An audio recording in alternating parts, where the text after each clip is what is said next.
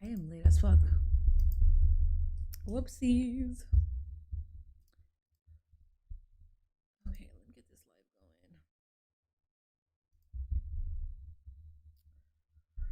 going. YouTube chat. I will get you guys up here momentarily. Let's save that. Gia, get over here right now. Gia, get over here. Stop it. Just because the neighbor has the dog out doesn't mean that you gotta go over there. Come on. Come over here. Gia, get over here. I don't know why she's not paying attention to me. What the hell? Thank you. Thank you for listening. All right, what is up, French fries? Joe, Dro, Caleb, Christine, Shadow, BK. What is up, everybody? Hello and welcome to the mini portable broadcast. I am here. It is Friday night. We got Friday night SmackDown happening. If you haven't already, I do have a new video out. It's an AEW video. I do talk about Darby Allin, MJF. That's what the new video is about. I will link it. Do half of the shit that you're. Anybody that does want to watch it or is so inclined to just hit that like or whatever you want to do. You want to write a comment saying this shit sucks, that's fine. I can take criticism. I ain't no little bitch. All right, what is up, Roddle Mini? Today's your birthday. Happy birthday. Mini, tomorrow is the Gina Carano fight. Yes, I will be here live tomorrow for the Gina Carano fight. Gina Carano versus Ronda Rousey is tomorrow over on Patreon at 6:30 p.m. Eastern. I will be live on Patreon for a 1991 All Japan Women's Professional Wrestling documentary. So if you're interested in being a part of that, then that's going to be exclusively on Patreon. And that's at 6:30 p.m. Eastern. Let me make sure that I got like the whole shebang set up. I'm using the USA Network site to watch SmackDown tonight because the way that I used to watch it is just, it's not working. So that's what I'm going to be using. What is up, Athena's Minion? Hello, everybody. If you are interested in the Patreon, it is attached to my link tree. Do we have a Patreon? Do we have a Patreon command? I don't know. Let me see. I don't think we have a Patreon command. Yes, Patreon. Join our weekly match club, but we don't have the link for my Patreon. I don't know which mod knows how to do that, but if you can add my Patreon link to it, that'll be great. I will post it over on my chat right now. Over on the Patreon, you get daily match watch-alongs. If I do miss a day, the day before, I posted 3 match watch-alongs. So even if I miss a day, like, you have 2 extra ones where you could just like go and watch. Unless you want to watch all 3 in one sitting, that's perfectly fine. But that is a Patreon. Fuck SmackDown as Supercard of Honor tonight. I know it is. That is a Patreon if you guys are inclined to watch it. Thank you so much, French Fries over on YouTube, for doing it for me. So tomorrow I will be live on Patreon 6:30 p.m. Eastern, and then I'll go live for Collision Triple A, and Ronda Rousey versus Gina Carano. They are main eventing. They're main eventing, right? So that's not gonna happen until like close to midnight. So I'm gonna be here for a fucking while, and I will be playing The Island on 2K26. If SmackDown gets boring, you can turn on Ring of Honor. Unfortunately, SmackDown has gotten better, so I don't see myself changing the channel. If it was 5 weeks ago, yes. We are live in living color, yes. Then Serrano's fighting on ESPN in 2 weeks. Yeah, I did. I follow her. I saw she's been advertising it. Yeah. I'm here every Saturday anyways, guys. If you don't know, I'm here every Monday, Wednesday, Friday, and Saturday. Sometimes on Sundays if there's a PLE. If there's no PLE, I'm not going to be here on a Sunday. But Saturday, whether there's no PLE, I will be here. So yeah, we got a lot of content coming out on Saturday or live streaming. unless I pick up a job.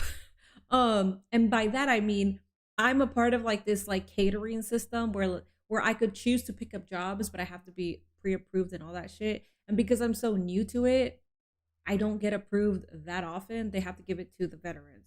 So there's a bunch of Saturdays there that I'm fucking requesting to work, but they just don't approve me. Of course, if there's a PLE, I'm not gonna request to work. But if there's not a PLE, I will absolutely request to work. I just don't get accepted, man. It fucking sucks. But yeah, we have Friday Night SmackDown tonight. Hopefully Blake Monroe shows. I got a new video on YouTube. I got 3 new videos, 3 new watch-alongs on Patreon, and I think that's about it that I have to like advertise for my shit. But I think my dad got something about Zilla on his suggested post on Facebook because now he keeps sending stuff about him like I'm not aware of him. Well, listen, the one thing that I will say about Zilla Fatu, and this is not his fault at all, I don't like talking to a lot of people that bring him up because they have never seen a match of his. They don't know who Zilla actually is. They haven't watched a match. They don't even probably know his fucking moveset, but they just know the name because he's so popular. So every single time I have a conversation with somebody who brings up, oh, do you think Zilla Fatu's gonna debut tonight? Do you think we see Zilla? And I'm like, hey bro, like so where do you watch Zilla? Which House of Glory is the easiest one to say. And like it's like no fucking comment. I don't like talking to people. It annoys the fuck out of me. If you don't know who they are, stop bringing them up. Please, for the love of God.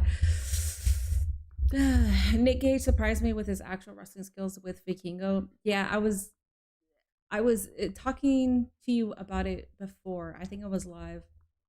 And I told you, I was like, that's interesting to see somebody who's exclusively a deathmatch king going against like a high flyer, flippity dippity kind of guy.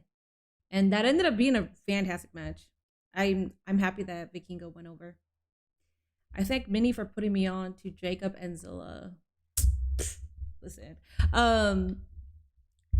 it's not even about that. It's just that most people don't fucking know. Like most people don't know, and it's just if you're gonna mention Zilla, I am not that kind of fan that's gonna ask you, "Hey man, name 3 matches" or blah blah blah. I don't like those kind of fans. But when it comes to Zilla, I'm just kind of like, you guys just say it. Just fucking say it. Go watch his matches. They're really good. I recommend Zilla versus MJF at House of Glory. They're actually really good. So if you're going to advertise him, if you're going to promote him, if you are going to advocate for him, then actually watch his shit. Greetings, Nighthausen. What's up, Paris? Everybody was in such hurry to see Zilla. We gotta do is wait. Granted, we've been waiting for a couple of years. It has to be the right moment. I don't want them to just bring him in for the sake of just bringing him in because he's a family member. He has to be ready to, or they have to be ready to book him every single week. Not just like the MFTs where it's like, okay, cool, we got Jeff Cobb, Tongaloa, and they're just there. With the MFTs, like they weren't even having wrestling matches. It was fucking weird. Derek Greer with the 6-month super minion. Thank you so much. Otis kissed Easy Dame on main event during a tag match this week. Interesting. What the fuck? That's what I saw. Over on Twitter, I saw somebody with a screenshot of Otis and it said the most action he's gotten, but I didn't know what they were talking about because I didn't click on it. So I hope tonight we got a good main event. I don't know what the main event is for SmackDown. So I don't know. Does anybody know? Have they announced it? I feel like they usually announce it in the beginning of the show or throughout the show. We usually get a main event announced. If not, then it's just there. I think my washer. Okay, so my washer ended right now. I'm gonna have to put that shit in the dryer. So in the meantime, make friends. Talk amongst each others. Giovanni Vinci. Yeah, I saw that he showed up on TNA. I keep up with what's happening on TNA. I don't watch it every single week, but I keep up with what's happening. So I know that he did show up. All right. I'll be back. Let me go ahead and put the washer in the dryer. Put the stuff in the washer in the dryer. I'll be back.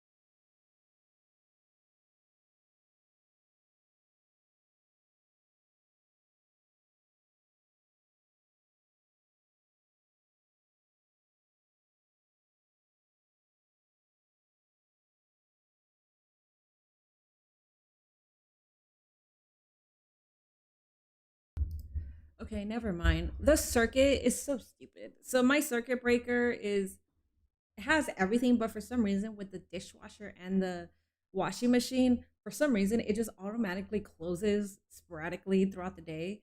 And this time I tried to turn it on, but it kept turning it off, so it's not working. And my washer is locked because the switch on the circuit breaker wanted to just close itself. So I can't even open my washer and it's not functional right now. Everything's off because the power to it that's connected is not is not on right now.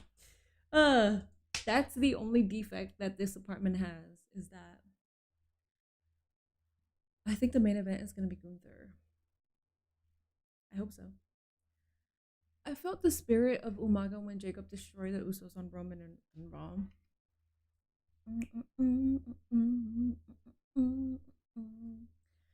Aminata and Mina beat Lacey Lane and Janai Kai by submission. I fucking love that. I love Queen Aminata. She's so talented. She's so talently gifted. They allow you access to the circuit breaker. Yeah, but it's specifically for like my unit. It's not for everybody's, like it's not for the entire building. It's for my unit. So we have it right there. And I usually have to like turn it on every single time I use the dishwasher and the fucking laundry. But sometimes this shit happens. It doesn't happen every single time, but it happens sometimes. Mini Mysterio. It's Mini Mysteria, Shane. Yeah. Shout out Shane Hartline. He is the owner of Nearly Average Wrestling. They do some good stuff every single Monday. They are live after Raw doing the most stupidest fucking shit you can ever imagine, but it's great. And since you're a YouTube, or since you guys are a fan of Mini Portable's YouTube and Mini Portable stream, you guys are very used to seeing stupid shit. So highly recommend. I think Queen of the Ring is there again. Gotta get Shane. I didn't have anything prepared. As soon as you said, "Oh, Minnie, hi," I was like, "Hi." I'm just gonna wing it. The best thing that I said during that entire the only animal that's a true athlete. The best thing that I said throughout my interview or audition was the con man thing, where I told them if you it's nighttime, but are you wearing sunscreen? That was the funniest thing I said. Outside of that, I wasn't prepared. All right, y'all. Follow Shane Hartline. Great dude too. He has like your favorite wrestlers on there, or your favorite wrestlers and your favorite wrestling streamers on his thing too.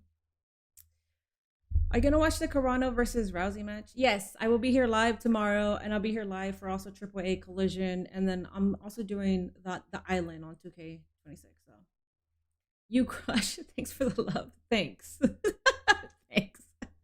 I was like, well, also, if they see me doing it, I felt like more people would join, because I'm like, listen, I'm doing it. You guys do it. Make fun of yourselves. It's fine. Get comfortable with being uncomfortable. That's my whole shtick. So I'm like, fucking people join, man. Yeah. Hopefully, like, everything gets going and, like, more people start joining. The Ronda Rousey fight is tomorrow night. Yes, I will be live for it. Black Man, what is up? I'm glad that he can still go and wrestle because he is good in the ring and we get to see him speak. Who are you talking about? I don't know who are you talking about? Glad you're streaming since we don't have con right now. I will be con man substitute streamer. That's fine. I'll take it. Myron Reed grabs. Damn. Is this on Ring of Honor? I didn't know that he had a match. That's gonna be a long stream tomorrow. Yeah. So Triple A starts at 10, ends at 11 p.m. I'm assuming that they're gonna be main eventing closer to midnight or a little after midnight. So I can just get on the island. I will be live at 6:30 p.m. Eastern on Patreon. We're gonna watch a all women's 1991 Japanese doc. So if you want to be with me all day, go on the Patreon because I'm gonna be live for that. I believe it's a 45 to 50-minute doc, so it's shorter than the ones that we usually watch. And then I'll get on Twitch afterwards. So yeah, I like both fighters. Ronda will probably win. I will say I appreciate both fighters, but I think Gina is so well reserved and she's been mature throughout this whole thing that I want her to win. But I feel like Ronda's gonna win.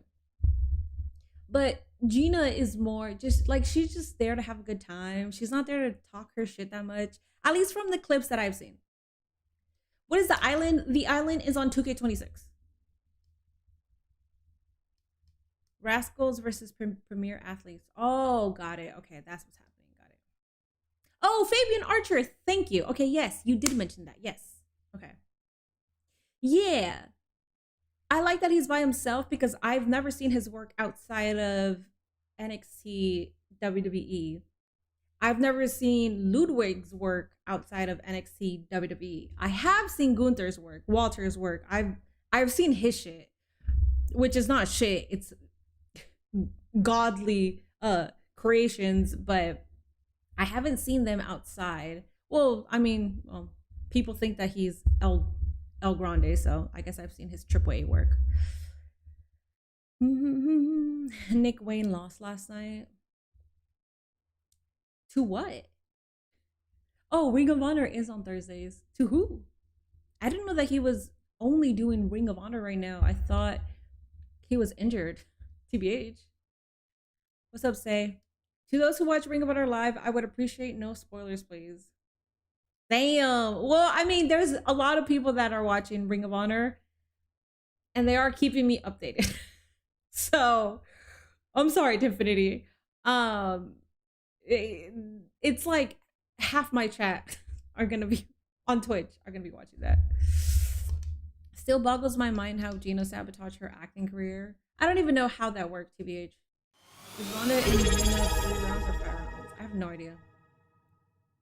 I've seen most of Keith's Progress Wrestling catalog when I was subscribed to their streaming service. That man was a beast there. I haven't seen any of Keith's work there, but I'm excited to see it.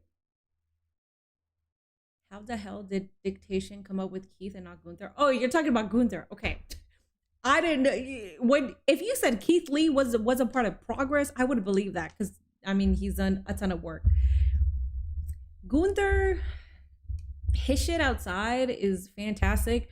And I hate that, like, every single time, like, if I clip anything that I'm watching that's not Gunther is Walter, people will be like, well, if he did this shit in WWE, I would be a fan. I'm like, bro, if you're a fan of the WWE, you know they nerf talent. Like, you know it's not his fucking fault. Like, what do you mean, dog? Charlie, thank you so much for that resub. Happy mid SmackDown day. Happy mid SmackDown day. Yes. Minnie, where is the YouTube chat on your screen? I don't fucking know. I think I have to do. Thank you. Let me go ahead and put a post-it. Thank you. I'm gonna fix my chat. Yeah, because Twitch is probably like, who the fuck are you talking to? Fix chat for YouTube. It's because I tried this like different software to restream, but for some reason it still didn't work for me when it came to scheduling my lives. I probably did it wrong, but I didn't really care to like troubleshoot TBH. So yeah, don't worry. Sorry, YouTube. I know you guys aren't even on my screen. I know. Damn. Oh, Nick Wayne lost to AR Fox. Yes, I saw that. I was excited for AR Fox. Finally, man. That man deserves all the dues in the entire world. Shit. People like talk down about AR Fox too, and I fucking hate that. I don't like that. It's like, dude, you realize that like not only has he trained some of your favorite wrestlers, he himself is extremely talented. And people want to talk about like Lucha Underground, but it's like, bro, you're also disrespecting AR Fox. W Twitch, I know, man. Dan, guess I'm fucked then. Honestly, Tiffany, yeah, go on YouTube. Go on YouTube.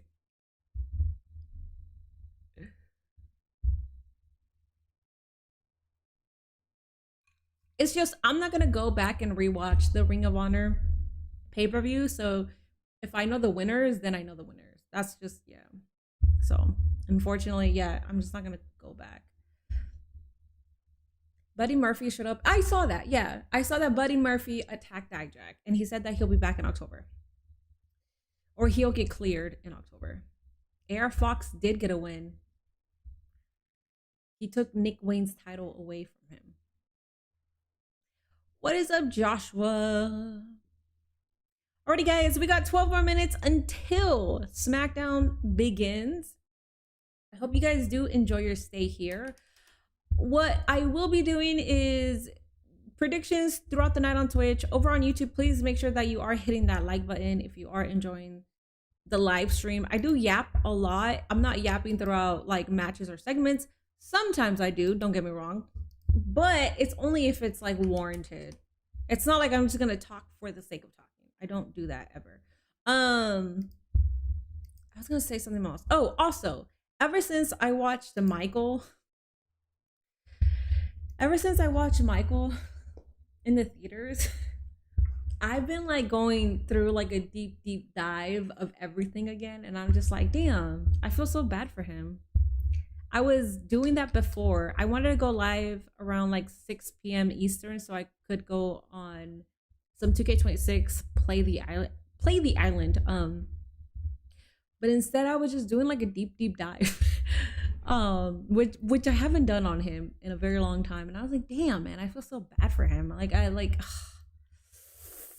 there's like demons. There's actual demons. There's actual demons right now who are not arrested, and it fucking sucks for that man who is gone and the demons are still here. Like I'm praying for this Julia turn tonight. I hope that happens because that'll give like some kind of like substance to her character. Not her fault, but creatively, they're not doing shit. I see why WWE was scared of Jacob years ago. Well, it's mostly because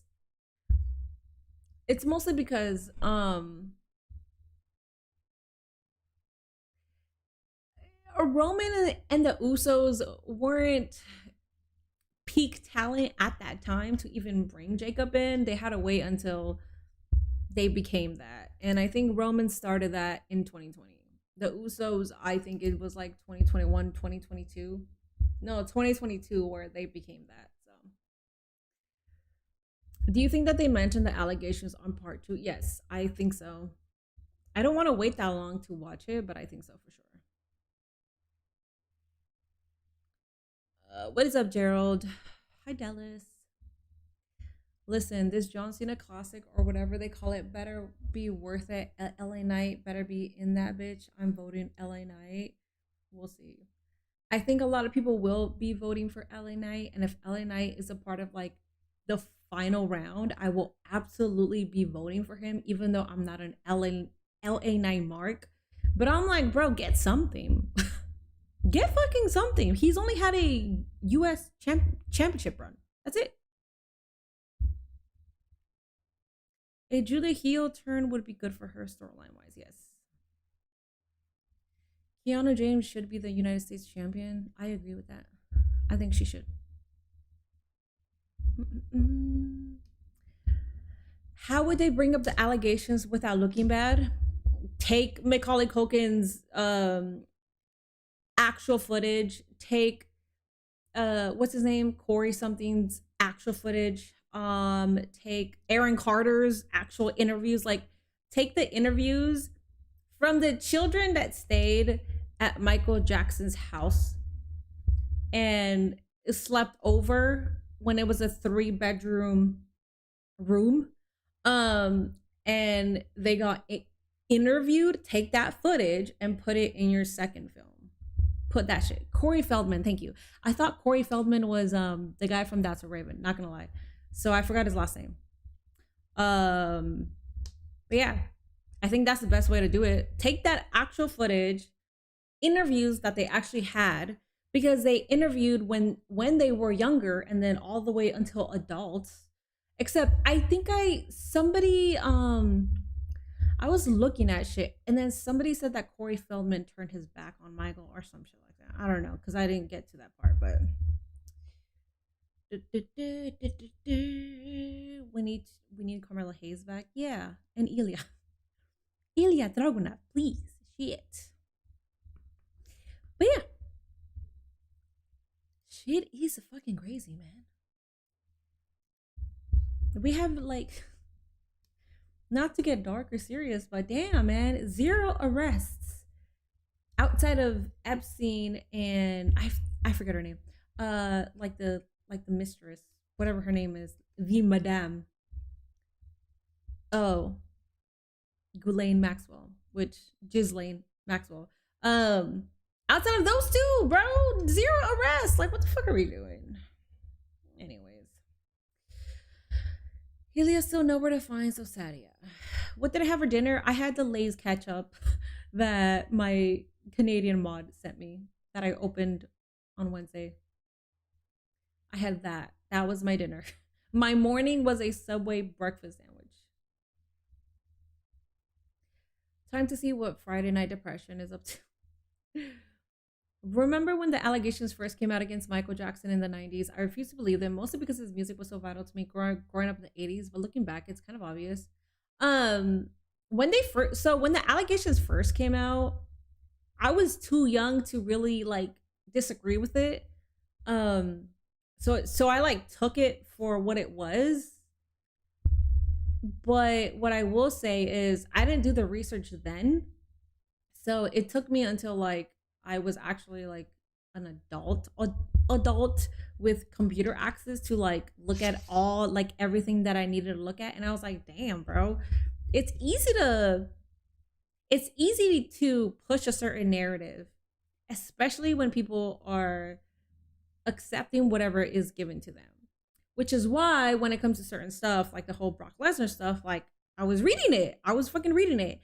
And as much as people are like, well, he didn't do anything, like he didn't actually touch her. It's just like, yeah, but he also knew that like human trafficking was happening, and he was okay with that just so he could resign. Like he was okay with participating in it, and I feel like that's fucked up.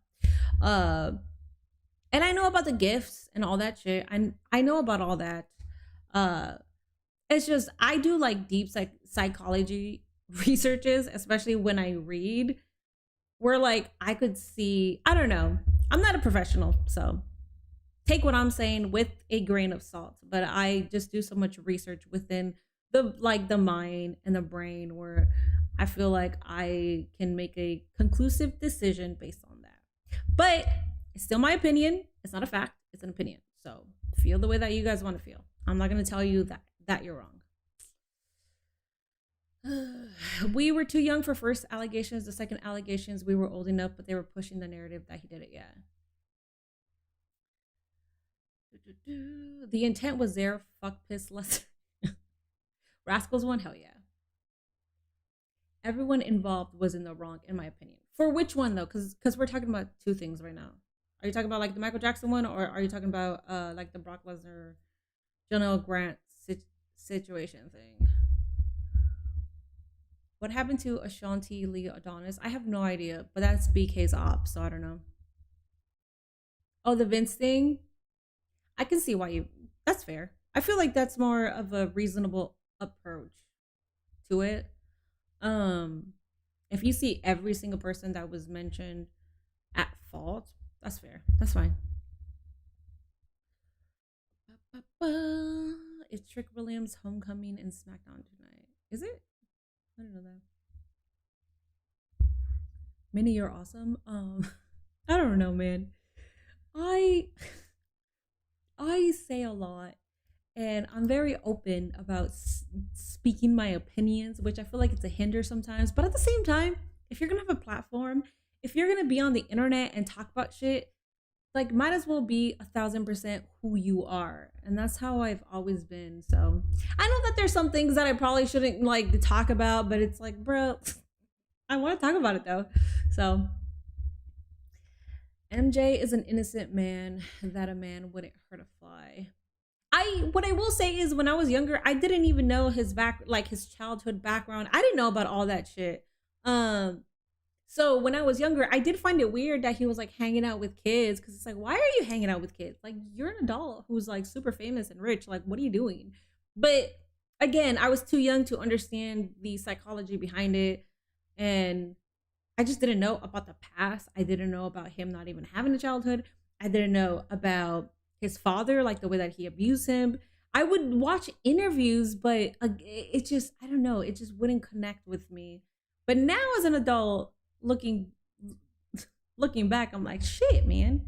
Yeah, like if they want to push a narrative, they're gonna push a narrative, and most people will absorb whatever they're trying to push. But actually now, and even before today, like even when the allegations were happening, there were so many fucking people that were like, no, this is a lie, he's innocent.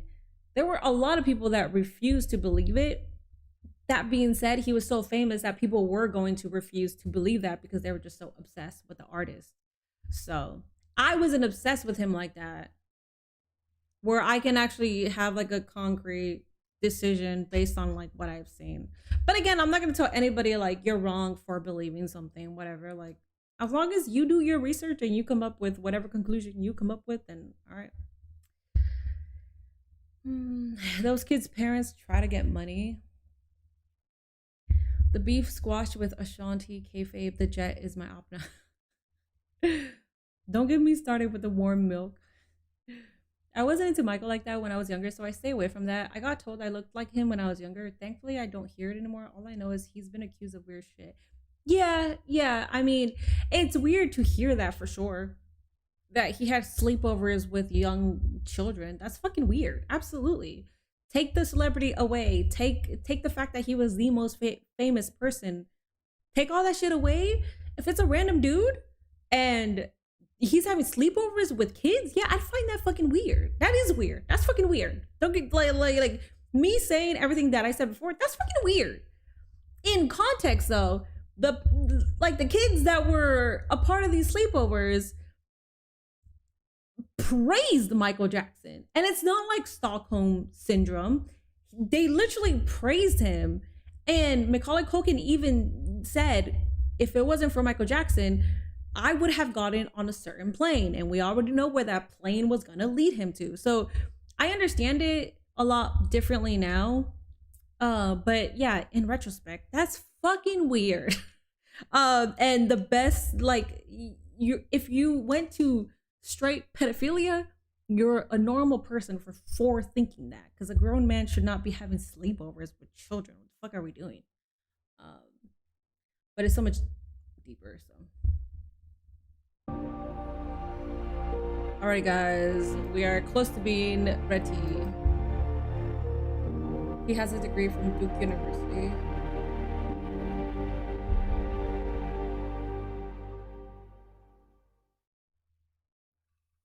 Julia better not be eating that pin again tonight. I don't know what to tell you. I think she might. Where were the parents? They wanted the kids to sleep, well, like to have sleepovers with Michael Jackson. They interviewed a kid. It was a Latino kid. And they asked him, like, where were your parents? Like, were your parents, like, did your parents know? And they were like, yeah, they were happy that I was having a sleepover with Michael Jackson. Like, that's what I'm saying. Like, it's all fucking weird. As a parent, absolutely not. I'm not gonna let you have a sleepover with a grown-ass adult. Football passion, where their beloved Gamecocks stir up an intense fandom similar to the WWE universe. Kakalaki, the Cockaboos, Sir Big Spur, and tonight, home to Friday Night SmackDown. And the undisputed champ is here. Cody Rhodes arrives at Colonial Life Arena, ready to secure a title defense. He has the contract binder in hand, you see right there. It needs Gunther's signature on it. We will track down. Oh, I forgot that. We'll find out tonight. And you see Damian Priest on your left and Solo and the MFTs on the right. And the parents didn't suspect anything, and they also probably didn't believe any of the rumors. They probably didn't, but and I'm assuming if the kids knew him, then the parents would have known him. Oh. And the women's tag team division, some added tension. Charlotte and Alexa, they were on the wrong end of Jade Cargill's return. So the queen and her bestie. All right, so we got Meechin Graps tonight. Let's fucking go. On SmackDown. Meechin and BFAB versus Charlexa. Ah, it is his home turf. Look at this man. And you don't have to He's wait so for excited. Football season for a homecoming here in South Carolina. It happens tonight for the Gamecocks' Hell yeah, I love that. son. Here for Julius Facer. Taking in Bryce Williams Stadium. You don't watch Ring of Honor? I don't watch Ring of Honor every single week. I'll watch some matches if I need to, but I don't watch it like that. I know there's a pay-per-view. But we also got Friday Night SmackDown, and I will watch what I'm used to watching rather than like something that I know that I don't watch every single week. But my chat is keeping me updated with wins. We are making history here tonight because we have a brand new event, the John Cena Classic. What's up, Rockstar? I haven't been keeping up with SmackDown. What's been going on? It's been getting better. But I became a parent that sleepover shit dead. Yes. Yeah, look at this. The cloning machine works. 1993 was like completely different today. There was no internet yet, and most of your celebrity news came from. Yeah. It wasn't instant access to celebrity news. You had to go to a grocery store or a newsstand to buy a newspaper that was gonna give you all this information. Since you met me, I've been running this. There's still those there's still those magazines at checkout in grocery stores, but I'm like, who buys them now? I mean, I feel like the older generation still does, but I'm like, who buys that shit now? I'm sorry, like the internet just told me already. I have instant access to the information that I need. So why would I need your magazine? Which hell yeah, Trick Williams opening up the show. Let's go. Whoop that shit. It was weird to me as a kid, but I also didn't care because I was a little kid. Well, we were talking about that because when I was younger, yeah, sure, I believed whatever I was told. SmackDown is supposed to go to 2 hours. I don't know when. I'm assuming that's the mascot. What's up, Devon? You saw the Twitter for the tag match they had, Tama Tonga and JC? No. Oh, wait. Yes, I think I saw that, but I can't remember.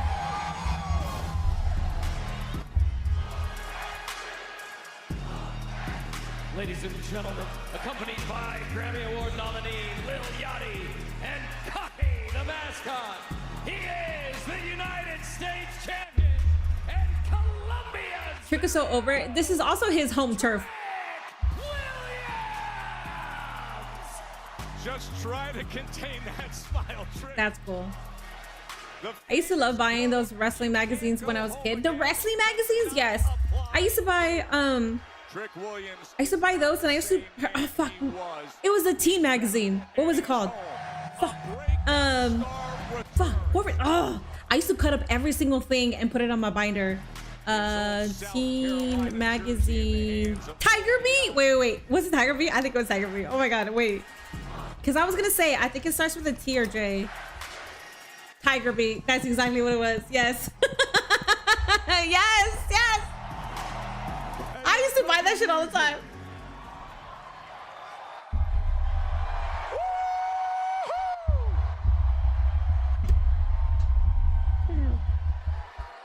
Straight out of South Cac and don't know how to act. Trick Willie is back to Columbia, South Carolina. Hell yeah. Hometown boy. Let's go.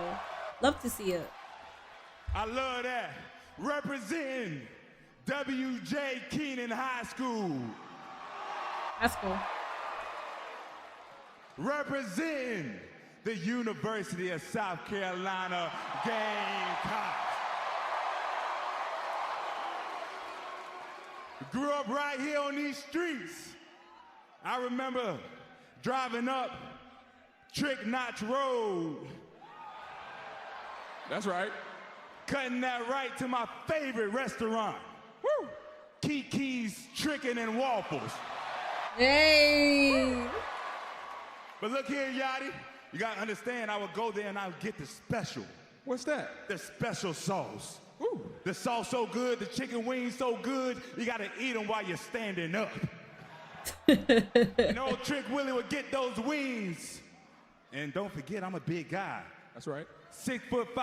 That's right. 250 pounds. That's right. I would bite into that chicken wing and the sauce would drip down. All the way past my 3 chains. That's right. Past these 8 abs. That's right. Onto my 2 shoes. Huh. I said, oh no. For this day and forevermore, these shoes would be called the Lemon Pepper Stepper. Let's talk about it. Gio's being a menace. Chicken and waffles. Malcolm needs to check that out. He talked about special sauce too. Gamecocks. I had a lot of good days. I had some not so good days. But my family's here.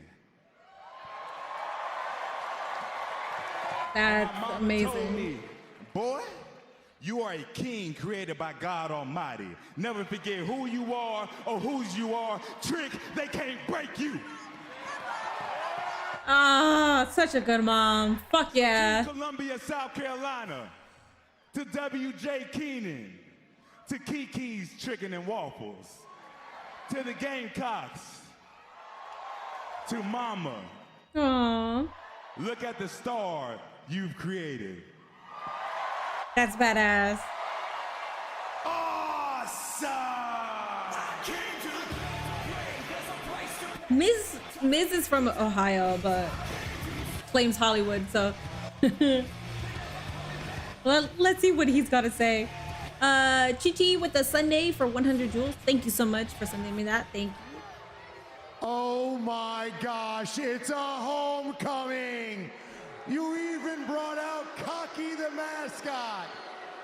Last week was the gingerbread man. Trick, your whole career is starting to look like rejected mascots from my daughter's birthday party. Is this WWE or Sesame Street? What's next? Is Big Bird gonna come out? And people say they have trouble taking me seriously. See, that's Is y'all problem. Yachty like full-time coming out talent? here interrupting and disrespecting Trick Williams on Trick Williams' homecoming in Trick Williams' hometown of Columbia, South Carolina, with all Trick Williams' friends and family. Speak to yes, Yachty. That's the reason y'all got beat up last week by those little Nighthausens. That's the reason y'all cursed. Lil Yachty's a fan. I don't give a fuck. I like that he's included. Not cursed. You are though. You are. Does he go? Cursed. Yeah, it's a huge ass cigar. Sound cursed. Wake up! Wake up! You clearly aren't understanding what the master is saying, so maybe I will speak to you in a language that you can understand. Slam poetry! Good. I'm glad that he's bringing this back. Speak to us, King. By Kit Willie. You wouldn't last a day on the streets where I grew up. Where'd you? Kit England? from Buckinghamshire, England. It's Bruh. gonna lyrically mess you up. Oh! That was good. That was. You know what? Solid. Tricky, well, you're Yeah. two obnoxious folk. That's two egos the Miz will never stroke. This town town Solid. is filled with bros and nasty jocks. Only to be united by the love of their toxic game cocks. I like it. Look, can I try that? Can I try that? Well, you're a professional.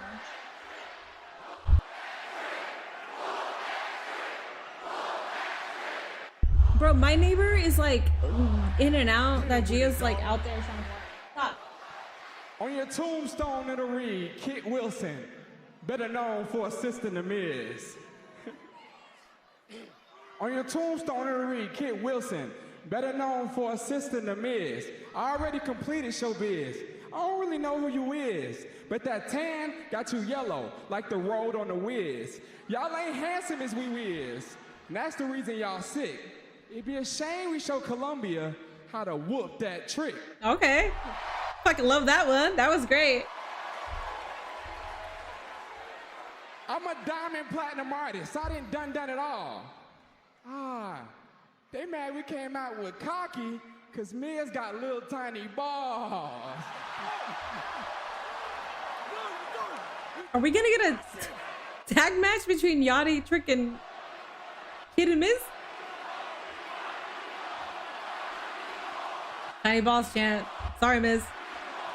Minnie, following you tonight from Conman's Break. Thank you. Appreciate that. Do you know what this means? Do you know what this means? No. When my hand goes up, your mouth goes shut. I am so sick of this. We are not bringing tiny balls back. There is no curse. I want to get out of this dumpster fire of the city with your stupid chicken gamecock. If I lived here, I'd volunteer to move to Tennessee.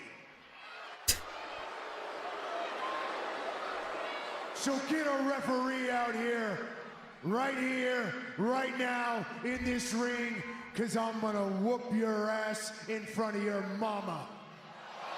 So Trick versus Miz. Okay, that's fine. Whoop your ass. Oh, trick slap. Kid. He just bitch slapped you. You don't bring up Mama, Wade. You do not bring up Mama. And we don't need a referee, apparently. Sends him out. You This better. place is on fire.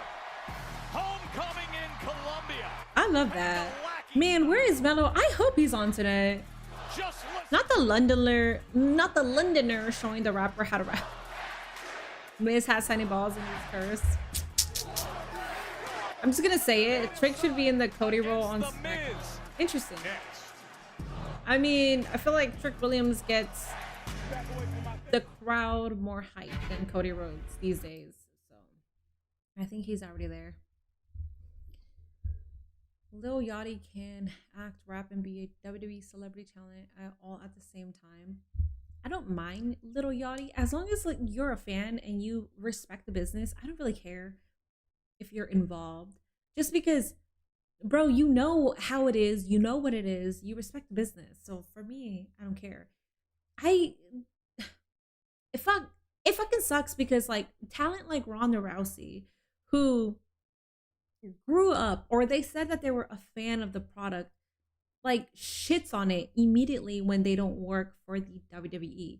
That's what I hate, because you're discrediting so many talent who work hard and unfortunately have to go through several injuries in their career. Like, I hate that you're basically saying like, yeah, wrestling, yeah, fake. It's fucking fake. Blah, blah, blah, blah. It's like, you bitch. Like, you fucking bitch. I hope Gina Carano wins. I don't know about y'all, but there is a question I need to answer for. What is a lemon pepper stepper? I have no idea. The only thing, I don't know what a lemon pepper stepper is. Can anybody explain that? The only relevance with lemon pepper is, and because Nate tells me all the time, and because I used to work at a restaurant where we served lemon pepper wings. Black people love lemon pepper wings. That's the only relevancy that I know with lemon peppers or lemon pepper. But I don't know what a stepper is. Mello versus Ricky Saints tonight. Is it? I don't didn't know that. Rhonda is the female version of Ryback, really. I don't know about that. He has a crowd behind him, no doubt. On the flip side, I'd also like to see Cody in the heel role. Yeah, I don't think it's happening, TBH. So. It's a shoe. What kind of shoe? And you're basically stepping on these hoes. So lemon pepper steppers has always been identified as like shoes. I thought Trick Williams kind of created that, not gonna lie. Wow, Minnie? What? What? Man, what? Don't wow me, okay? Nate will fucking tell you that he tells my ass that all the time. He even jokes about it. Cause I'd be like, what flavor do you want? Whenever I order DoorDash, and he's like, why are you asking? And I'm like, you're right. And I put lemon pepper. So did you hear that Nintendo is suing Cody Rhodes? I vaguely did. I didn't look into it though. Yachty isn't trying to get over Shine. The WWE wrestler is somewhat trying to keep kayfabe alive. Yeah. Wait, did Ronda fight already? No.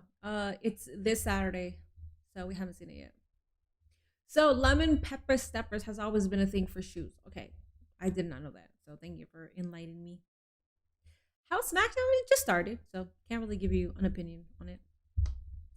It's Trick Williams' hometown, so he opened up the show, and the crowd is very hyped for it. But at the same time, that is a hometown boy, so.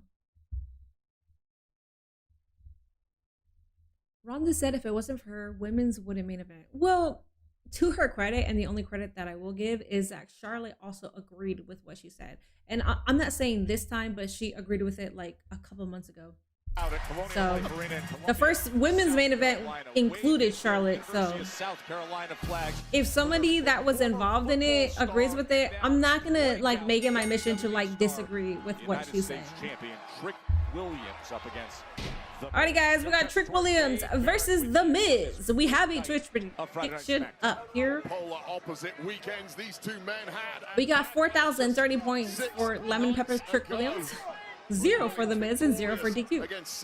Can I have somebody for funsies vote the opposition just so people can actually win points? Any mods or somebody who doesn't give a fuck about their... Yeah, this is a little bit of a make good for that, right, Wade? This is something Nick Aldis said, hey, I understand you're complaining. You said it wasn't fair. Lemon Pepper Steppers is some dress shoes that are white with black. Nighthausens in that tag team match. So I didn't know that. Okay, I didn't know that. One way or another, but it could certainly be a big make good if Miz is victorious here. Certainly would be able to stake a claim for a future championship opportunity. Keep your eyes on Lil Yachty, Cigar et al. Certainly been involved in some matches in recent weeks. Well, Yachty's so excited to come here to Columbia and celebrate this homecoming. We need Mrs. Dad versus Trick's Dad. Tuesday, May 12th, in fact, was officially declared Trick Williams Day by the South Carolina House of Representatives. A capital of energy and noise this town has turned into over the past 24 hours with Willie in town. Great gut shot there, body shot, and now a series of right hands from Trick Willie. Trick just looks extra energized today, and I don't say that lightly. The Rockstar, I did not say that at all. What the fuck? Extra to him. It's something that an a cookout too. It's basically like a church. Okay. Kick that out of you in a hurry. What's up, President? And now mocking. Thank you for dropping 10 minis on Miz, Athena's minion. Now people can actually get a payout. Thank you. Anything Trick can do, Miz can do better. That is why he is the master. And talking about doing things better, how about Kit Willie spitting some ice cold bars at Little Yachty? And then was completely outdone by Little Yachty. I disagree. Little Yachty freestyling. That was complete mismatch. Nigel making his against hell yeah. Trick Willie. What are you drinking? Cranberry juice. I've been drinking cranberry juice all week. I'm trying to cleanse my system. Kit Willie. Kit. Yep. Right now, Miz showing all 20+ years of his class inside that ring. There's a reason why this guy is a 2-time. Nintendo is not suing Cody. They sent him a season. And it's not because of that. Columbia. Interesting. How crass. Great job with the upper head movement and then a neckbreaker, jumping neckbreaker by Trick Williams. Well, massive assist from this massive crowd, distracting and insulting the Miz. Well, How explosive is Trick Williams? Just dynamic athlete here in the town where it all started. President Volume, thank you so much for that subby over on Twitch. I appreciate the support. Thank you. Does Sammy interfere in this match?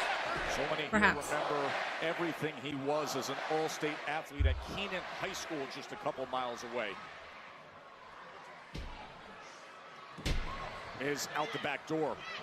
Ooh, might have gone for a skull crushing finale there, but the looking for speed of Trick Williams just too much to handle. Trick is on fire tonight. Chasing down the Miz. Out on the floor, massive uppercut by the United States champ. Trick Williams is just a step ahead of the veteran Miz. And everything Miz is trying is just backfiring now. And this could be a short. You've been working out, then biceps looking ripped and toned. Wilson getting involved. Yes, I have. Back elbow there, taking down Trick Willie behind the referee's back. Thank you. Not what little Yossi can do about it either.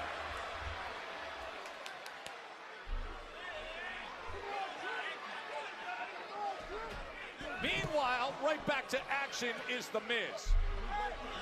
Face to face with World Slap him. Smack his ass. Superstar. He is just. Okay, so stupid. He can't do everything in WWE. He was doing the independent wrestling. Who you're talking about? Let me see who you were talking about. I don't see who you were talking about, TBH. Minnie, WWE Hall of Famer, Godfather, sometime wore lemon and pepper steppers in the ring. Well, based on how you're describing it, I understand what you guys are talking about now. What's up, Infamous? Minnie, if you can choose one between Oba and MJF, who would you choose? I wouldn't choose. So, this is the official face turn of Trick Willie. Yes, it is. Minnie, did you get Instagram banned like many others? No, I didn't.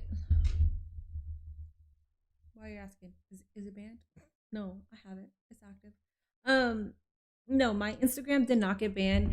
Technically, I could be pushing out clips the same way that I pushed out clips before because it's a third-party agency called Stream Enforcers or Stream Enforcement that uses a bot that triggers any single time people are mass posting or posting immediately after a segment happens.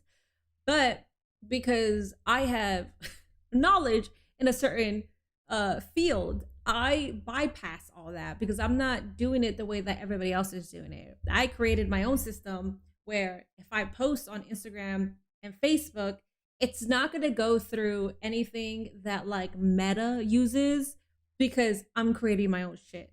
So technically I could, but at the same time, I don't want to risk it.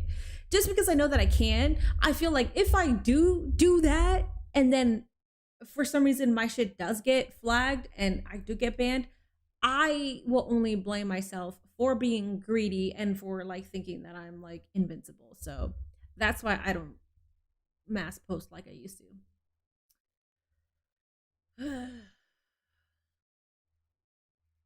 Hi, bad doll. Let's go, Miz. Don't have him drop the Trick. He's gonna drop the Trick. Front row 2. I don't know if Trick got his parents in for free or if they had paid thousands. Yeah, I'm assuming that his parents got in there for free. It's his hometown. I feel like this is a good way for them to give free tickets to parents because they were included in a segment. It's his hometown. I don't see them being that greedy, but at the same time, it is TKO. So I don't freaking know. Sorry, Miz.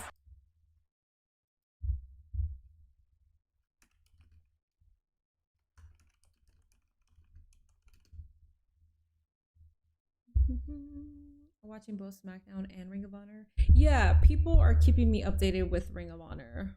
I'm not gonna watch it back, so I'd rather just know the results than pretend that I'm gonna go watch it afterwards. I'm not. I know that I'm not. So, all right, we're back. The United States champion, Trick Williams, is the pride of Columbia, South Carolina, going toe-to-toe, center of the ring with The Miz. His homecoming here after his WrestleMania debut.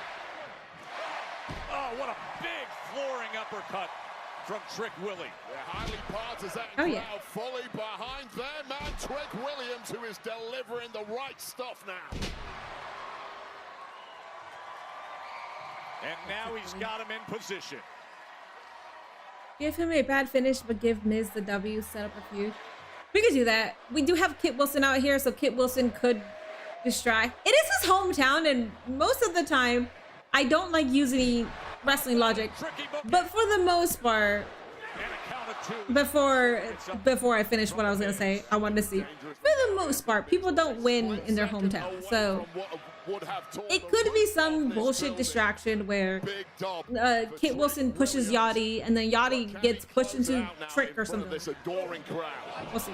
You see Saturday, May 23rd, Saturday night's main event, 8 days away. That'll be streaming on Peacock in Fort Wayne, Indiana. Oh, he's going for it. He's going for it. But instead, Satin MC looks like a caveman. He does. Williams out of that skull-crushing finale. Well, Trick Williams certainly has done his homework, but it might not help you now. Miz into the cover. Trick survives it. You can see the incredible. I have been doing some research about Trick's lemon pepper steppers, and it was a reference from a song by Freddie Gibbs and the Alchemist called Lemon Pepper. Trick Williams over the past couple of years will not be surprised. You're watching on Netflix VPN, and they will wrestling. Yeah, they do. So I stream. I can't use the VPN because it will drag my stream down. Spirit and heart and will of Trick Williams. He walked. There's so many commercials. I don't know how many USA has, but every 2 seconds there's commercials on Netflix. Outstanding offensive walkout award, earned playing time, earned a degree. The same amount of commercials that you guys have. I'm assuming we have it too. Possible decline. Except I think Netflix might add a couple of ads, or not, because I don't hear you guys say that it's an ad break. Trick Williams. I don't know. I'm not so sure. And this crowd is ready to roar. Remarkably fresh this deep into the match. That is why. And Kit Wilson once again Kit Wilson distract on the outside. And getting involved. O'Connor roll. Miz right back to it. Back and forth they go. Good night. Going for skull crushing. Good night. Delivers it. He hit it. He hit it. Williams. No. Is no longer the word. The eyes popping out of the skull. Triple H knows Miz, that. because nobody kicks out of that move. There's Kit. Kit's getting involved. Up on the ropes, and the Miz. What is he doing here? You better work fast. It's not gonna work if you don't work fast. Oh, he's got a kendo in his hand. Hurry the fuck up. Little Yachty taking his sweet time to walk there. Come on. Ain't no way, dog. Ain't no way you really waited for Little Yachty. Miz, you are fucking fantastic and wonderful, because holy shit. This man took 3 to 5 days to get there. Lil Yachty just wrecks Kid Wilson.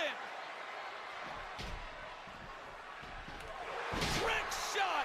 Oh shit. Big one. Nice. Sure got it. Let's go. Here is your winner, Trick Williams. Aww. That's so cute.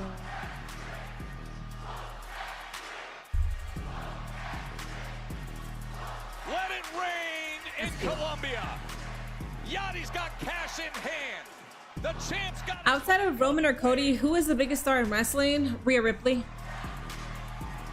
And Trick Williams is undoubtedly pure money. Netflix is banning the use of VPN on their app. Look at this. The Miz lining up to. I wouldn't know about that. I would have to look into it if that's accurate, because you are the biggest false reporter on my chat.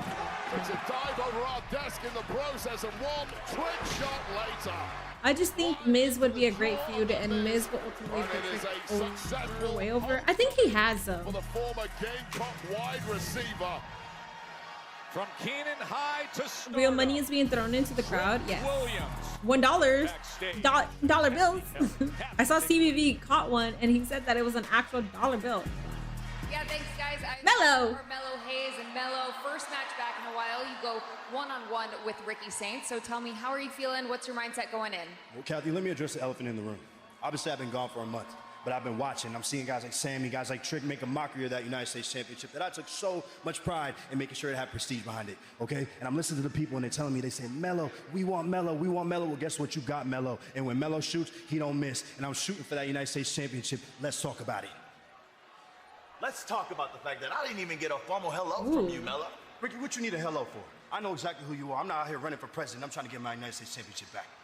Well, here's the thing. Since you've been gone on your vacay, the world is entirely different, man. Okay. There's new tenants in the building, okay? Oh, there's new tenants. Well, you need to ask about me, because when it comes to what we do in that ring, I'm the freaking landlord. And tonight, rent is due for your ass. Ooh. Ask Nick Aldis about me. Ask Cody Rhodes about me, okay? About you. Man, I'm looking at you, man. I see exactly what you are. Man, let me tell you something, Ricky. This place has a funny way of humbling people. Like you. Like me. It might not be today, it might not be tomorrow, but it's gonna be one day. And that's absolute. You gonna humble me. I don't need your advice, okay? You know what you need? You need a lesson. You need an absolute lesson. And the best teacher is standing right in front of you, and his name is Ricky Saint. I'll see you tonight. We'll find out then. Oh, so good. Like looking in a dirty mirror. Oh, so good. Holy fuck, man. That was my segment of the night. I've been very, very impressed. You've been tearing it up down there, my friend. Trust me, sir. I got my eyes on something big. All right. I'm looking forward to it. Thanks, man. Thank you, sir. Sammy. Nick, look, I just want to say, I know I lost that match at Backlash for the U.S. Championship. I'm ashamed of myself. Okay, I did things in that match that were very underhanded, that were totally out of character, and I think the pressure of just everybody telling me I need to be different, the pressure of people treating me differently, it got to me, but I think it was a wake-up call. Honestly, I think this is the universe's way of telling me I need to go back to who I really am. Okay. So all I'm asking for, Nick, is a rematch for the U.S. Championship so I could go and do things Turn the heel. right way this time. Okay, I appreciate all that. Ain't no way. Here's the thing. You just had your rematch. Right. Yeah. So you know what comes next. If you want another title shot, you gotta earn you it. have to earn it. Come on. You're not new here. Earn it? Yeah. Right. So, okay. You don't think everything I've done over the past couple of weeks No. is enough to earn it? The past No. couple of months? How No. about we go back to the last couple of No. How about we go back to the last couple of years, Nick? Or are you so quick to forget? Why is everyone around here so quick to forget? You know who doesn't forget, Nick? My ride or die fans, Nick. And all I'm looking to do is to redeem myself for them. I haven't forgotten. Nobody's forgotten. Everyone knows how good you are, okay? Here's the thing. Clearly you're dealing with some stuff. So my advice to you is to go deal with it. Because right now, all I'm getting from you is entitled. Damn! Sammy, he told your ass that. Entitled! He told your ass that. Crash out, crash out. Hey, what's going on? Push Phoenix, crash out. Nothing's going on with me. Ray, I'm the same Sammy I've always been. It's everyone else and everything else around here that's changing. Yeah, I mean, that's what happens. I don't even recognize you, bro. Come on. Crash out. Ray, Ray. Crash out. Let me go.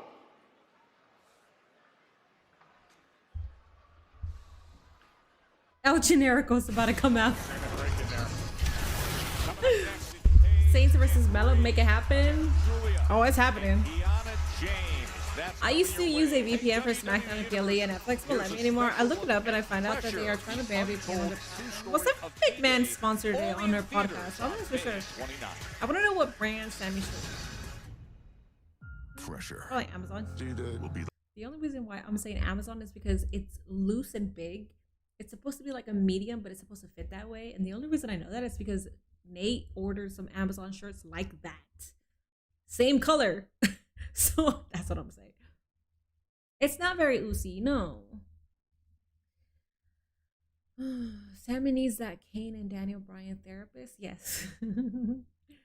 Segment was missing a water bottle slap. It definitely was. Sami Zayn, is he going back to the conspiracy theorist character? Interesting. I wasn't thinking that. I thought he was just going to crash out eventually. But it would make sense if he goes back to it. Not that I want him to go back to it, because I didn't like that. But maybe he can make it better this time around. I don't know. I can see a heel turn coming. I hope so. The whole ride or die fans with Sammy is fucking stupid. I don't really care for it.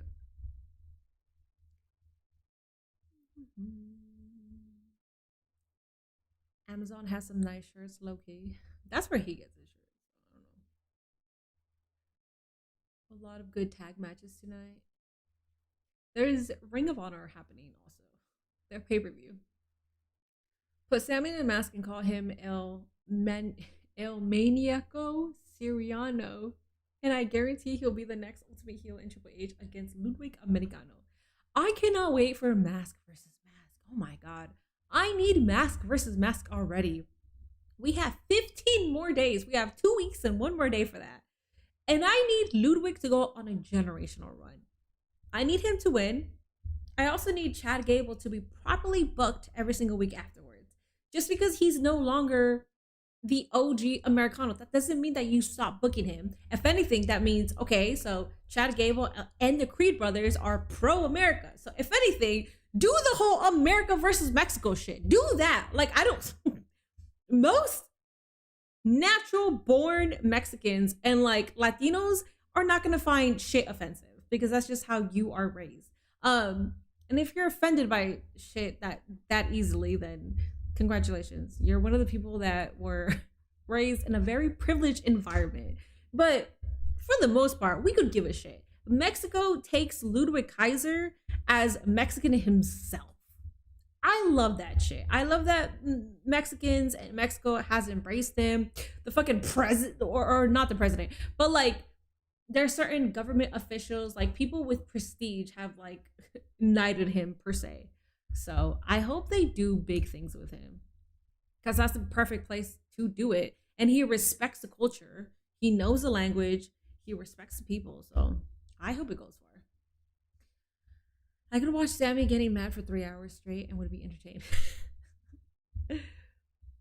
Sammy should dress up like Castro again? Well, that's the conspiracy theorist guy, man. Kathy, let me address So that's interesting.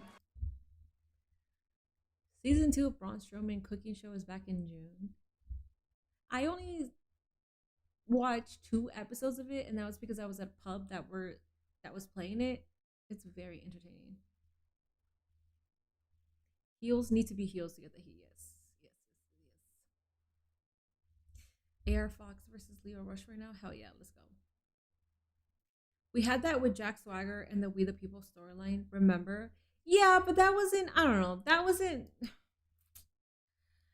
I remember. It just if WWE has primary hands on it, I don't think it's done well. I think if you're in Mexico. And based on current events, if you're like super pro-America and you're in Mexico doing the whole pro-America stuff, you will get generational heat. At the same time, you want to protect your talent. So we could still do the whole America stuff like versus Mexico. I think it'll only go over if it's in Welcome Mexico. back to SmackDown. I'm here with the Women's Tag Team Champions. Now, Paige, Brie, it feels like every single week there's another team just waiting to take a shot at you two. So how do you feel knowing that the target on your backs just keeps getting bigger and bigger? I mean, yeah, this division's definitely competitive, and we love it. But yes, holding these titles, it feels like you're in a Shark Tank, and everyone wants a piece of you. Fatal Influence, Julia and Kiana tonight, and this coming Monday Night Raw, we're defending our titles against Judgment Day. Yeah, you know, it's taken us years to get these bad boys, and we refuse to give them up that easily, Kathy, you know? We just want to say that we are rooting for you too. Really? Yes. Yeah, girl. Actually, we want y'all to win tonight. And on Monday too, because Saturday night main event, we're gonna get our titles back. You know the ones that you guys stole. And we don't want to beat Judgment Day or Julia and Kiana. We want to beat you two and take back what is ours. You know, and another thing, I think. Oh, we'd love to stay in chat, but there's somewhere we have to be. Talk shit about the theme. Talk shit about the theme, damn it.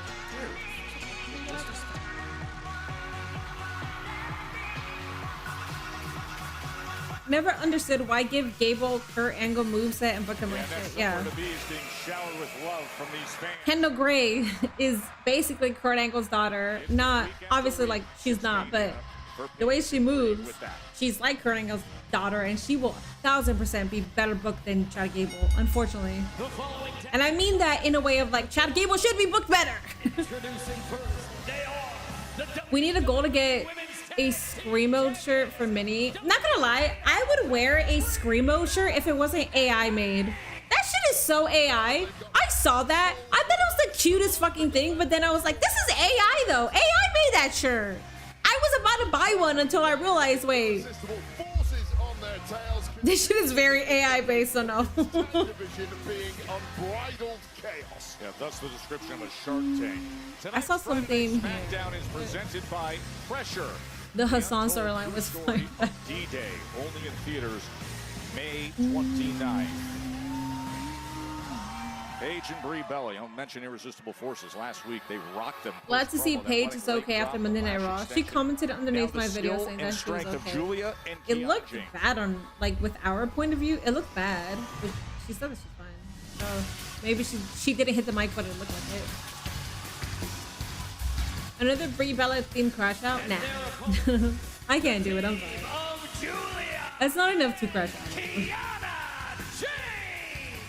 Of course, we just saw Kiana James a week ago. Dre Losky, I agree with what you're saying about Black men. United States Championship. And while Sammy was walking around backstage and lingering around backstage and asking about Jay, why was Sammy throwing stuff and getting so angry? That was suspicious. I don't know. He's got issues. I'm summarizing the facts of the match. She's never gonna change that theme, especially if people shit on it. Why would she change that theme? At that point, she knows her Brie Bella army is going to be behind her. Julia, because of the noise of the crowd, didn't quite hear her. The plan did not get executed, and an L was taken. We should make a bet if the Paige and Brie win, she gotta make Brie mode her ringtone. Why'd you put if the Paige? If Paige and Brie win, I have to make Brie mode my theme, like my what? That's a fair. My ringtone? That's fine. They have a chance to show some teamwork. I always have my phone After they on weren't on the silent. same It don't page at matter. all a week ago, I don't have to Julia listen attempted to to run fucking interference. It completely ringtones. backfired, and Tiffany Stratton retained the U.S. Championship.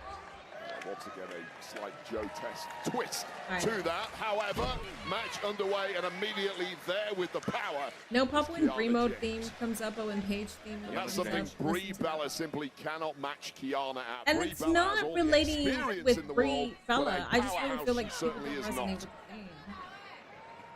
I don't think it's terrible to say that Brie Bella's theme is fucking I don't want to have ass. them back on top. after Wait, it is away, the and worst then thing to say, shocking according to return Twitter of Paige and at Instagram. WrestleMania 42. Really one of those They WrestleMania were moments that we very always talk about, that you always walk away from a big weekend talking about. That was it, the return of Paige. Yeah, no doubt about it. Brie Bella and indeed Paige, it's a gift for us. Their careers my shit were connected, just like completely this one. over, but they're back and back to their best, and it could be a short one here. It could be Paige with the cover. Kiana James already badly needing the help from the beautiful Madness. Julia on the outside needing Quit that roasting me. tag, and here she is. That's fair. And here comes Gable can use a new gimmick where he starts calling himself Gable El Gringo Guapo and have him saw every masked luchador calling them ugly, and he is here to make Mexico beautiful again. And on the attack. The thing is, no, but that's what I'm saying. So that kind of gimmick can only work in Mexico. Career over in Japan. It's not going to work in the United States because people are way too sensitive. So if you have that storyline here, Continue that here against our tag champs. white people will be way more offended than Hispanic people. There will be Hispanic people offended, which if you're Hispanic, if you're offended, whatever. Like, Confidence about Julia. you're the person that is targeting, so I can't really tell you to not be offended. But that can only really work in Mexico. It's not gonna work here. Delivering the kick herself, and now taking momentum back here in South Carolina. A kind of skills, speed of thought, and movement that took Paige to being a two-time Divas It's so sad Julia gets champion no on her reaction. first If I run fired here her in tomorrow, people would beg WWE. for her back like people. No surprise. No. Straight back I think business end of SmackDown. Winning gold. I think you're generalizing because people appreciated Kyrie. The reason why people want Kyrie back is because we don't think that she really got that opportunity to really shine. And she was in the middle of a storyline. And it's Kyrie saying, like, she's a worker. It's like, what the fuck are we doing? If Julia were to get released tomorrow, I feel like people would be happy because they haven't booked Julia the way that Julia should have been booked. If anything, they'd be happy that she's going to go back in Japan, or she might look into different outlets, which I don't think she will. I think that she would just go back to Japan. But the whole like people only care about wrestlers when they get released. I hate that argument. I saw it on Twitter and I hate that fucking argument. I think it's fucking stupid. Like, no, it's not that we only care about wrestlers once they get released. It's more so, not saying that you're primarily like that, but it reminded me of it. It's more so like there's so much talent that are very appreciative, but because they're not booked currently, you're not going to hear us talk about them because it's like, bruh, like the New Day hasn't been a part of a good storyline ever since they turned heel. They absolutely should have gone on a generational run, but they didn't. And when they didn't, we were talking about that. But because they stopped getting booked, there's really nothing to talk about other than like, sure, put New Day on our TV screens. But there's not that much because they're presenting other talent that we're going to be talking about. So I find it bullshit when people are like, well, you guys only care because they got released and all that. It's like, no, we always fucking gave a shit.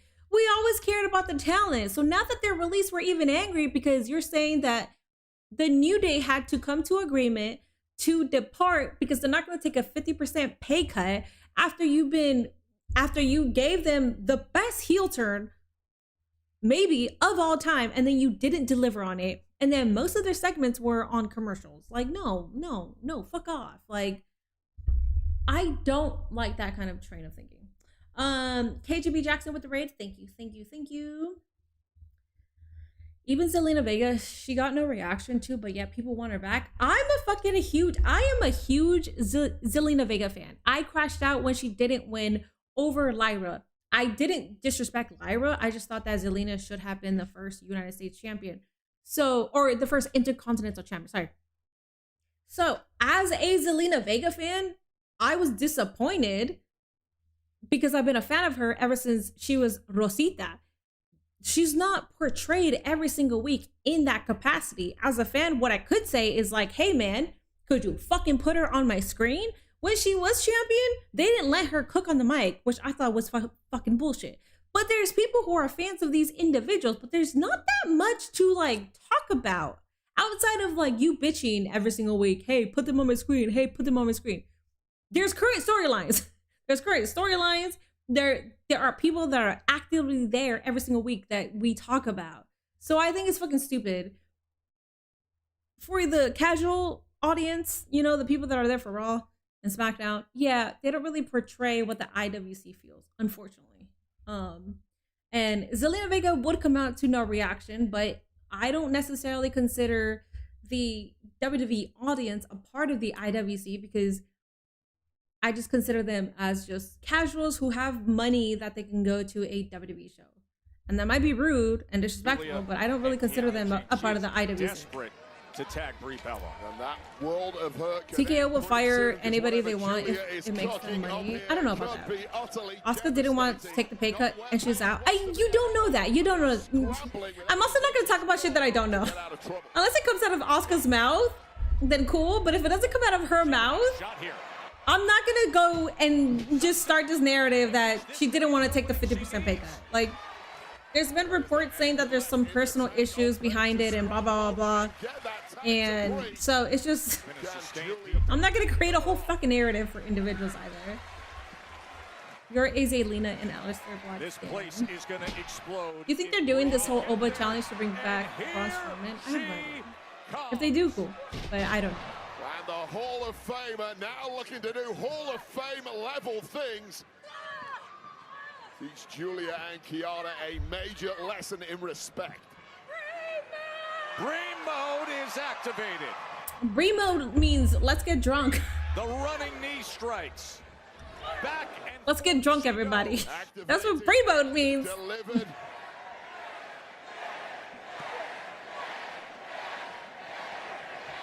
Yes, kicks engaged. Must have been watching The Miz a little earlier.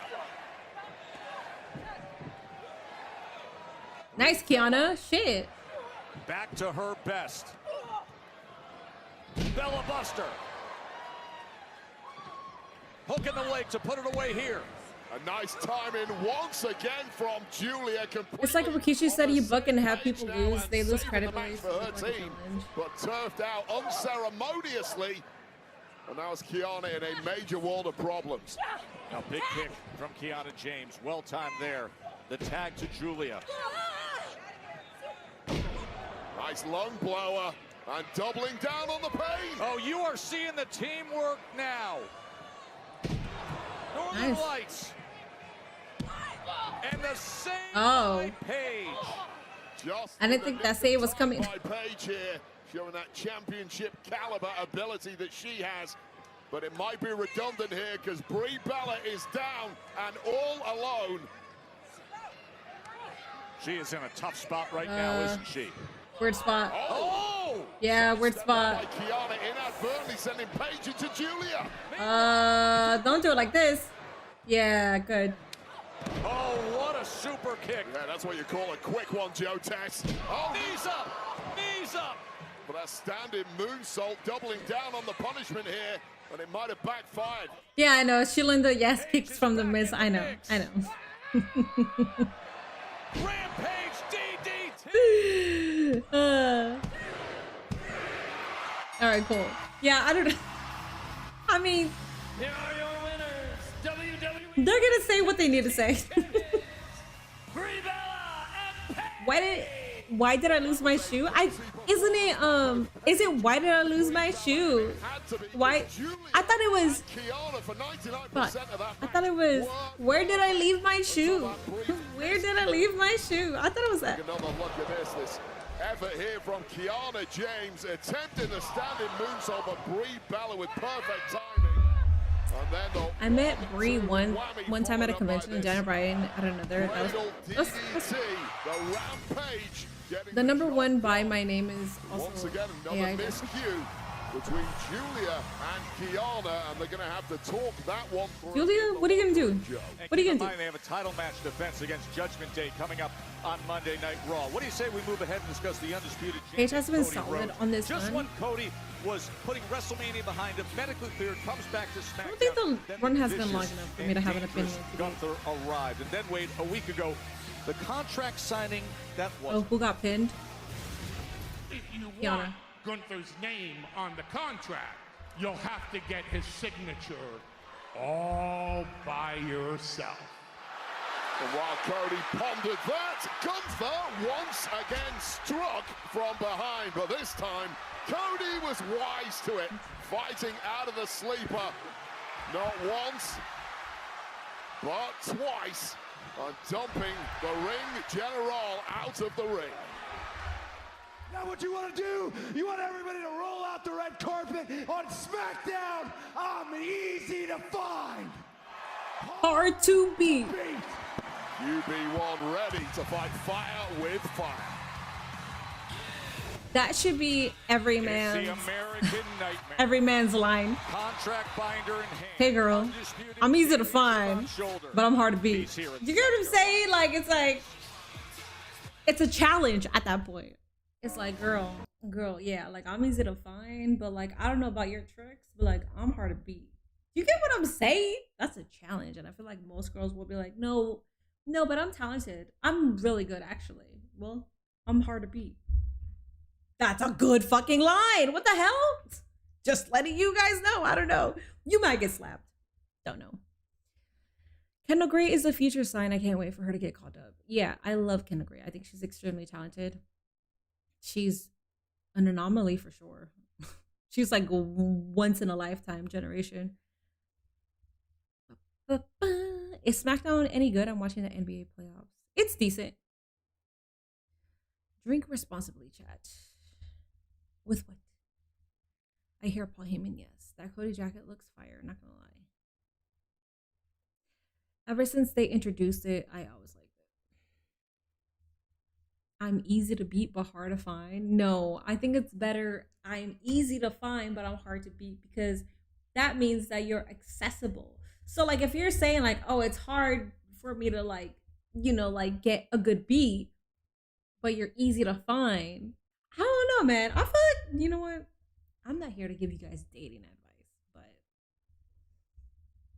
if you don't care about the girl, well, if you're dating a girl, I don't know. Girls are weird. If you give them a challenge without them knowing that you're giving them a challenge. I feel like that they are way more promiscuous to accept a challenge without them knowing that they're accepting a challenge.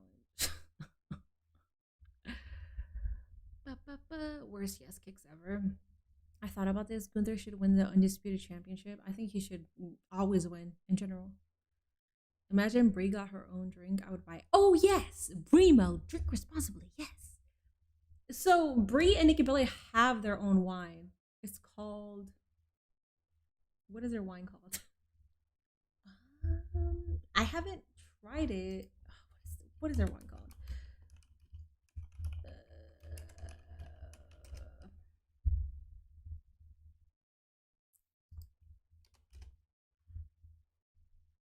Bonita. That's what it's called. Yeah. Bonita is their wine. So I want to try it one day, but it is a little pricier than what I usually pay for my wine. So all right, I heard my and Julia update for the night. Good night, y'all. Good night.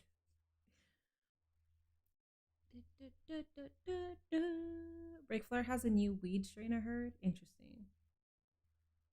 I heard that Ric Flair had his own strain, but I didn't know that Ric Flair was involved. Is that true? Is Ric Flair involved, or is it just a strain called, like, that's named after him? I wonder why Gunther didn't want to face Roman. Well, Jacob Fatu and Roman are in the middle of a storyline right now, so. And if you want to bring in Gunther versus Roman Reigns, if you have Gunther go on a run beating all your legends, then by all means he should beat Roman Reigns. So you don't want that match right away anyways. Imagine being a WWE merch creator, so many people telling you your merch sucks. Yeah, but also most of it is AI, so AI is gonna get their feelings hurt unless they create some type of emotions for the bot. Like the bot will get their feelings hurt. Oh, he is involved. Interesting. Beer is greater than wine. I don't like beer. I don't drink it. And of course, SummerSlam. If I want to drink alcohol and there's only beer, I won't drink. In Minnesota, August 1st. Ric Flair puts his name on anything. Very true.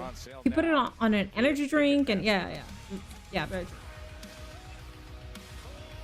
Let's check in with Kathy Kelly. I want to see Jacob versus Braun Breaker. I also. Well, Joe, I am here with the United States Women's Champion, Tiffany Stratton. And Tiffany, there are an abundance of strong alliances in the women's division. As a singles competitor, where do you see yourself fitting into all of that? Well, Kathy, if I had to guess, then I feel like, what is the... Alright, we're okay. Well, if those are the teams I have to go against, then I think I'll be just fine, because unlike them, I am just fine on my own. And at the end of the day, if they want to play the numbers game, then I'm gonna... Chelsea, I've been looking for you. Just the person I was looking for. I was just talking about how I don't...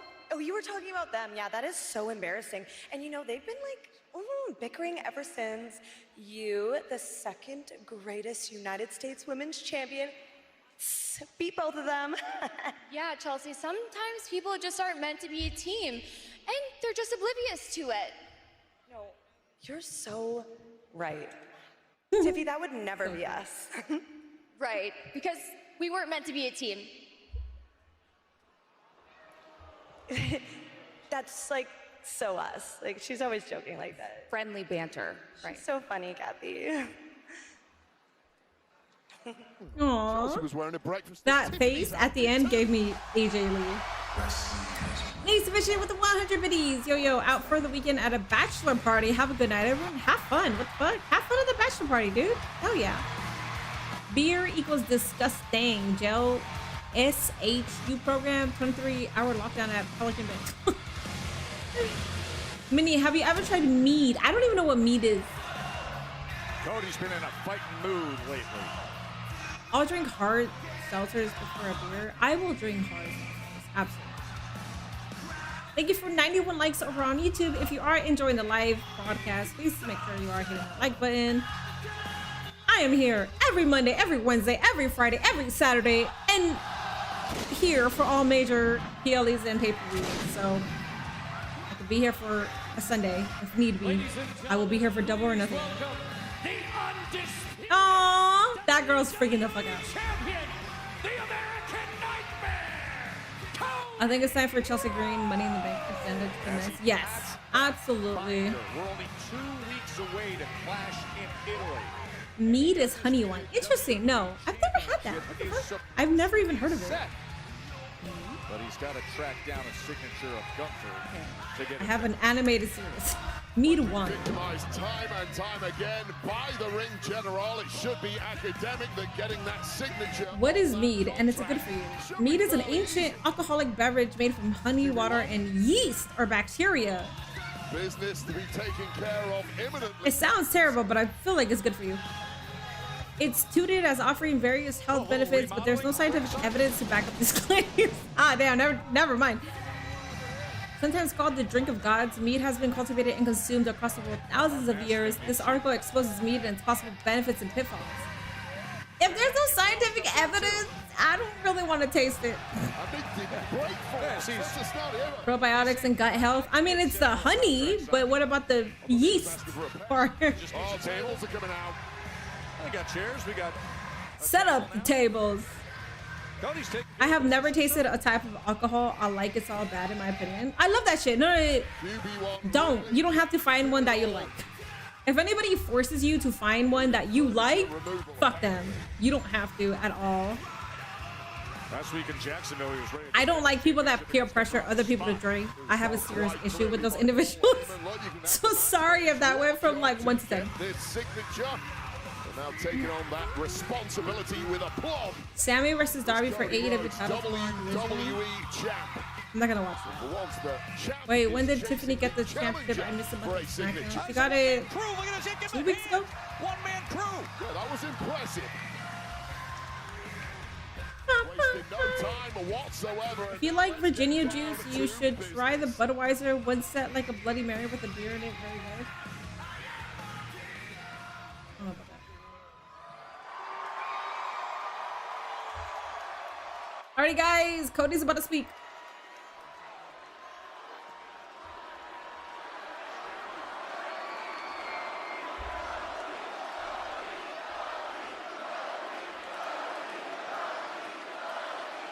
Columbia, South Carolina!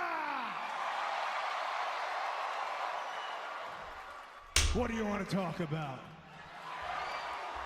I have all of the formal ingredients for a contract signing. That's what we got here. A contract for Gunther to come to SmackDown.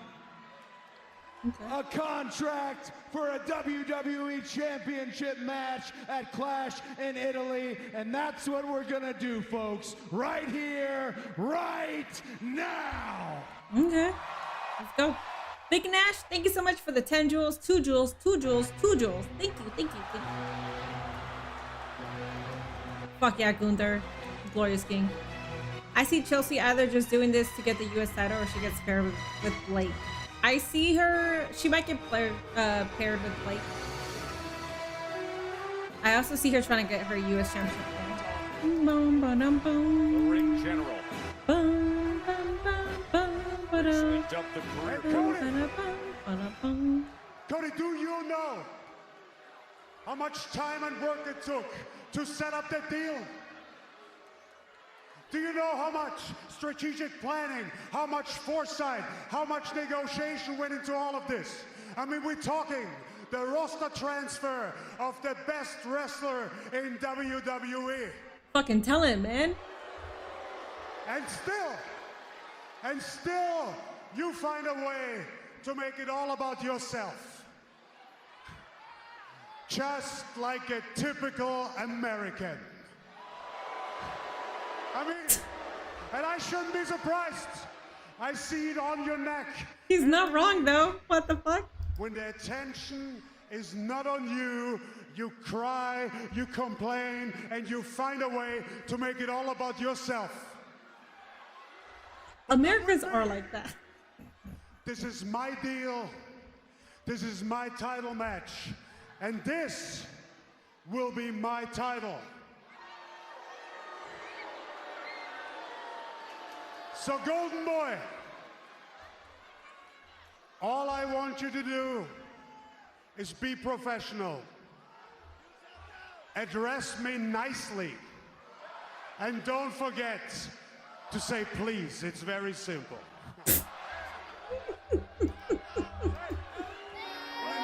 Basically saying that Americans don't have manners.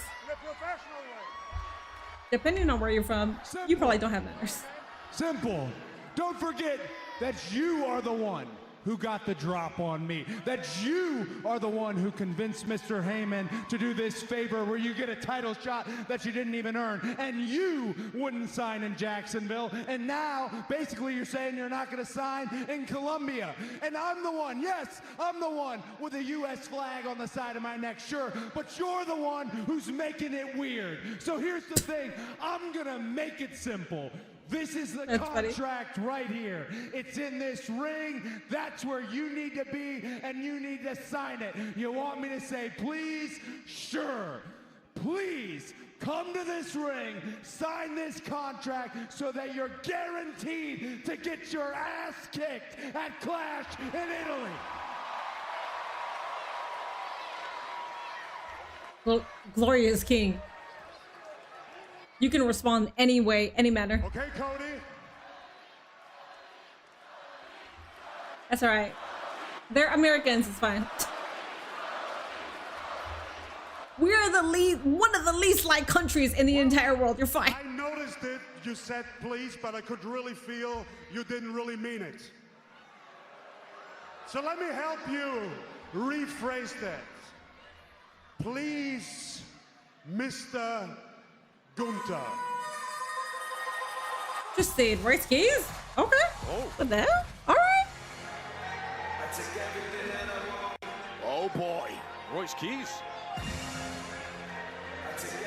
It's called a chilada. You think you have to describe a michelada to me? You don't have to describe that to me at all. If you won't sign it, I will. Hell yeah. Oh, how about that? The Bay Area big man. Royce Keys. He's jumped the line. Gunther hesitating, playing games, giving problems, and Royce Keys says, I'm here.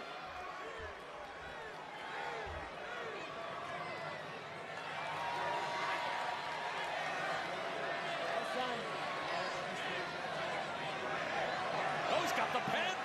I mean...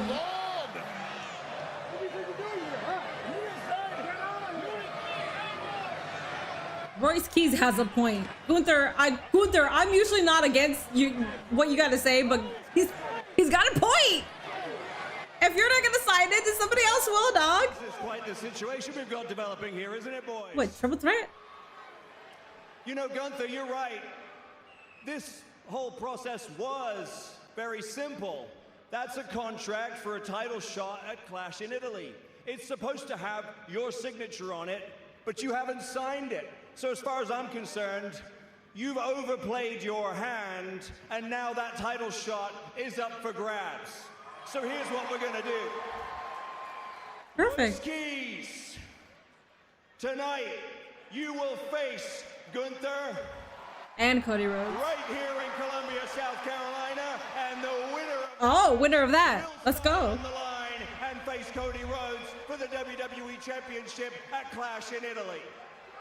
I love all this. That makes sense. Oh God, Gunther tried getting a little too cute. He's ended up. Royce Keys versus Gunther for a title shot, yes. A guaranteed thing. I'm proud of you, and you know that we're friends, but I'm going to tell you the same thing that I'm telling you, Gunther. I am easy to find. Hard to beat. We're hard to beat. Gunther and Royce Keys tonight. The winner gets the title match against Cody Rhodes at Clash in Italy. Please have it be Hobbs. It's not. It's gonna be Gunther, which I'm totally fine with. I like how Powerhouse Hobbs has been showing some big push. Powerhouse Hobbs is about to get his first loss in WWE. Gunther Keys for the right to take on Cody. I wasn't describing it to you. You said you don't like beers. I figured you would. I don't like beers, but I do like Michelada. Yes. So listen, the tag titles can wait. You understand the assignment? Tom, Do you understand the assignment? Tisk, tisk. Good. Our truth isn't clear tonight, but Damian Priest is still walking around here. Take him out tonight. You. Let's go talk to Royce.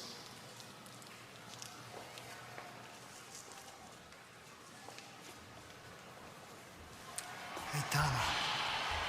I ain't gonna stop this. He's using that I've waited button. so long. I know. You decided already. Look.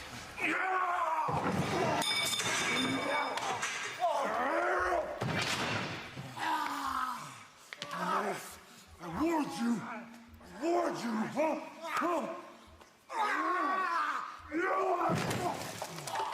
Give me this tonight. Give me Shinsuke versus Tala. Or next week. Give it to me.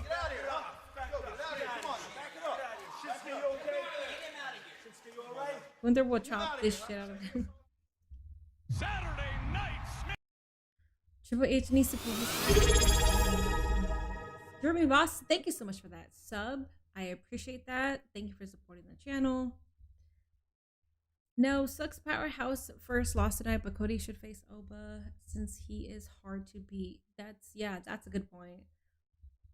To be fair, you're losing against the person that retired AJ Styles and John Cena. So I don't think it's going to lose credibility.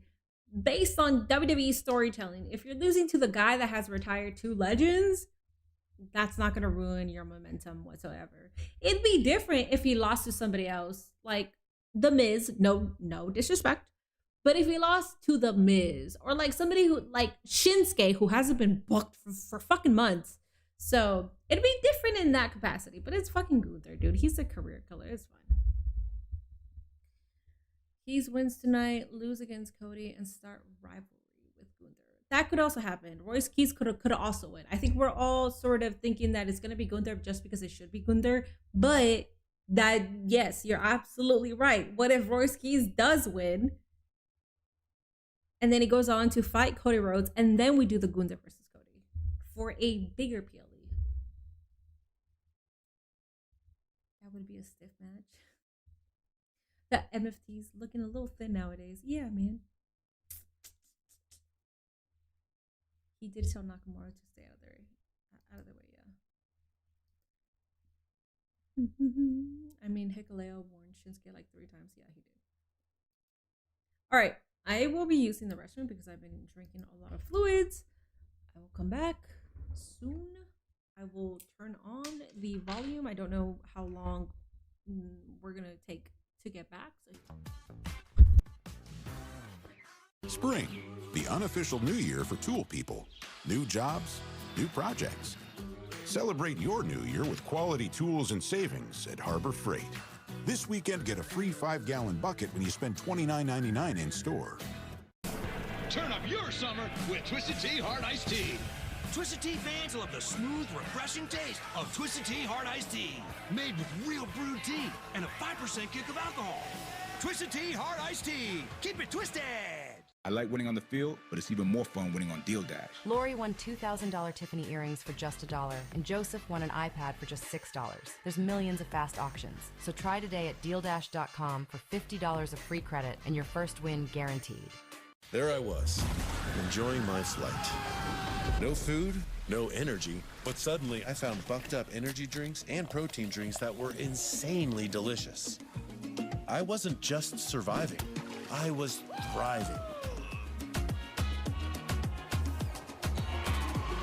But, like all good things, my time on the island was coming to an end. Although I missed that island, I still feel like $1 million.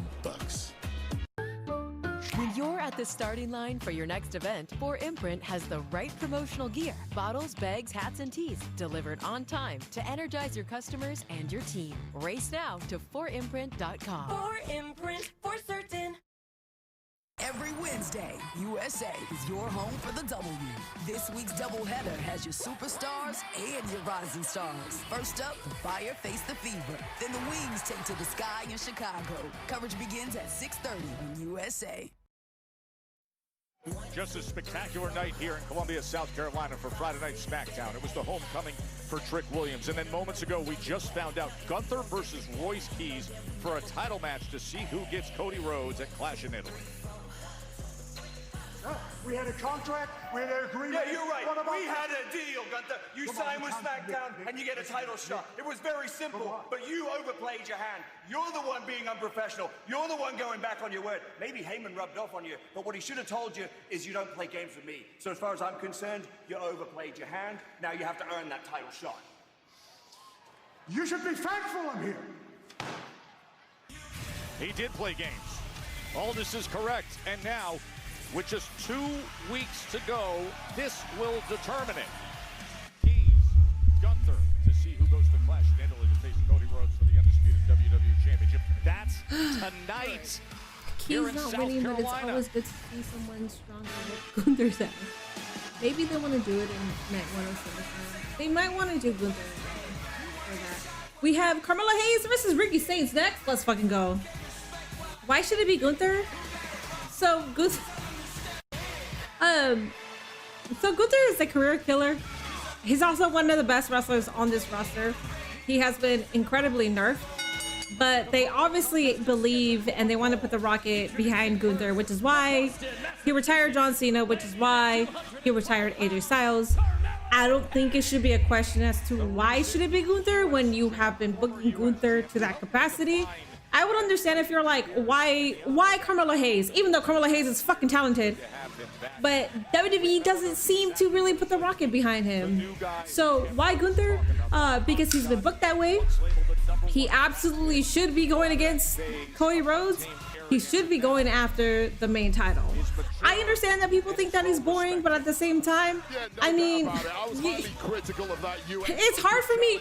It's hard for me to relate to WWE fans, like strictly just casual WWE fans. It's very hard for me to relate to y'all because if y'all think Gunther's boring, I don't think you're paying attention.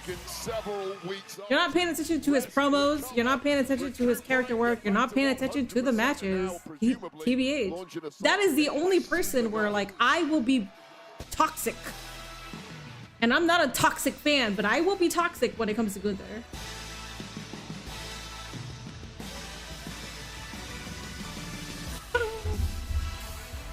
Triple H needs to push new people. Well, Influence is getting a huge push. Ricky Saint seems like he's getting a huge push. He went against Cody Rhodes. Now he's going against Carmella Hayes. So yeah, seems like it. Seems like he's doing it. Sorry, so used to helping Con mod his channel. It's different here. You still watch. Why? Are you saying it's toxic over here, Jeremy? Oh, copyright. For what? Now the former NXT champion.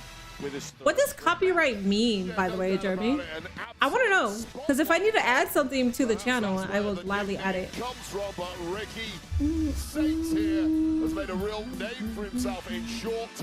Maybe some shenanigans happen and now it's a three-way. The Hobbs versus Cody versus Gunther. It could be that, yeah. His promos are repetitive. I don't think they're that repetitive outside of what normal people on top would say. John Cena would say the same shit every single time. The Rock would say the same shit every single time. Stone Cold would say the same shit every single time. The Undertaker would say the same shit every single time. Everybody says the same thing every single time. But for some reason, when Gunther does it, all of a sudden it's an issue. They were saying the same shit every fucking time. The reason why you probably don't think that they're saying the same shit every single time is because it might be a little more charismatic than Gunther, but at the same time, Gunther's not supposed to be that gyrating guy. Gunther is not the yeet, yeah, like he doesn't have a one catch slogan. Gunther is Gunther by him fucking self. He doesn't need that one catch slogan. He's more than that. So saying that he has a repetitive promo, everybody says the same shit all the time. Becky does too, and it's glorious.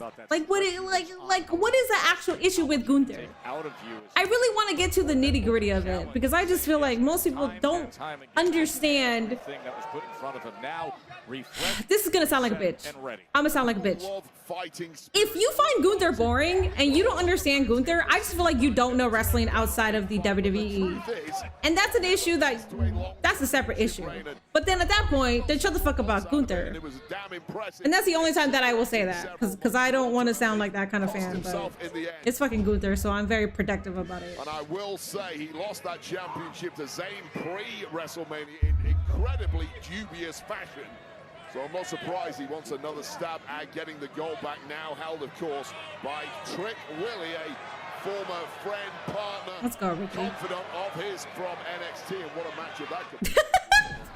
Ricky pretended that he was gonna fall, but he didn't. Gunther made a good name for himself being a bully and is doing his job well. Gunther is supposed to be hated on. That's the thing. You're supposed to hate on Gunther, but I don't feel like people are hating on Gunther for the sake of hating on him because he's heel. They literally just hate on him because they call him boring. And I don't think Gunther's boring at all. Authority all over this match, and with it, perhaps this division here.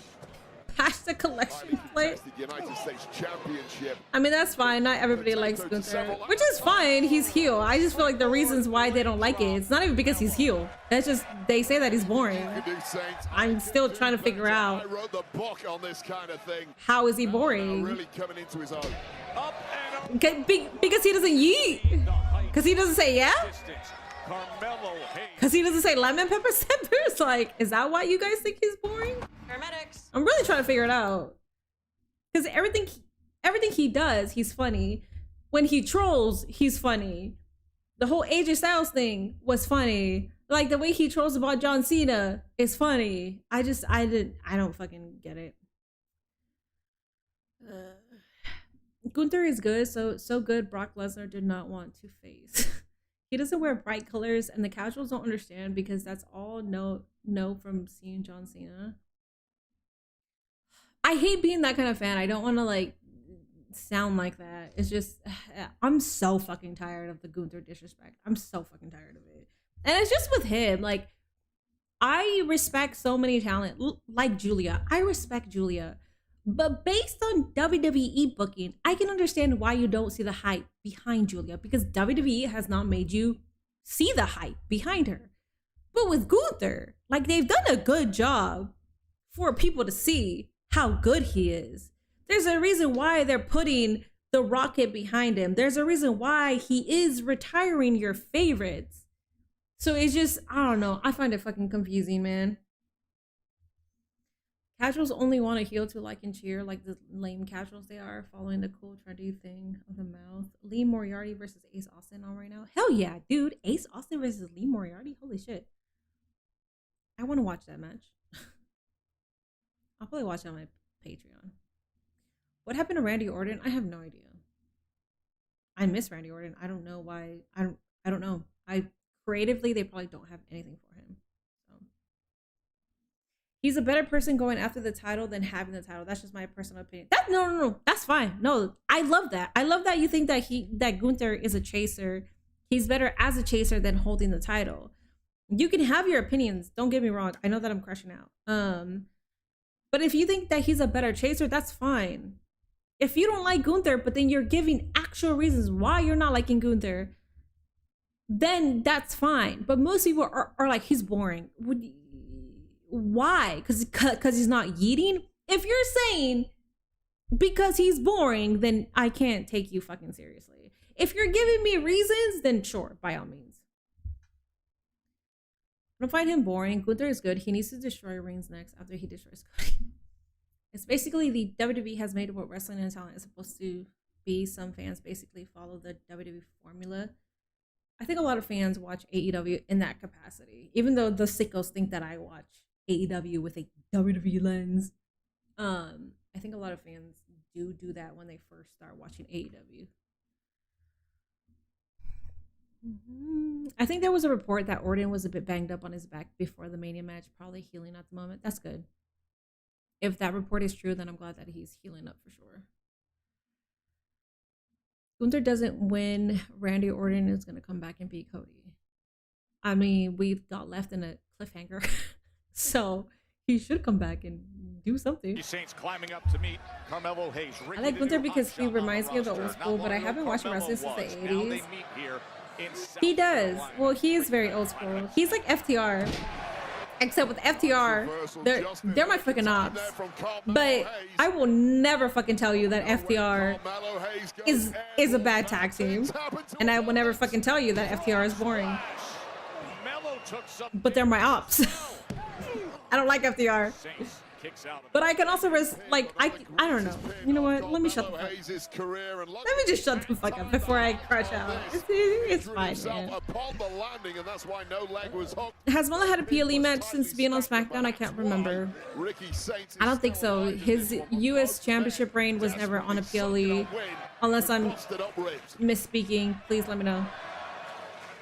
But you know. Oh, he's looking for first 48. Instead, he eats a big right hand from Ricky Saints. Oh! Yeah, how did Melo survive that? A nasty high-angle driver there, right on the neck and shoulders, I think, of Carmelo Hayes. Perhaps the head as Let me go off topic for a minute. Minnie, did you catch the... So I saw the Kevin Hart roast, yeah. I enjoyed the Kevin Hart roast. I liked it. It's like you hear fans saying wrestling is ruined because of how WWE has been. Generalizing how. I mean, it's like the old farts. It's like the old fuck saying, "Oh, what has wrestling become? Back in my day, bitch. What do you mean back in your day? You mean the goobity gawker? You mean Doink the Clown? Like, what the fuck are you talking about, dog? There's always been comedy within wrestling. There's always been unserious characters within wrestling. In action here on SmackDown since joining the roster. You're telling me that Eugene was supposed, you're telling me that we're supposed to just, believe Eugene? He played that character well, don't get me wrong, but, what the fuck are y'all talking about? Hayes able to break free. It's a wobbled Hayes, but he's fighting back with everything he's got. We know the drive this man has. Huh. There's that movement back once again. Oh, and he just levels Saints. And finally, perhaps reinvigorated, is the former United States champion. Calling Gunther boring. What about Cody doing the same every time he wins that title? I find Cody Reigns' championship booking boring. I don't think Cody Rhodes is boring by himself, but his championship booking is boring. I'm still not gonna shit on Cody for it. I still feel like Melo screwed out of a WrestleMania match unless it was a personal reason he lost and it was an yeah, I know. I don't like it either. I know it's not Sami Zayn's fault, but it's like, what the fuck are we doing with Melo? Can we put him on a PLE? Can we actually have him defending something on a PLE? And if it's not defending something, put him in a serious storyline. Trick and him have history. Like, are we still gonna keep running Sammy versus Trick? Are we doing now Miz and Kit Wilson versus Sammy and Lil Yachty at the next PLE? Like, we don't need that. At Clash of Italy, like, if that's what it is, we don't need that. Columbia, South Carolina. There's history behind Melo and Trick. And not to mention, Melo also carried that title before Trick. So what the fuck are we doing? Look at the roll up here. Shoulders are down. Oh, it's this. Oh, no. I thought they were going to roll. Going counter for counter on that one. Oh, slams him down with such force. And this is new territory now for Ricky Saints. Do I watch Lunacy JCW? I don't. Hit somebody with this What's up, Jaden? offense, you get a win, be it NXT or elsewhere. But this is this a #1 contender? I don't think so. Is it? I have no idea. If it is, then my bad. Something extra here, and that's why I don't think it's the #1 contender. Yeah, you can see the frustration, the body language. Good evening, Michael. Action he has been taken. They make Cody every time he's in a feud a crying, whining bitch. No one more. That's how they make him. So it's like, if somebody says that his championship reign is boring, I get it. At the same time, Cody himself isn't boring. His championship reign is pretty fucking boring because it's redundant. It's the same fucking shit over and over again. He's looking for that Revolution DDT. Yeah, Melo slipped out of that. But instead, he finds out what a first 48 tastes like. Saint survives that. That looked like a proper pin. That looked like that should have ended the match. Hear me out. Maybe we need Jelly Roll. Maybe, man. Sammy's an underrated cat. Dude is believable on the mic and has good in-ring work. Dude needs to be world championship soon.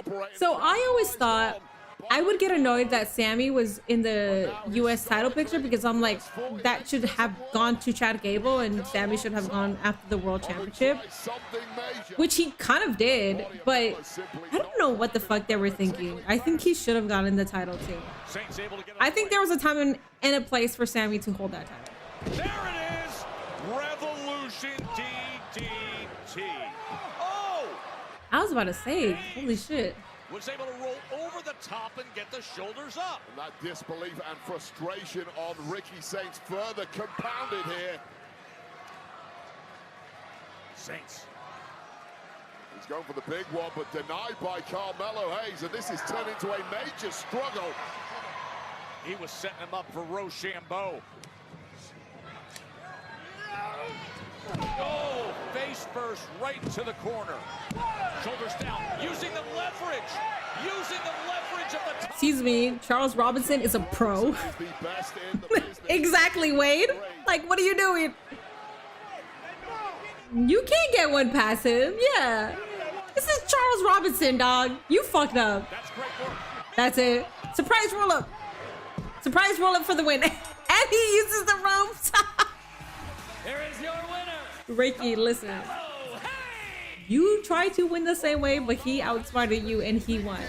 I'm not mad at that. That was pretty good. He's the crown. Hard to book. Thank you for 107 likes over on YouTube. Just like when the Shield started and they started throwing Roman down our throats, we didn't like him. Everyone really didn't. They pretty much hated him. Now everyone is he's our tribal chief.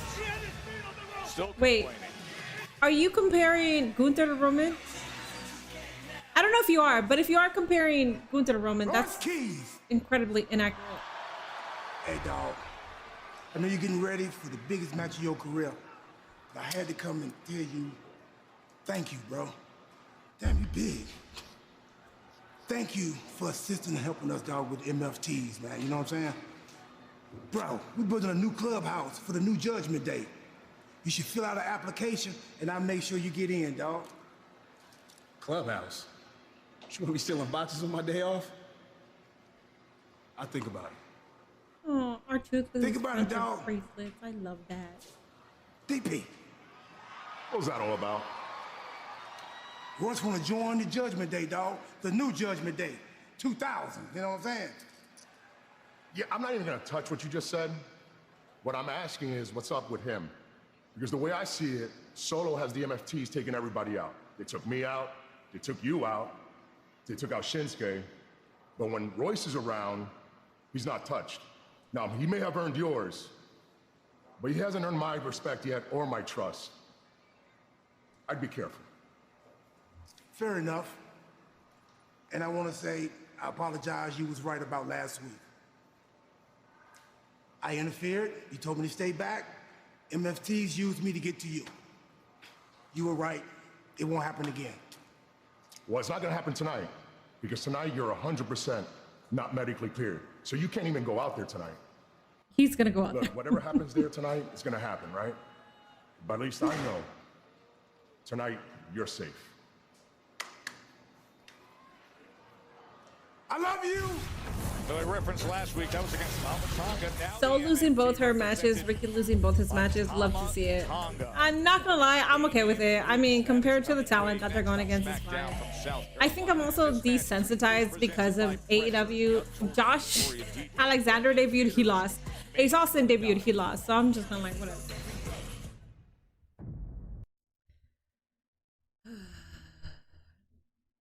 Darby Allin is defending his AEW World Championship tomorrow night against Sammy. Yeah, I'm not gonna watch it.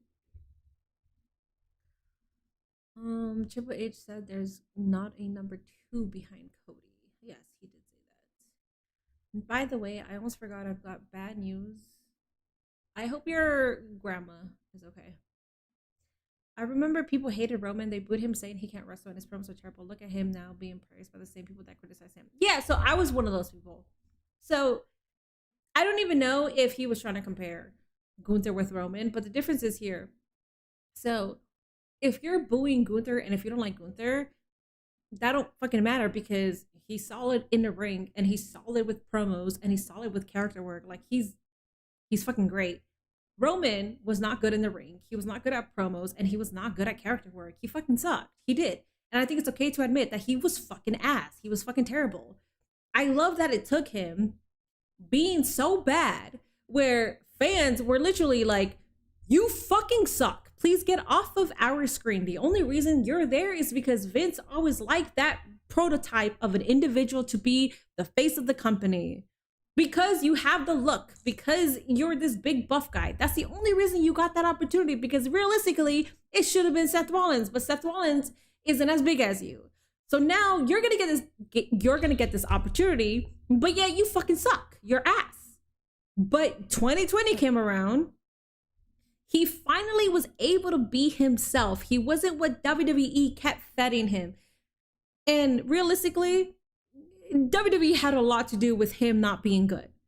Because as soon as he was allowed to just be himself, he was great. He became great. So as somebody who always hated Roman Reigns, I understand why he wasn't liked. Except I hated him since day one. I never liked him at all. I knew what was going to happen. Back in NXT, I already fucking knew as soon as the Shield debuted on the main roster, I was like, yep, Vince is going to push Roman Reigns, but he's not going to push Seth Rollins. So back then, I also had a different mentality where like I hated the individuals, the talent, instead of like hating the booking. But he also fucking sucked. So yeah. But that's the difference. Like Gunther's fucking great. Like there's no reason why you should hate Gunther, especially when he knows how to wrestle, he knows how to talk, and he knows character work. So that comparison is bullshit.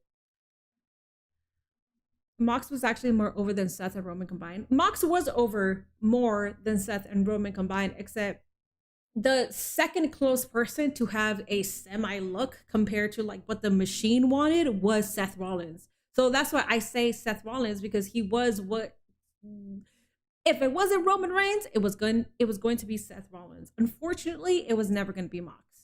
So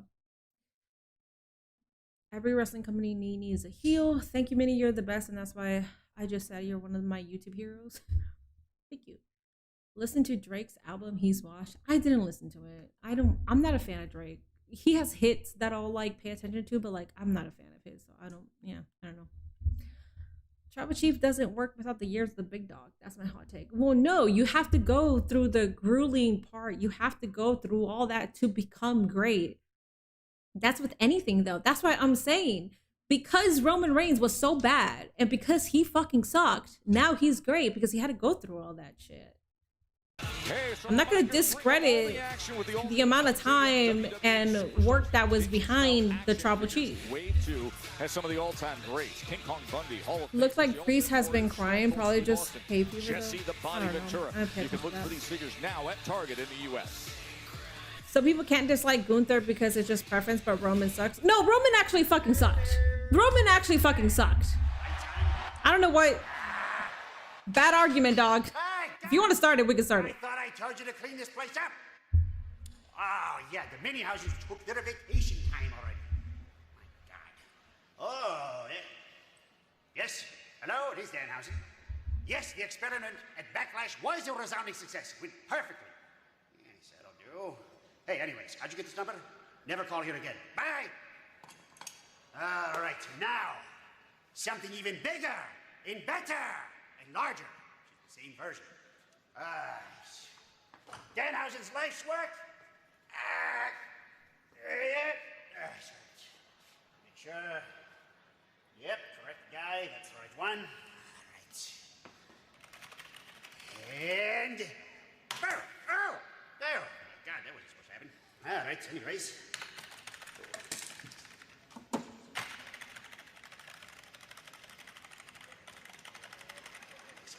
Well, the size of that computer. I don't know what that was about. TRS-80 Radio Shack. For a Danhausen segment, I wanted more.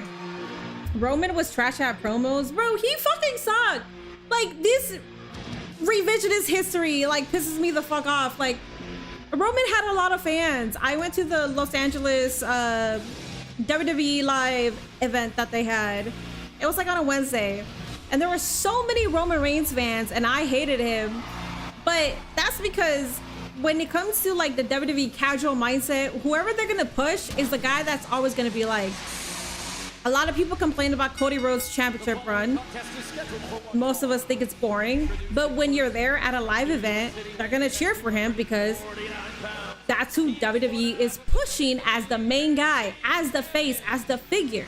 So for me, I could give a shit if Roman Reigns had fans before. He really fucking sucked. I'm not gonna talk about the clear shit. I like, there's so many things that I could talk about when it comes to Roman Reigns. They protected him for so long too. Like all he had was the Shield powerbomb to be that strong guy. But when it came to match quality, holy shit, man. Compare Gunther's match quality with Roman Reigns. So if you're talking about hating on Gunther, but you can't hate on, wait, you're saying, so people can't hate on Gunther because he's the same as Roman Reigns back then? Fuck you, dog. I'm sorry. Let me be nice. Let me be nice. Okay, let me be nice. Let me calm the fuck down. 2020 plus Roman Reigns is fucking fantastic. I think he's great. I think he found his niche.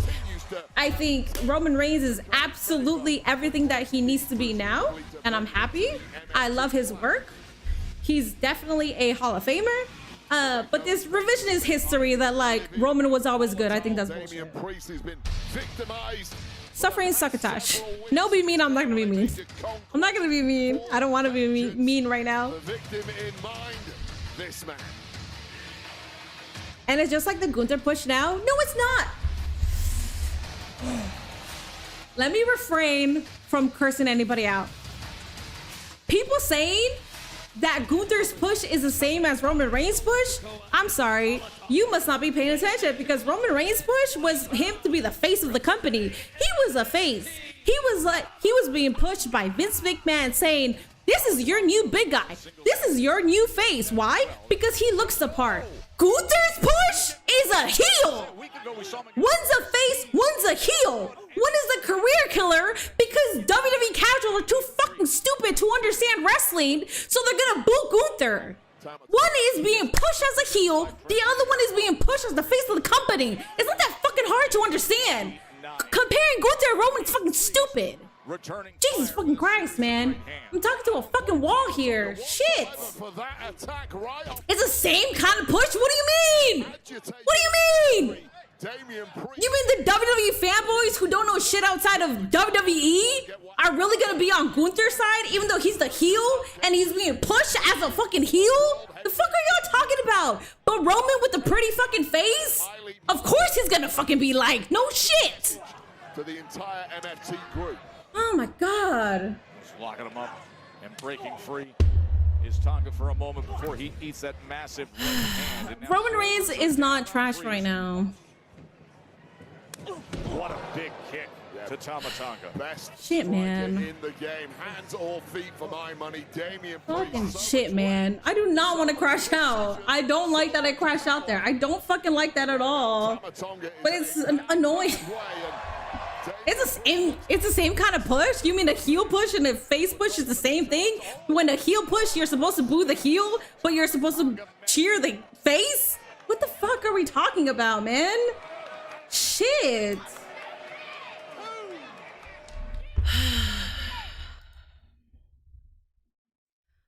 Don't let them rage bait you. They already did. They already did. Calm down, ma'am. Don't bring up the blood pressure. It's already up, dog. I'm gonna calm down now. It's anti-hero Gunther is funny to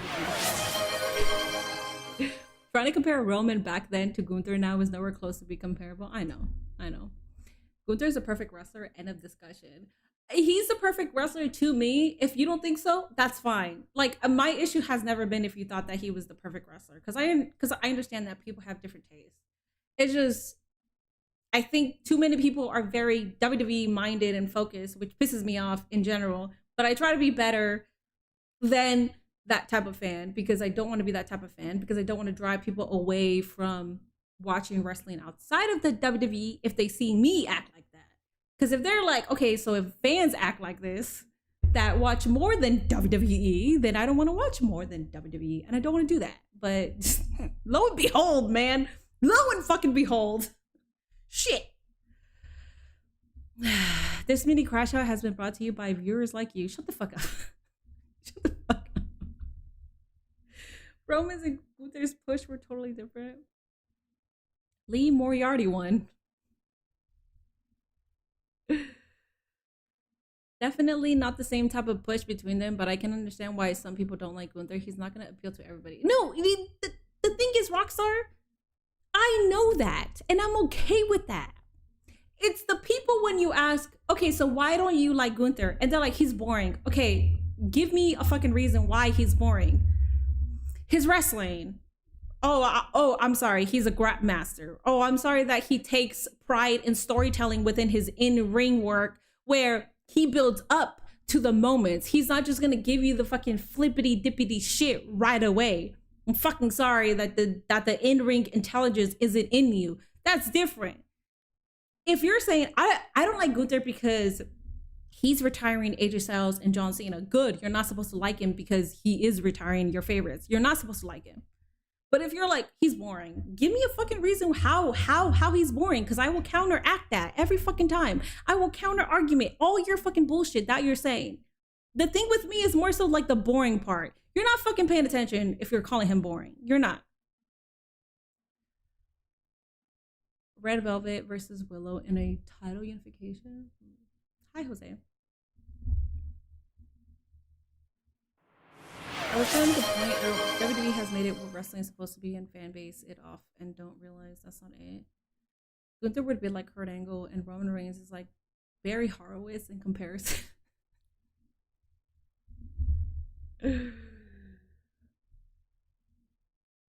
People don't have to explain though. People don't have to explain, but the thing is, most of the people that don't like Gunther will fucking straight out tell you that he's boring. And that's what's making me crash out. Because I don't go in deep theory with, if you don't like Gunther, I don't ask. But I'm saying that as a situation based. If I were to say why. But for the most part, people are like, Gunther's fucking boring. He's boring in the ring. That's why I don't like him. Blah, blah, blah. Bitch, you're not paying attention. You're not paying attention at all. The fuck? John Cena retiring Goldberg would be an ultimate heel move. Just textbook from Tama Tonga, and now that choke cinched in deep, right from the depths of despair. That is an absolute genius. Bottom line, they ain't let him be him back then. No, they didn't. And that's the thing with me saying that Roman sucks back then. Roman always had it in him, but they didn't allow Roman to be Roman. They wanted him to be whatever prototype they created in their own fucking head. So to fans like me, he fucking sucked. And to compare that to Gunther is weird because it's like, do you want to talk about the matches between Gunther and everybody else versus the matches that Roman had? Like that's just, it's not a great comparison, man. But can he close it out?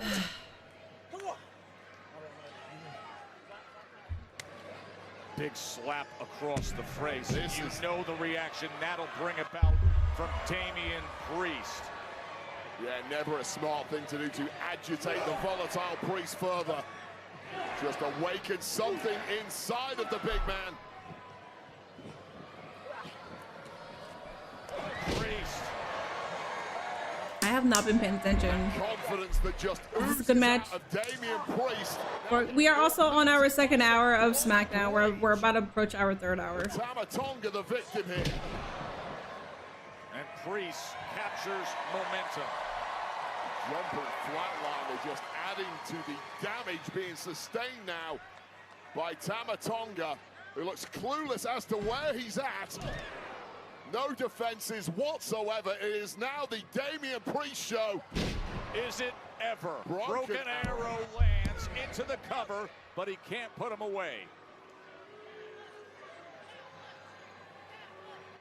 Gunther retired Goldberg, Cena, and AJ Styles. Roman hasn't retired anybody yet. I mean, I'm not even going to compare that at all. Roman doesn't have to retire anybody to be great. Roman is fucking great. I love Roman. As soon as they let him be himself, bro.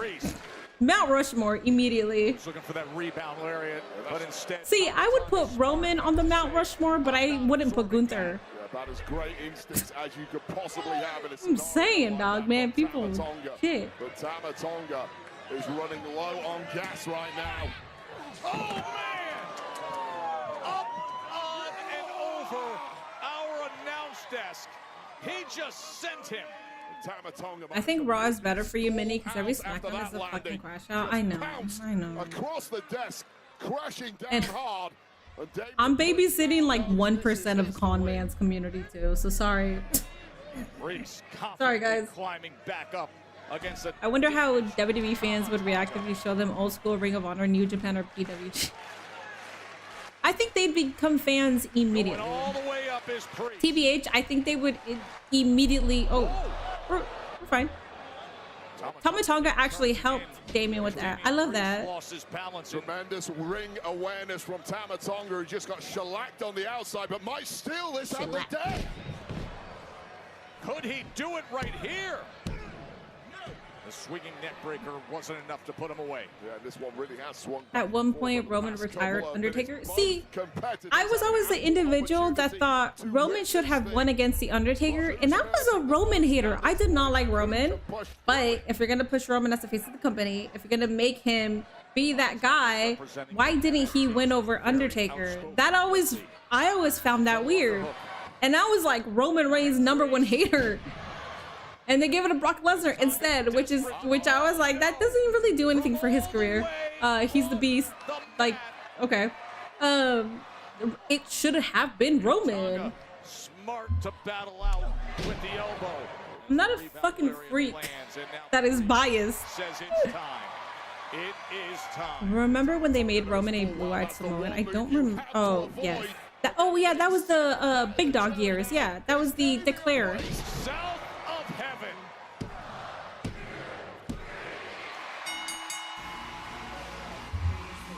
There have been times Roman spams the Superman punch. Y'all not complaining about that. When Gunther was Walter, he was beast in a ring. Yeah, he was. Unfortunately, they got nerfed.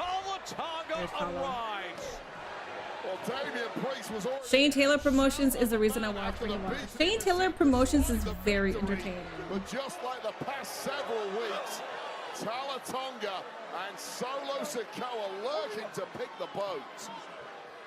And now Solo with Priest badly damaged from his enforcer. Oh, he lands the spike. Of course, R-Truth banned from coming down to ringside, not medically cleared. Nobody here to say. If it's not R-Truth, who would come out? From Solo and the MFTs. This is what he says to me. He Bro, says entitled. He called me entitled. Bro, get for over asking it, for please. a For the love of rematch. God. As if I haven't given everything I have to this place. I swear to God, man. Things are changing around here. Yeah. This place is not what it used to be. I'm telling you, it is not what it used to be. And you know who feels it the most? Is guys like us. Gingerbread Man? Oh, it's Johnny Gargano. I mean, remember? Not doing anything with him. Remember when wrestling was a thing? When just being great at this and giving it your all, your passion, your heart, and as long as you did it great, the fans would always be on your side, and you would guaranteed to rise because the cream always rises. Remember when that mattered? Entitled. Yeah, okay, I'm gonna stop you right there. This is him now, okay? This is not gonna work, because you know what? Entitled, right? You wanna talk about entitlement? I'm entitled to a husband who does something other than just lay here all the time, but you know, whatever.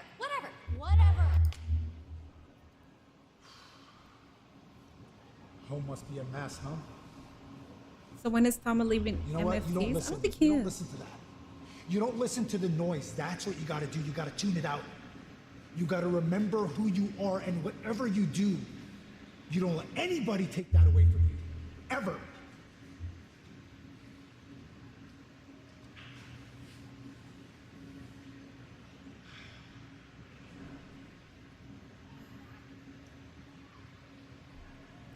Wait, Con Man's people is the one who is making Minnie crash out. I I don't even know if it's comments We're people. all shocked to see the return of I think they should join the live stream more.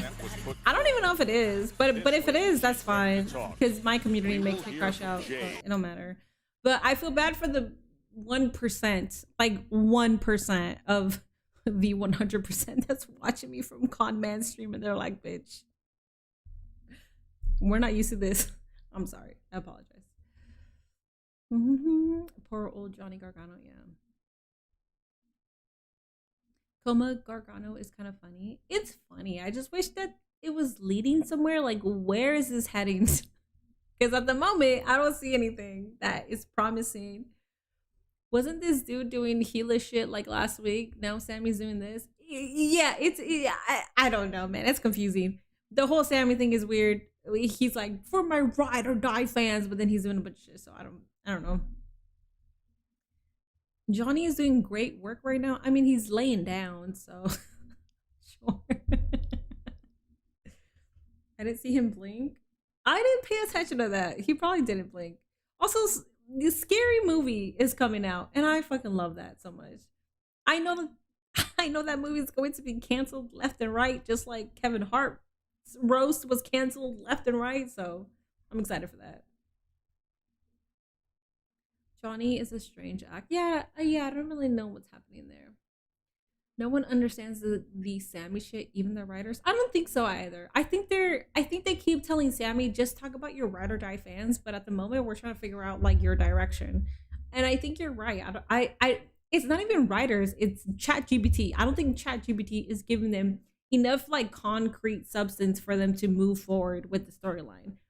I think ChatGPT is like, it could be this or this or this, and they can't choose which direction. So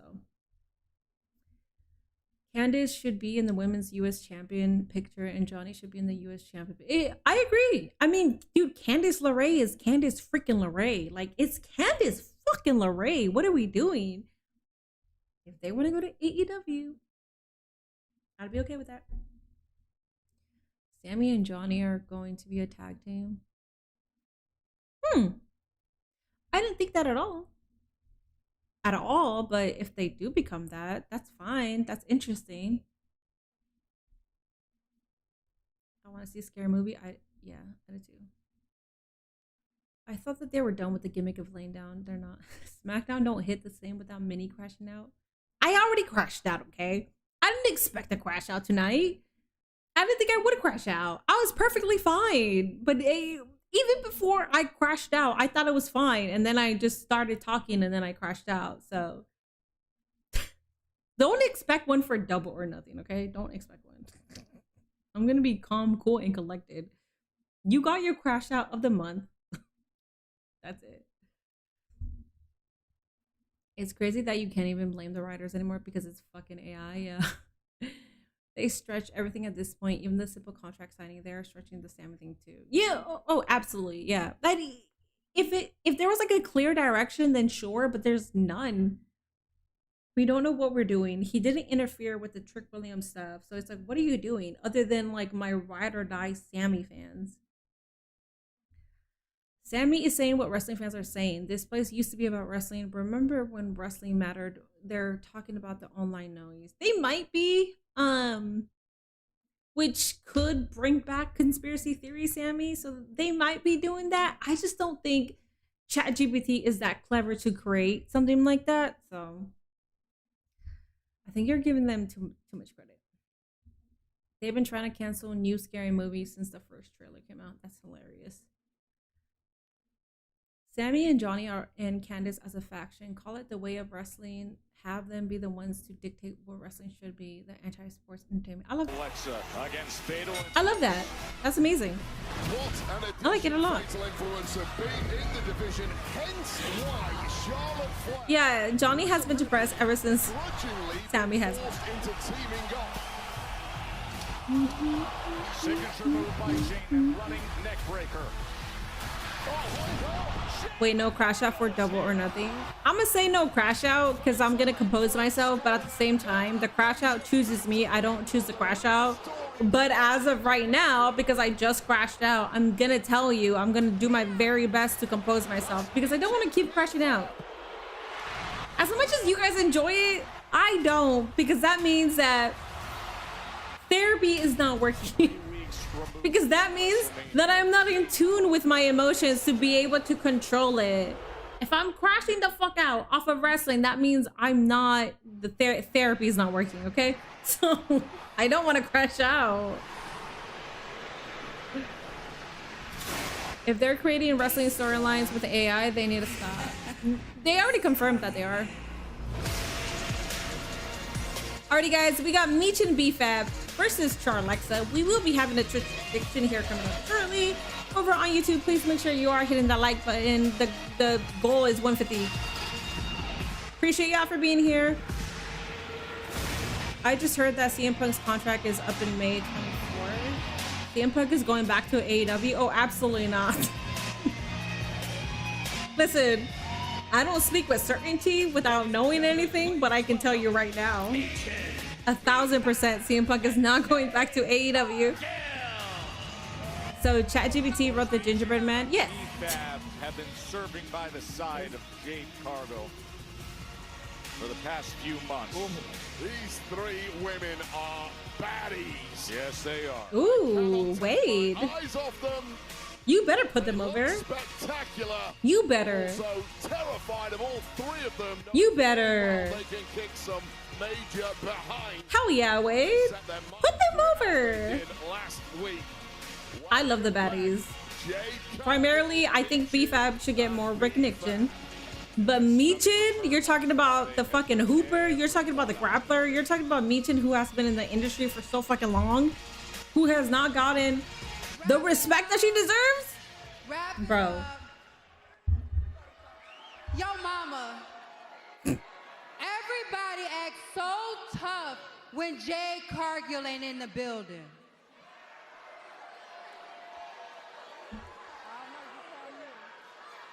But when my music hit, everybody seems to get real quiet.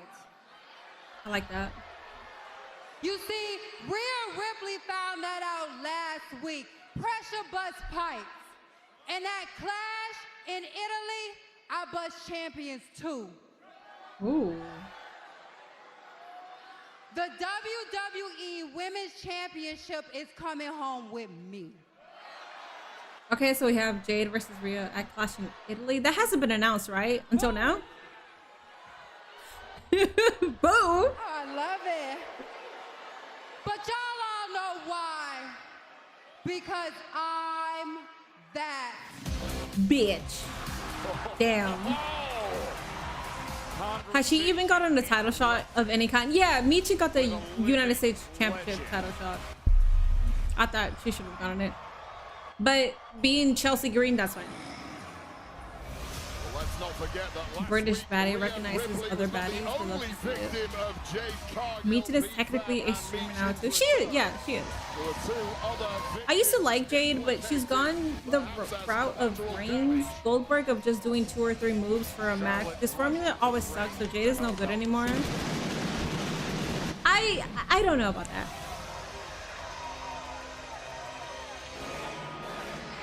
Meechin is awesome. She just needs better promo skills. We also haven't heard her cook outside of the last time where she cooked, talking about how she's been grinding for this moment. And I thought the last time she spoke was really good. But we don't get to hear her talk that much to like be able to talk about her mic skills, unfortunately. Damn, Charlotte. Yo, mama, she's so millennial push. She is. I love it though, because us millennials can relate. Woo! They don't want to hear you talk, babe. Yeah. Because this is Flair country, right? Right, Columbia? So here's the thing, Jade. We've been doing this dance for a few years now, and last week you finally pissed me off. So let's play. Let's play. Oh, look, the backup dancers. Where's Damn. Rhea? It's funny how somebody can talk so loud, but get so quiet when they get pumped, kicked in the face. It's so funny. Backup dancers, that's funny. Hey, Jade, aren't your backup dancers supposed to be making you look good? What's going on there? Ooh, that was kind of mean, Blister, but here's the It thing. was. Actually, they're here to do her dirty work, and since we have a match, I know Columbia's tired of hearing you talk. I know Lexi and I are tired of hearing you talk. And I know even your girls are tired of hearing you talk. So, how about you take a seat and take some notes? Woo! That was good. That was really good. Jade? Right, take some notes. Well, why don't we get a ref out here and let's take some notes since you got so much smack to talk. And please entertain me because I'm getting quite bored of you two. Damn. What I will say with Jade, Jade is the only one that makes me really feel like there's serious heat. And there might be serious heat. I don't think the locker room likes Jade. I don't think, like, I think there's heat. She's the only fucking one that makes me feel that way. She's literally the only one. Outside of that, no one else makes me feel like there's actual heat. Like, the last time I thought that there was actual heat was Tiffany Stratton versus Charlotte Flair, where she said the whole, like, 3-0 thing.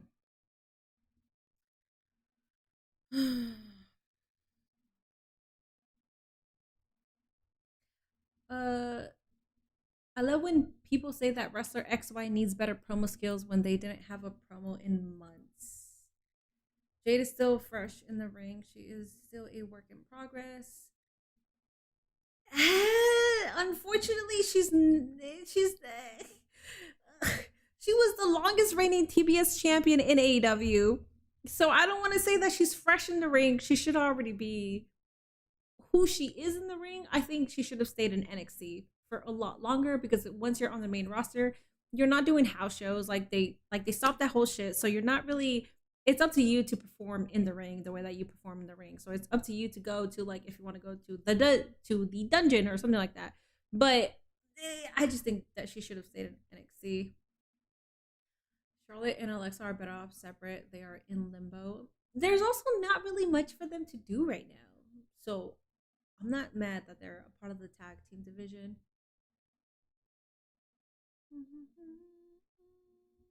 I think Charlotte likes Jade. I think Charlotte is the only one that likes Jade, because Charlotte does react with Jade's tweets, but outside of that, Rhea reacted, Chelsea Green reacted, like so many women like went on Rhea's side, and I was like, damn. And I don't think that Jade necessarily is a bad person. I just think that she might be too confident for them. So I like when allies stick together through heel turns like Liv, Raquel, and Michin and BFAB. Yeah, I do too. Well, BFAB and Michin can wrestle, so we're going to get a good match. Charlotte 2021 was really the generational best. I think she's fine. I mean, every high needs its low. It's kind of hard to be always in a high unless they're purposely trying to push you to be the face of the company. So I think she's fine. Some people catch on quick, some people don't. Jay should be at least decent in the ring. There's no excuse anymore. She was literally trained by Cody and Brian freaking Danielson. If you're still despite having great technicians as teachers, then maybe you aren't taking this sport seriously as you should. I will say no. So me saying that, I think Jade has definitely improved. I don't think she's as green as people say, especially when I saw her carrying the match. I think it was like her versus Rhea. I think Jade carried that match. Also, Io Sky would have hit her neck if it wasn't for Jade. Jade reached out and grabbed her. So me saying like, oh, well, I don't think Jade should be green anymore means I don't think she's green anymore. I think she doesn't get the credit that she deserves because she's been green for so long. I'm not saying that she wasn't green. She was green. She was very much green for a very long time. But now, I don't want to talk about that because I think she stepped up. I think she's proved that she's no longer green. If mistakes are happening, mistakes are fucking happening. It's a live sport. Like, shit will happen. Even with the greats, shit will happen. Which is why I don't focus on that. I mostly focus on, like, the match quality. And Jade, I think she carried Rhea. during their last match. And I don't think Rhea likes Jade. So that's probably why she carried Rhea. But yeah, I think she's fine now. I didn't think that like 1 year ago, and I didn't think that it was Jade's fault. I thought it was like the booking, because you're introducing her as this big star, yet you didn't let her actually get in the ring and get better. I am not your hero. Ooh, like, I'm the glamour. The starlet on the marquee. La Boo Boo. Champagne soap Cinderella of WWE. And to every woman in that locker room. Perfect. You'll see the difference between me and you.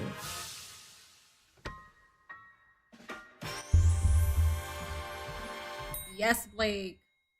Yeah, Glamour is coming to SmackDown, but right now we've got some fire in the ring. Julia Stephanie Vaquer needed to go to NXT, but not Jade. Trying to deal with the issues of the rookie disruption. Yeah, but that's what I'm saying. Like, it's not Jade's fault. It was familiar. WWE looked at Jade and they were like, "You look like a star. You're gonna sell merch. You're believable because you look the way that you look. So let's go ahead and put you on the main roster immediately. And you're gonna go against people that have been in NXT.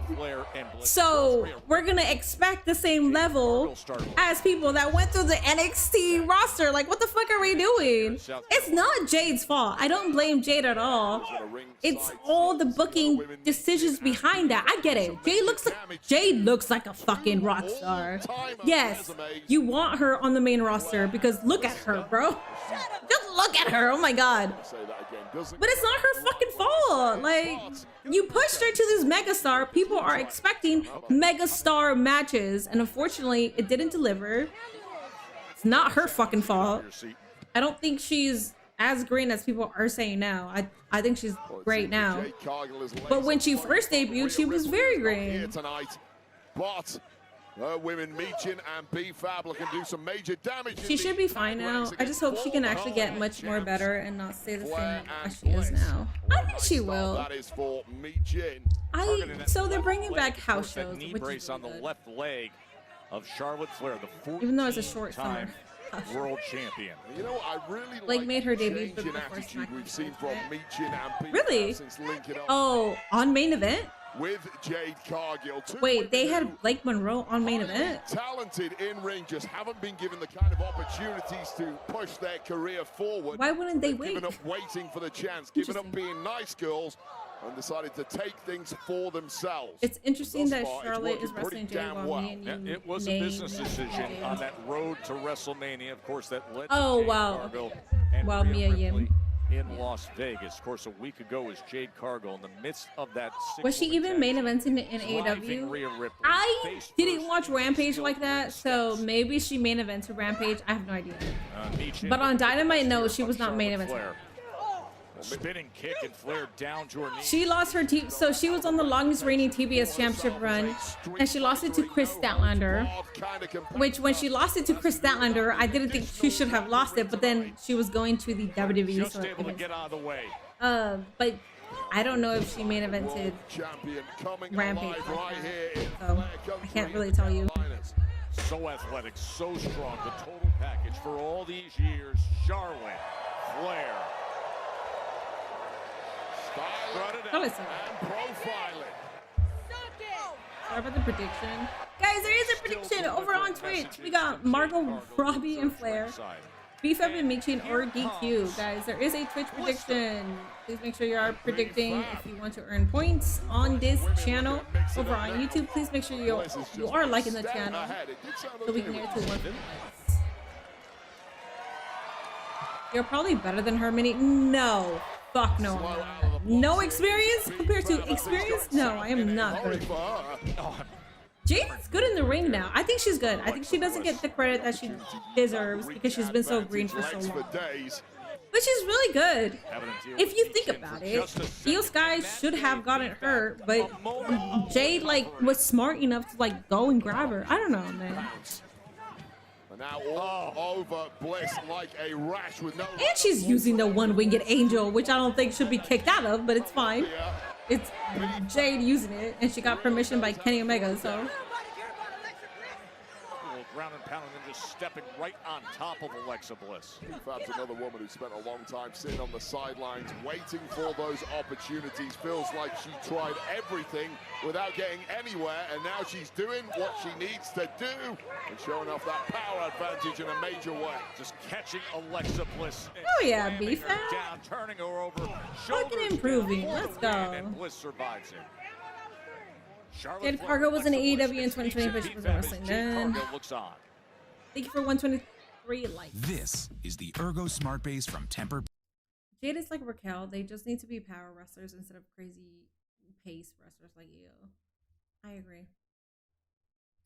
Therein lies the problem then. Triple H or whoever threw her in the deep end before she was ready. She's a lot better now, but it took a while for her to get to where she is now. Yeah, so that was my original point. It's not Jade's fault that they presented her as like this huge star when sure she was a star in AEW, but also like it's like if you're gonna present her a certain way, people are going to expect star quality. So when she gets in the ring and she's not something that like people are expecting, now it's Jade's fault. It's not booking's fault. It's not Triple H's fault. It's not like Shawn Michaels' fault. It's just like, well, Jade, you fucking suck. It's not her fault. Like, it's like she looks like a star. You present her as a star, and if she doesn't deliver, you're gonna be mad at her, which you shouldn't be mad at her. But she's for sure improved, and I don't think there should be any more like, oh, she's very green. I think she's proved that she's not green. Oh shit, OC and Briscoe in Ring of Honor. I don't know why I said it like that. Also, Outrunners and Dalton Castle, new Ring of Honor 6-man champs. Oh, interesting. I feel like her character is better for a product like AEW. So her in AEW was great. She's doing it now. So she's doing like the heel Jade that she did in AEW, except in AEW, you could say whatever the fuck you want. Here you can't. So the most she can say is, I am that bitch. But Jade could really go off.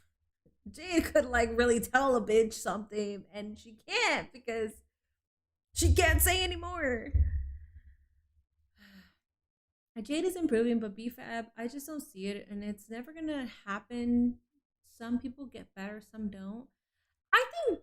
I think B-Fab has been improving. I think she's been putting in the work. Her promo skills are really good. She made a promo directing. I forgot who she made a promo towards. Was it Rhea? I think it was Rhea. But she's really good on the mic. She's improving in the ring. I just don't think people are booked enough for people to make a conclusive decision if they're actually good or not. People will think about, well, she sucked here, so she just like forever sucks, which I get because it's all booking. And I don't like that because it's like, I'm not saying that I don't like your opinions. I'm saying I don't like that because with WWE, AEW, with wrestling in general, if they're not booking somebody a certain way, you're going to fucking think they suck. Like you just are because you don't see them enough. Unless you look at their work previously and stuff like that. B-Fab, to my knowledge, I don't think she has work outside of this. I don't think she does. If she does, my bad.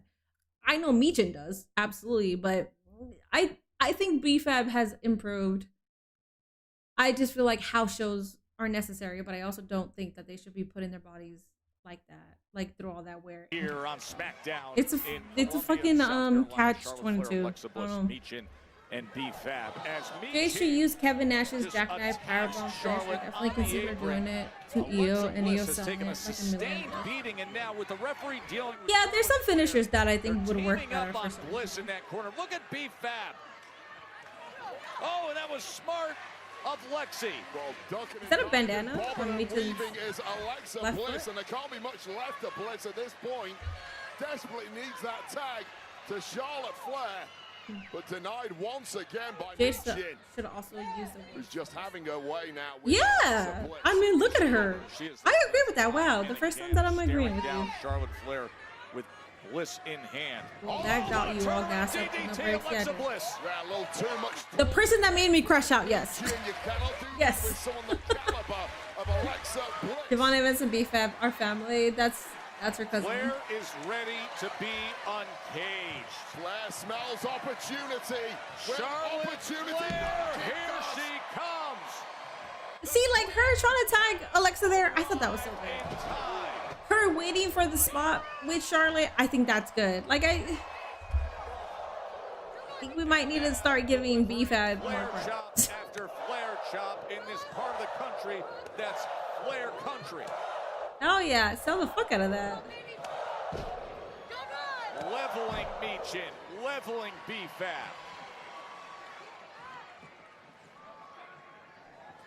A clothesline delivery. Team Jade is called the ugly people, opposite of the beautiful. What? No. Hey Jade, this is for you. Yeah, with one extra expletive left out there. Wait, what is this? Major message being sent here to Jade Cargill. Somebody said Minnie versus who? Wait, what? What's going on? Decimates her troops. And stares down Jade.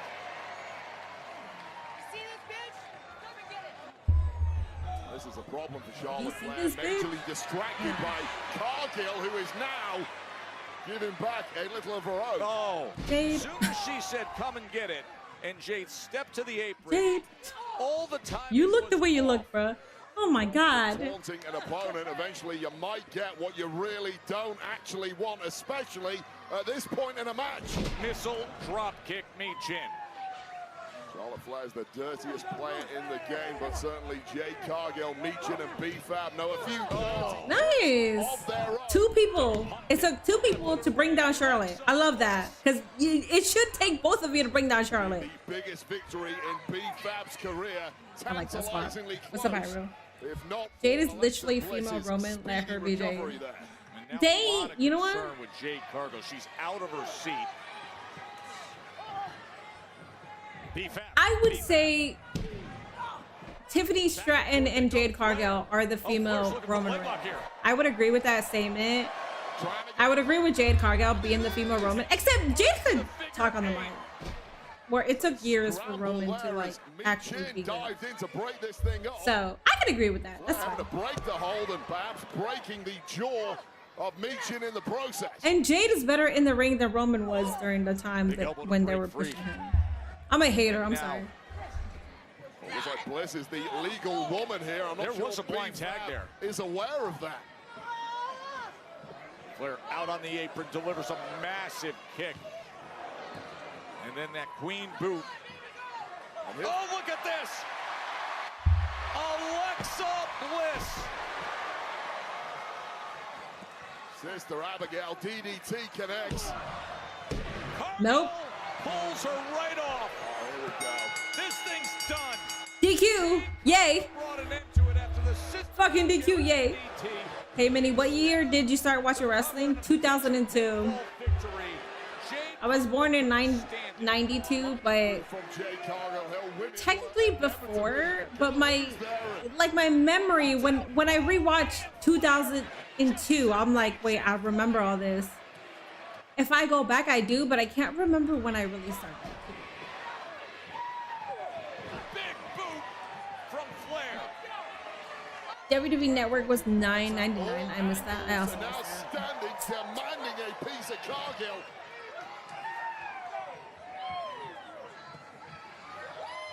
An intense Charlotte Flair opposite Ooh. Jade. Yes. Push them to the moon, please. Excuse me, ladies. Since Fatal Influence signed to SmackDown, you three have severely impacted the women's division. Do you think the rest of the locker room knew that you would be this impactful this quick into your careers? Kathy, in this business, you're either the predator or the prey. And let's be honest, right now, Fatal Influence is at the top of the food chain. And Kathy, all these so-called teams want to act like they're best friends and they love each other. But deep down inside, we know nobody can really stand each other. As for us, well, it's the complete opposite. We're a unit. Loyalty is our currency. And soon enough, it's going to pay dividends when we're draped in all the gold. Love As it. for the women in the locker room, you can take this as a warning shot that it's only a matter of time Speak. before you fall at the feet of Fatal Influence. Thanks, Kathy. Thanks so much. I'm sorry, Kathy, but that was so damn good. I feel bad for her.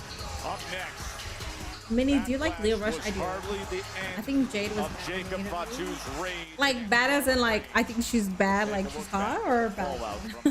Confrontation this Witchy influence arrived. on Yeah. Raw. That's next. Don Henley gives me Anna Jay vibes. I get that to a certain extent, except looks wise, sure, but like in the ring and all that, I know. Only thing when it comes to writing for WWE, you got to make sure that the talent is good enough to deliver what you want them to deliver on live TV. Because if they can't do it, you're pretty much fucked. Yeah. I mean, most talent gets fed a certain script, a certain line that they have to regurgitate. Even Stephanie McMahon has had to do that. She talked about it on her podcast where she was seconds before she had to go out. Vince like wrote something for her, but thankfully with her, like she could take cliff notes and be like, okay, so I have to talk about this, whatever. So yeah, like it's just like I don't expect everybody to be good with improv, and if there's somebody on top, I feel like yes, you should be good with improv, but if you're not, I don't think that should hinder you at all, because not everybody has that shit, and I think it would be disrespectful for you to not push somebody just because they're not good with improv like that. Some people have it, some people don't. You can take improv classes. That doesn't mean that you're going to be good with improv. You can take as many courses as you can and you can be okay with it, but it's just like some people just have the wittiness. Some people are quicker than others. And when they didn't allow Roman to be himself, he was not good at that at all. But when they allowed him to be himself, he was actually really fucking good. But you just didn't know that because they didn't allow him to be himself. So if he did want to improv, he's going to improv as himself. And then what is he going to do? Get in trouble with fucking Vince? Like, not that I think that he would get that much in trouble. Fiddle influencers are great and wrestle great. They need to be pushed big time. Oh, they're going to be pushed. Absolutely. The reaction that they're getting? Absolutely, yes. WWE with a DQ finish would have... Who would have thought? Yeah, I know. Jade Cargill thinks she can beat Rehab for the Women's Championship reign. Wait. For the Women's Championship, same thing going at Clash in Italy. Jade Cargill will lose. So she can beat Rhea? I mean, I would like for Jade to beat Rhea. Just, like, no shade with Rhea. I just think if you're going to build Jade, Jade, like, have her win. So... Improv is definitely something that should be taught constantly down in the PC. Yes, I think improv should be also taught in high school, and it should be a prerequisite. I think it's a force. I think improv should be forced onto individuals. And it sucks for me to say that because I was a shy kid growing up. But when it came to speech class, like I was presenting, I was there every fucking time. I didn't want to do it, but I did it, and it helped me out a lot. If you're a shy kid, you know how much you hated speech class. You know how much you hated presentations. I hated that shit, and I had to pretend like I knew what the fuck I was talking about every fucking time, even though I talked to nobody that was next to me. But yeah, I don't know. I think it should be forced in high schools for sure. Stephanie McMahon won the Women's Championship in her debut match. No. Jade is a heel that can win without cheating. That's the best type of heel, like Brock, Drew, Gunther. Its largest Drew event, cheats Triple Mania when he can. 2 nights for the first time. It comes your way in September. Triple Mania. And I'm a Drew fan. It's going to take place Friday, September 11th. If he can, he will be announced then in Mexico City on Sunday, September 13th. Fans I don't know. I think if he can, he'll pre-sale can register at www.com/TripleMania34. I met Jade in for Rochester, New York. Opening night location to be announced soon. Of course, May 30th, El Grande Americano against Original in AAA. After watching WWE Unreal, I'm so sick of how far Triple H's head is up Rhea's ass. He's the biggest star in the company. I get it. You know, last week I tolerated Rhea, and I am really working hard on becoming a team player. Really working hard. Where is she this week? Yeah, I get it. That's my bad. But we're outnumbered. Charlotte, between Fatal Influence, Nia and Lash, those three. We've been outnumbered for like 6 months. And we need help. How do I say this? Do I look like a I need help kind of person? Because I don't think I am. No, Charlotte Flair, you are not a need help person. But we are outnumbered, and Rhea owes us one. I have an idea. Come on, I have an idea. She's got me this far. You were mentioning the depth of women's. Jade is a heel. There's no doubt about it. I met Jade. Reigns supreme for the past 12 months practically, and it doesn't. Name me Jade match better than Roman versus AJ, Roman versus Rollins, Roman versus Roman, Jade Cargill versus Under. That was carried by both individuals and not just the opposition. If you're going against AJ Styles, if you're going against Seth Rollins, they're gonna carry the fucking match. Roman versus Strowman, I'll give you that. Outside of that, the other two fucking carry that match. So, Chris Allender versus Jade Cargill, that was a two-person job. I didn't realize how Jack Charlotte is holy. Can't do it tonight. What do you mean I can't do it tonight? He hadn't acknowledged me yet. We made a deal. If he don't acknowledge me, Jade fought Rhea in those matches at least better. Yeah, it was. Yeah, but you're talking about I thought you were talking about an AEW match. Not gonna lie, because my original argument was that Jade in AEW was way better than Roman before he became the top. So, and I stand by that. You're gonna have to beat that acknowledgement out of me. Roman now goes right after his cousin Jacob Fatu, and the fight is on. Goes into a Superman punch. Punishment to Fatu. Jacob asked for it. He said, beat the acknowledgement out of me. Those matches are still leagues better than her best AEW matches. Okay, I mean, whatever. I mean, I'm fucking saying that I like matches that, like, if it takes two, then those matches are good. But like, if somebody is carrying you, I can still enjoy the match. But it's like somebody was carrying you.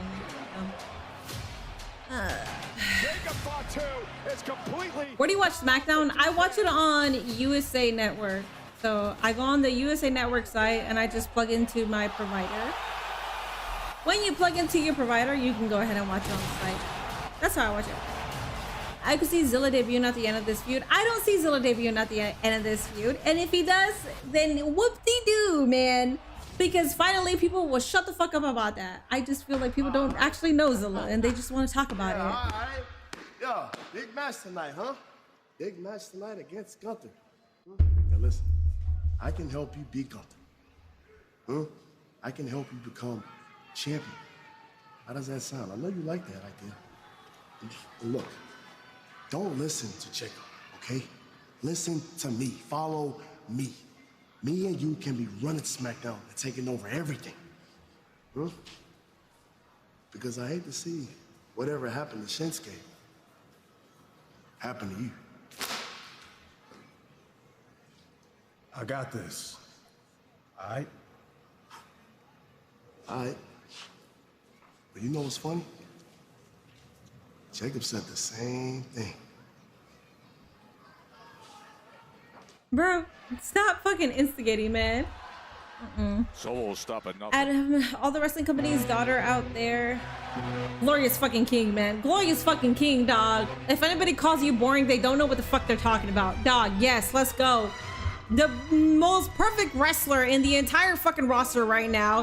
Thank you, Gunther, for existing. Thank you so much for being fucking great. If anybody doesn't know how great you are, it's because they don't fucking know goddamn shit. It's because they're a fucking casual and they're a WWE fanboy. Thank you, fucking in-ring general. Thank you so much for all the fucking work that you're doing within the WWE. You don't get your fucking respect. And if people boo you because of the way that WWE is booking you, thank fucking God, because you're supposed to be booed. But if you're being booed because they think you're fucking boring, they don't know a goddamn fucking thing. Thank you, fucking Gunther. Holy shit. You in-ring general masterpiece, dog. We don't get John Cena versus Gunther being a good match if it wasn't for fucking Gunther, man. John Cena's great in the ring. John Cena's fucking spectacular in the fucking ring. But you need somebody to defeat, to submit, to Gunther, and the only person that would do that is fucking Gunther. Shit, man. So fucking tired of the disrespect with Gunther, man. I'm sorry. I just wrote I wrote a tweet yesterday calling AEW sickos toxic, and I think I'm being toxic right now, so I'm sorry. I heard Gunther's theme song, and you know, the enemy, the demon came out of me. So I apologize. I take everything I want. I realized something. There are some content creators that just hate Triple H for whatever reason, so they're going to complain about the show no matter what. Oh yeah, like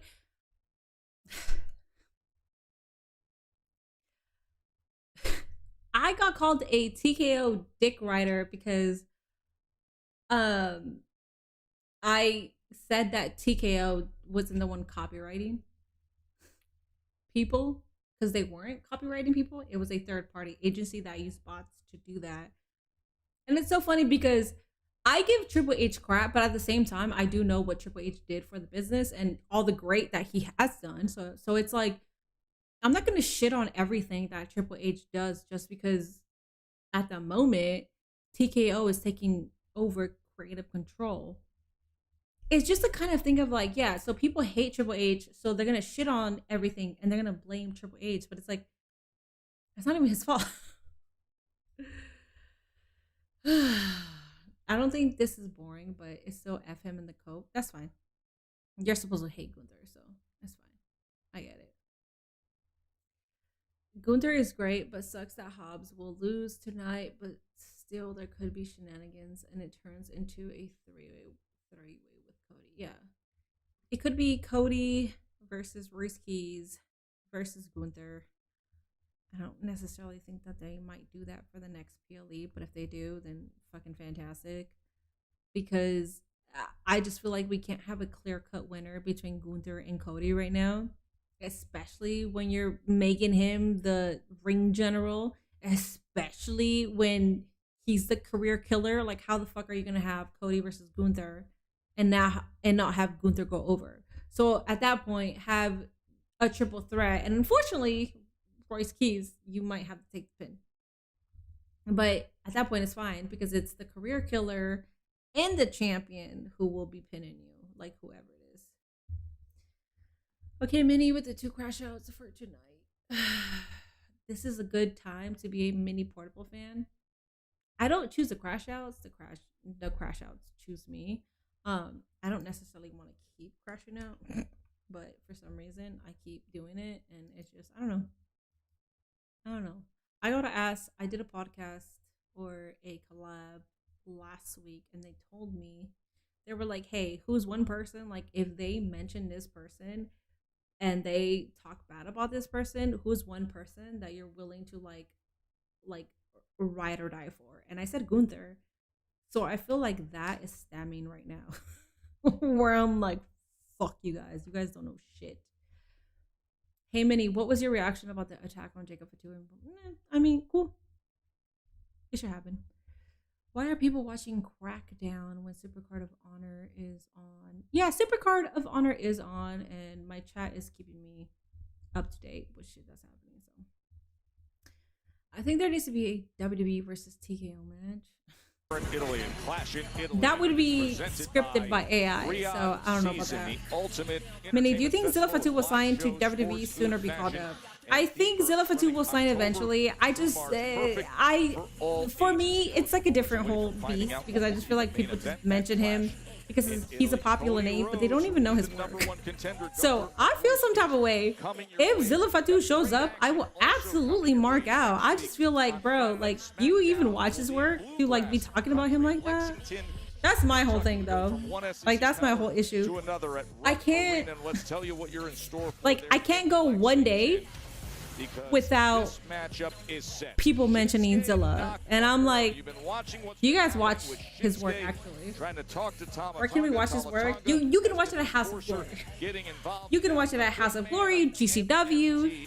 Jacob Fatu and Zilla Fatu were tag team champions in House of Glory, or they were as a tag team in GCW. they used to come out to like the Tupac song. Like, it was great. He is now actively in House of Glory, but he's also in Raw, which is Reality of Wrestling. So if you do want to see his work, like, it's like there's 2 options there that are easily available for you on YouTube. I just feel like people don't even know his work, but they just want to talk about it because they want to sound smart and they don't sound smart at all. At least to me. Zilla is 5 years away from debuting. 5 years at NXT. So that's my issue, right? I feel like if you know Zilla and you've been watching Zilla, I feel like you would know. Plus, breaking news. He might be like 1 to 2 years away from actually debuting. If he does debut, then fucking fantastic. I would like that. I don't think he's ready to debut though. Can we ban the name Zilla Fatu? No. Because I like him, but it's just, man, I don't know Zilla, but Zilla's not getting signed. I think he will get signed. I think, but there's controversy behind Zilla Fatu. I do know that as well, so I don't know. It's not on an app or anything. So Triller TV has House of Glory, GCW, Reality of Wrestling. I don't know if they're on Triller TV. I know that they're on YouTube. I really can't tell you if he's on Triller or not, but definitely that's the app where you specifically will like find his stuff. So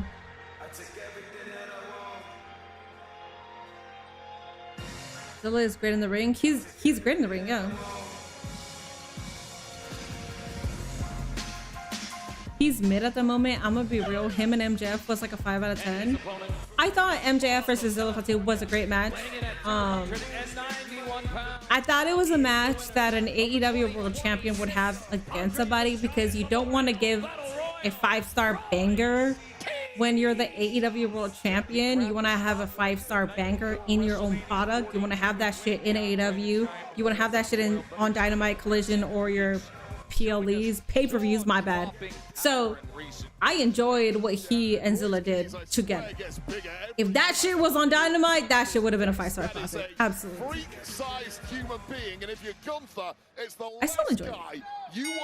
4th rope, thank you. Oh my god, Joseph, thank you. 4th rope fucking champion. Holy shit, I forgot about the most important one. Yes, he is also heavily active on 4th rope. Fascinating to see Royce Keys. I believe he's still 4th rope champion. 4th match on SmackDown, and already taking on an ultra elite competitor and a chance to face Cody Rhodes for the biggest prize of all. Who do you think you are, huh? Come on, huh? Yeah, that's who he thinks he is. I'll tell you right now, so Michael he's not one to make mistakes, but he's made several tonight, and he could well turn. Hobbs coming out second is usually the sign of the person losing the match. I don't really go based off wrestling logic like that. I feel like it ruins the appeal of enjoying a match. Even if you know that they're gonna lose, I just feel like I don't like watching wrestling like that. I like watching wrestling as if, like, if somebody is like, Hobbs is gonna win, fuck yeah. I love that. I love that you believe that. And I want you to enjoy yourself. I don't know, man. I fucking hate wrestling logic so much. Yeah, Nick Aldis flexing his muscle, not one to be messed around by anyone. We've seen flashes of that in the past, but he really put Gunther in a tight spot now, when Gunther felt like he held all the cards. Yeah, Gunther was playing Triller allegedly not paying their promotions for not being on their platform. I know that AEW is suing for that. I didn't know that other platforms was were. laid out right in front of him, and Aldis says, "I'm not taking it anymore." Really, you want to do this? I'm from Bakersfield, so I felt the West Coast vibe. I'll Yeah. tell you right now, any top star feels like they should. I don't know if Zilla has done any MLW work. Somebody correct me, because I haven't watched MLW. I think for like a good year now, but I was like heavily interested in MLW when Jacob Fatu was a part of it. Does Royce Keys have limits? Because if he does, I haven't really watched it that much since. Royce himself But wanted to find out that Royce said, "I will step forward." there's just so many good promotions out there that I feel like you should give a chance. There's people who are still wrestling that you wouldn't imagine wrestling. The last time I watched MLW, I realized that Paul London is still wrestling. And I didn't know that. Cody is scared. I was very surprised that that man is still the grappling. After those sneak attacks from Gunther, but you know what? You're gonna stall. Send me a man who will fight, and if that's Royce Keys, I'll take him on too. Listen, I've seen 3 of his matches on YouTube. The one with Cross, the one with Brody King, and the match he had with his cousin. Yeah, the one that he had with Brody King was at House of Glory. The one that he had with Cross, I believe that was in GCW. And the one with his cousin, with Lance Anawahi, should have been in House of Glory, because I know that their feud started there. I didn't see Lance Anawahi versus Zolfatos. I didn't watch that one, but I did watch Cross and Brody King. I was there for Brody King versus Gunther is a bully in the ring. He likes to physically. MLW is good, minus Riddle. MLW, allegedly AEW, TNA, PWR, and WXW didn't get paid. Oh shit! So Pro Wrestling Revolver and WXW. The only reason I know WXW is because Ian, my mod, has been posting WXW matches on my Patreon. That's the only reason I know about them, and they deserve all the money in the world. Unsurprisingly so, and there's no let up at all from Royce Keats. What a flood into the barrier. Royce Keats smelling opportunity now, and he's fast. Bet someone is coming out second doesn't mean that they are losing the match. Well, Wrestling Logic has been debunked multiple times before, so. Yeah, you're just not supposed to do that against Gunther in the first 3 or 4 minutes of. I don't know. For me, like, you don't know, man. I want to go back to the days where, like, people could believe in somebody like Royce Keys winning this match. Like, I really want to go back to those days, because it's like, if we go back to those days, people are way more interested. If we're like, well, you know, like, according to Wrestling Logic, so and so is gonna lose. We're like we're just waiting for that person to win at that point, and it loses its appeal, and I don't really fucking like that. So over the table, I try to ignore all that shit. Like, and I try to go with opposition on purpose for that reason, just so we can go back to enjoying this shit, man. I'm so tired of fans just wanting to be smart all the time. I get it. We know it. I get it. Sometimes I use it too, but at the same time, I also just want to fucking enjoy the match for what it is, man. Darby Allin versus Takeshita. Darby Allin versus Pac. Best believe I thought Pac was gonna win, and I thought Takeshita was gonna win, because I just want to fucking enjoy the match. Yeah, no shit, Darby Allin is not gonna lose before Double or Nothing, but I'm still gonna fucking cheer for them as if they're gonna win. Bad Bones versus Ilya Dragunov versus Walter exists if you're interested. Yes, post it. He is still the 4th rope champ. Fucking fantastic. I love that for him. I haven't gone to a 4th rope show, but I do want to go. I haven't gone to one. Are you going to stream Ronda versus Gina? I am. I'm going to be here tomorrow. When we wanted to see what happens instead of predicting every match. Yeah, like, I miss those fucking times where dirt sheets didn't. Like, dirt sheets were like a Reddit thing. Like, dirt sheets were like in the deep internet. I was a part of the Reddit forums before the IWC existed. I was also a part of, like, I forgot what it was called, but it was like this blog forum that was like super pixelated and it was bullshit.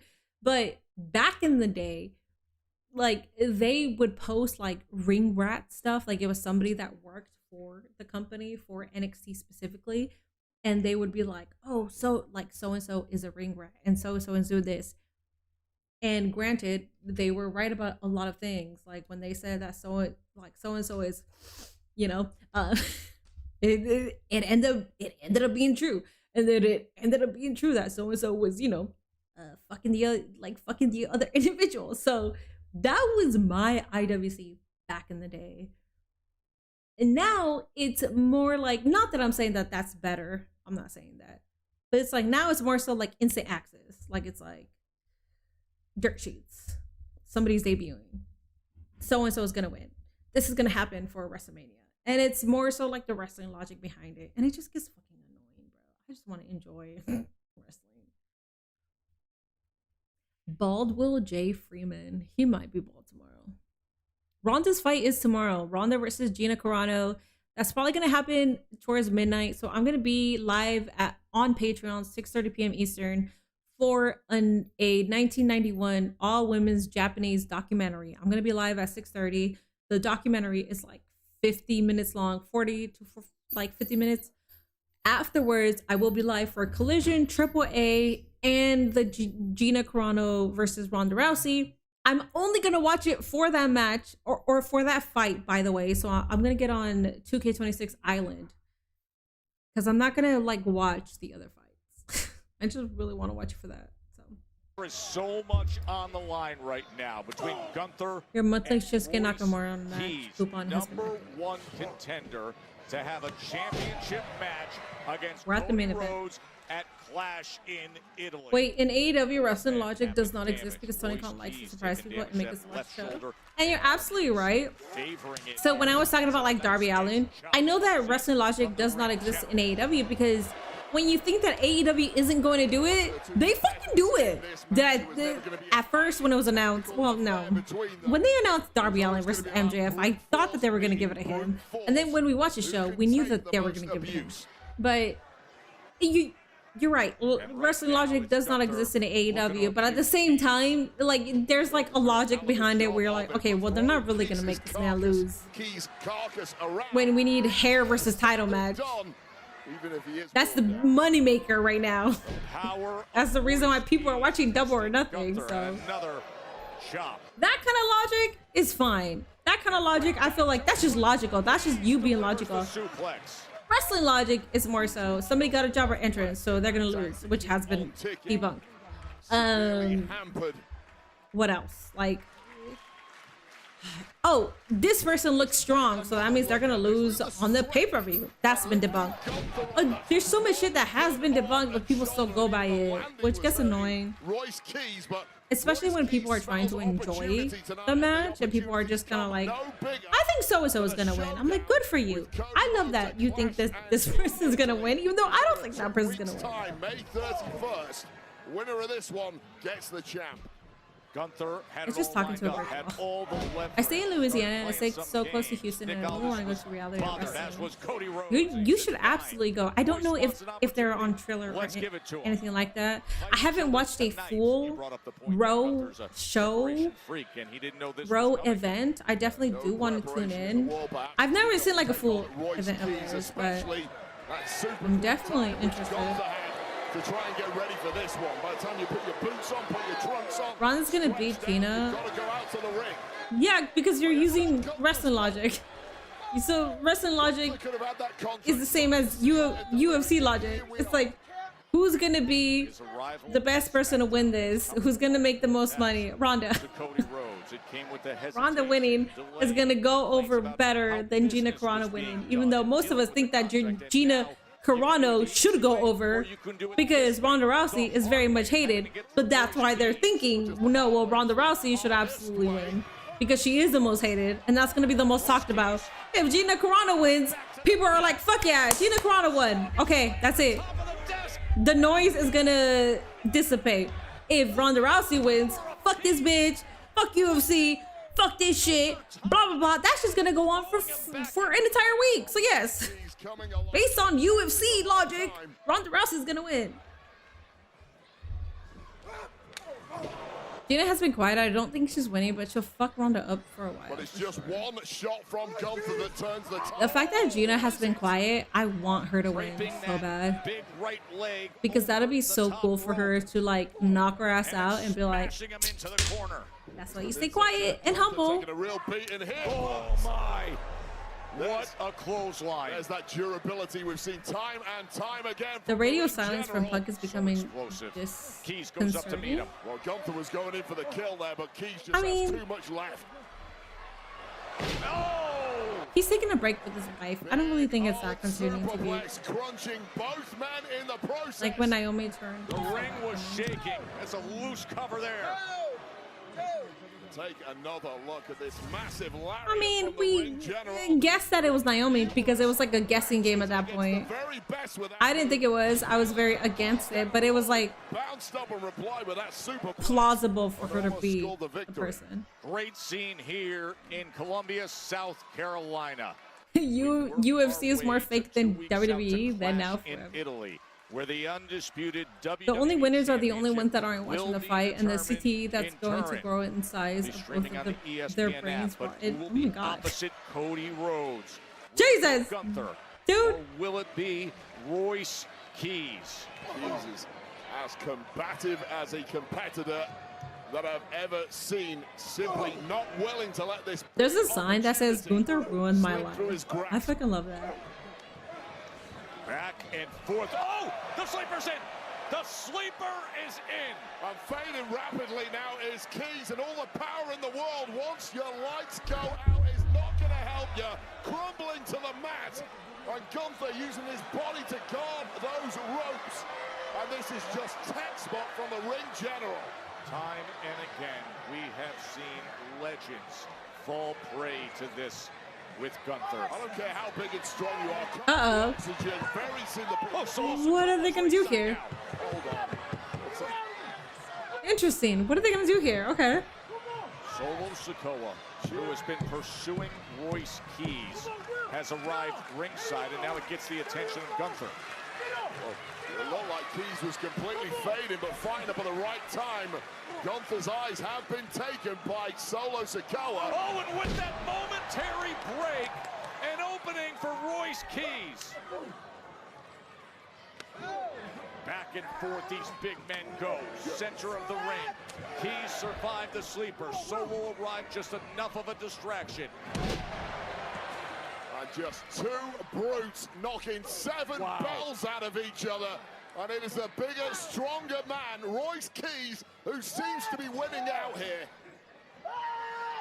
Royce Keys. Interesting matchup. Could it be a chance at Cody? And Gunther kicks out. Just slabs of meat throwing. Do you like JCW? I haven't seen an episode to know if I like it or not.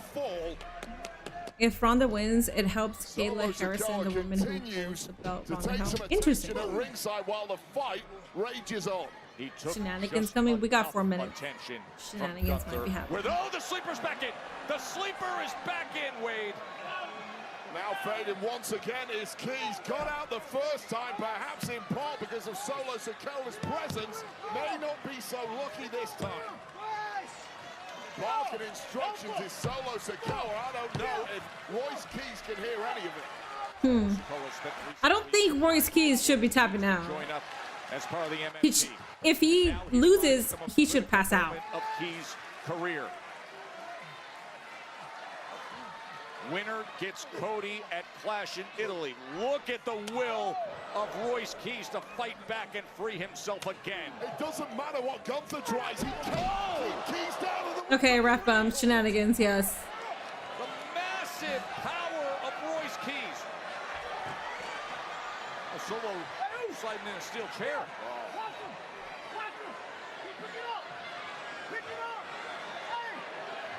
Is Royce going to use it? I don't think so. I don't think he's using it. No, he's going to use it on Solo. Yeah. Okay. Well, now you got your back turned on Gunther, and you should never do that. And the ref is up, so. Okay, well that's a good way. Okay, so if you're gonna lose, that's a good way. There was a distraction. You're fine. It doesn't mean you're buried. It doesn't mean shit. It means that you got distracted. Nice. Okay, that's fine. All right, so we got Cody versus Gunther. Gunther. Official, Cody Rhodes will defend the WWE title against. Unfortunately, Royce doesn't get any crowd reactions. Unfortunately, well, they also had they built Oba Femi. They didn't build Royce like that. The story of that. Zilla Fatu was in prison when Zilla came out. So was Jacob Fatu. I mean, MVP also. Like people got Jey Uso, Jimmy Uso. People have a page. So many fucking people have been in jail. Yeah. I didn't realize Solo was out there. He's probably going to cause Royce the match. Drilling the big man Keys. I'm just saying, if Cena tapped into a sleeper, then anyone can. Based on the logic, if Cena tapped out to a sleeper, yeah, you're right. Anyone can tap out. That's fine. What I will say though is, I don't think anybody afterwards should be tapping out. If they pass out, then that's fine. Let's go, Cody. But I understand the logic behind that.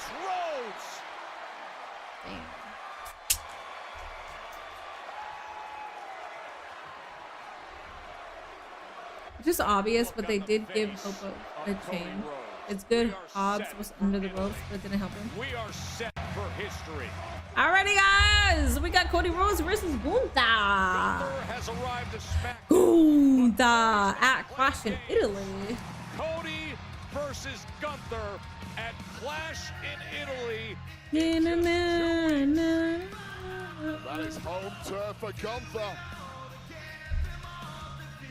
Can he return home? I'm not mad with the outcome. And become undisputed champion? I'm not either, but I will say it's tricky. Find out. Clash in Italy. It's tricky, and I know that I just crashed out as a Gunther fan, but listen. Cody, crossroads delivered. Based on the logic, Gunther, and I'm not talking about no wrestling logic. I'm not talking about no, well, you know, so and so was strong on Friday, so that means they lose. Well, so and so got a jobber entrance, so like that means that they're not gonna win. No. I'm not talking about wrestling logic. I'm talking about the logic that they're feeding us through storytelling.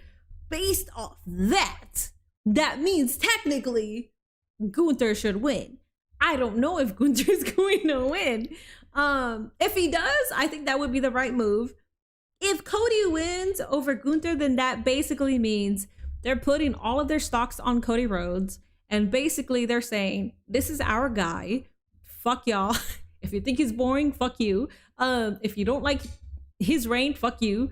This is who that guy is, because Gunther just retired AJ Styles, Goldberg, and John Cena, but that doesn't mean that he's gonna be our face. That doesn't mean that he's gonna be our guy. That being said, I think that's fucking stupid, but if that's the trajectory, that's what it is. I think it's fucking dumb. And I'm not saying that as a Gunther fan. I'm saying that as booking wise. I think it's fucking stupid to do any of that. Why is Regina Hall single? I don't know. I feel like a lot of women keep their, especially like famous women, keep their relationships private unless it's a relationship that's worth talking about. And I feel like she's one of those women. So Cody beat Cena and AJ as well, though. Oh, you bring up a good point. You're not wrong. You're not wrong. Cody also beat Obafemi. You're not wrong. I take it back. I don't think he's going to win. I think Randy is going to take it off of Cody. That's just my opinion. I thought it could be wrong. Well, I'm talking about based off the logic that they're telling us. And Chatter did bring up a good point because Cody did beat AJ. Cody did beat John Cena. Cody beat Obafemi. Granted, Obafemi wasn't booked the way that he was being booked now, but he was being booked as that guy that's going to dominate. But still, he did beat Obafemi. The only other person that was closer to, like, when they were building him like that was Ricky Saints. So Cody beat Ricky Saints also. So that's not, yeah, you know what? If Cody wins, fuck it. It makes sense. Fuck it. They won't let Gunther win just so they can do Randy versus Cody. That was a good match. Royce Keys showed up and proving that he can main event. Yes. Also, are you going to tap into Ring of Honor? I'm not. No. But feel free to tell me who wins and all that. Of course, Cody stands tall at the end. I don't know. Oba versus Cody was a DQ. Was it? I forgot. Who won via DQ? Because I forgot. Oh, Cody did beat Brock too. Yeah, Cody beat Brock. Well, Brock couldn't be against Oba, so.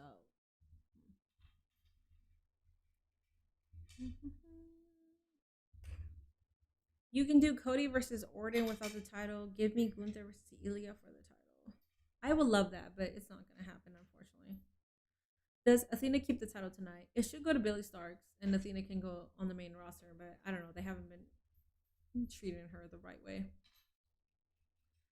Walter or Gunther, which version do you prefer? Most people would say Walter. I'm going to say Gunther just because with what he has given, and based on him getting nerfed, like straight fucking nerfed, I think he has done an excellent job.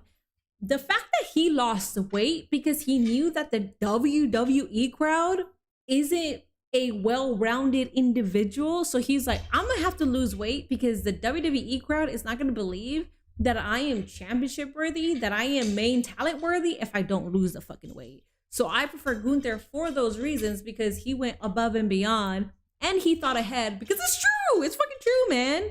So yes, Gunther all the way. 8.8 out of 10. If Cody wins, is Cody solo. If Gunther wins, is Gunther Keys.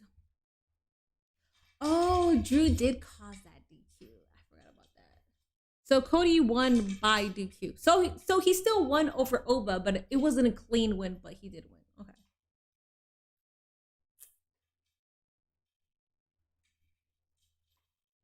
Definitely a DQ draw because of Drew, I believe. How was Gunther and Royce Keys? It was good.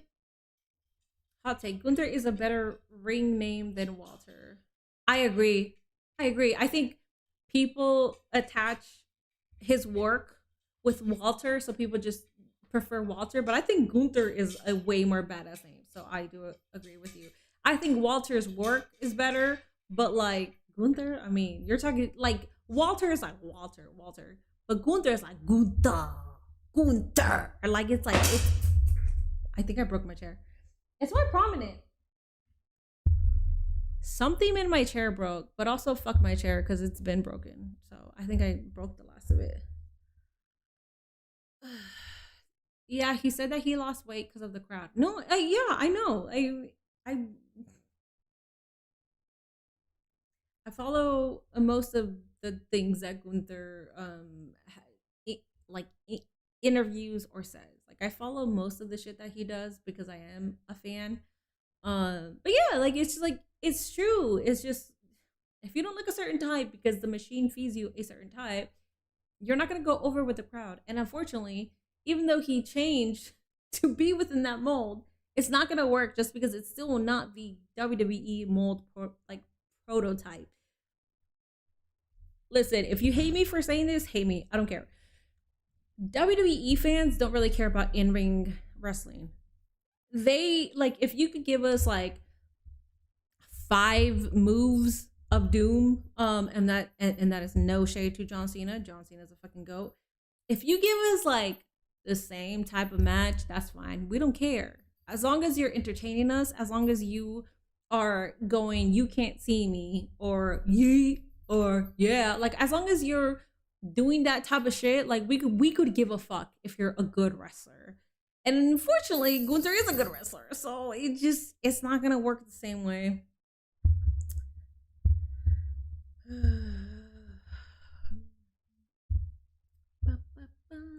All right, that was SmackDown. I'm about to head out. Bye, Cardi. The name Gunther is better for a ring name. His work was great as Walter, but his name was too regular sounding. Yeah, it was. It was for sure. So Gunther is Walter leveled up. He is. There's a Swedish DJ named Gunther. You should look him up. I'll see, man.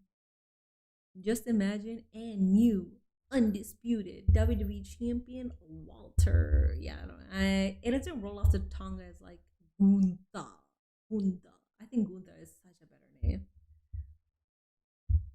I know it's weird, but for me, I prefer Walter if he's gonna be fat. But Gunther is more fitting if he's slim. I think Gunther, whether he's a little heavier or slimmer, I think Gunther fits for him both ways. So, yeah, but it is what it is. Well, Walter was just his real name, and WWE can't trademark that. Wait, I didn't know that was his actual real name. Is that his real name? Oh shit, I didn't know that. I thought it was still his in-ring persona. Holy shit. Walter, real name, WWE. I didn't know that. My bad. Walter Hahn. Holy shit, that was his real name. I thought it was his in-ring name for the longest time. Wait, is Ilya his real name? Ilya, WWE, real name. Ilya. Oh, but it's spelled with a Y instead of a J. So Ilya's name is Ilya, but it's not spelled the same. Interesting. Holy shit. I learned something new today. Me too. Hi, Bad Doll. Are you gonna watch the end of Ring of Honor? I am not. No. I have to have the Ring of Honor subscription. I don't have that. Or is it on Triller? Because I do have Triller. But I don't think I'm gonna go on it, TBH. Would love to see another Gunther versus Pete Dunne match. Listen. I didn't know Pete Dunne was at that level at all until I saw the match. Pete Dunne versus Ilya. And how the fuck did Pete Dunne outperform Ilya? You're talking about Pete Dunne versus Gunther. I'm talking about, wait, it was Ilya versus Pete Dunne. Or am I brain farting? No. It was Ilya versus Pete Dunne. I better not be brain farting. Pete Dunne outperformed Ilya during that match, in my opinion. I didn't know he had it like that though. That was like the first time where I saw who Pete Dunne was, because I didn't watch NXT UK. I wasn't actively watching it when it was live, and I didn't go back and watch it. I just saw like a couple of matches here and there, but I don't know NXT UK like a lot of people do. So shout out to Killer Cross for winning another title last night. Yeah, he's doing the belt collector thing. Pete Dunne was a beast, yeah. NXT UK Pete Dunne was a different animal. I don't know. I knew that Pete Dunne was good because I saw him in NXT. Like, I've seen Tyler Bates and Pete Dunne in NXT. But if you're talking about like NXT UK, I wasn't watching that. I didn't really know how beastly they were until I saw it. Gunther works. It's like Undertaker going from motorcycle to phenom. Yeah, they changed Pete's name to Butch, and then now he's Rayo, or one of them. What is it, Bravo? I don't know if he's Bravo or Rayo. Ring of Honor should be on HBO Max since AEW owns it, but what do I know? I don't know, bro. Pete Dunne and Tyler Bate have some classics. I didn't watch any of those matches, so because Pete is a shit without the toilet paper. That's hilarious. Yeah, I didn't watch any of those matches, so I can't really comment on it. Just like Elba Fire. So Kaylee Ray, I saw her outside of NXT UK, and I can vouch for her because she's so badass. But I didn't see her in NXT UK. Rhea Ripley was a part of that too. I believe so. I didn't see her. Like, I don't know anybody in NXT UK. Like, I know people that were a part of it, but I don't know them like that. So, which is funny because I could talk about their outside work. I just can't talk about that work, which is unfortunate because I know that they cooked. The Bruiserweight was a savage. It was.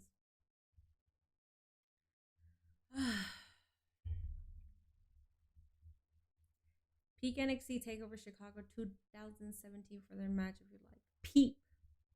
I thought you misspelled peak, so I said peak. Okay, the Peak Takeover Chicago 2017 for the match.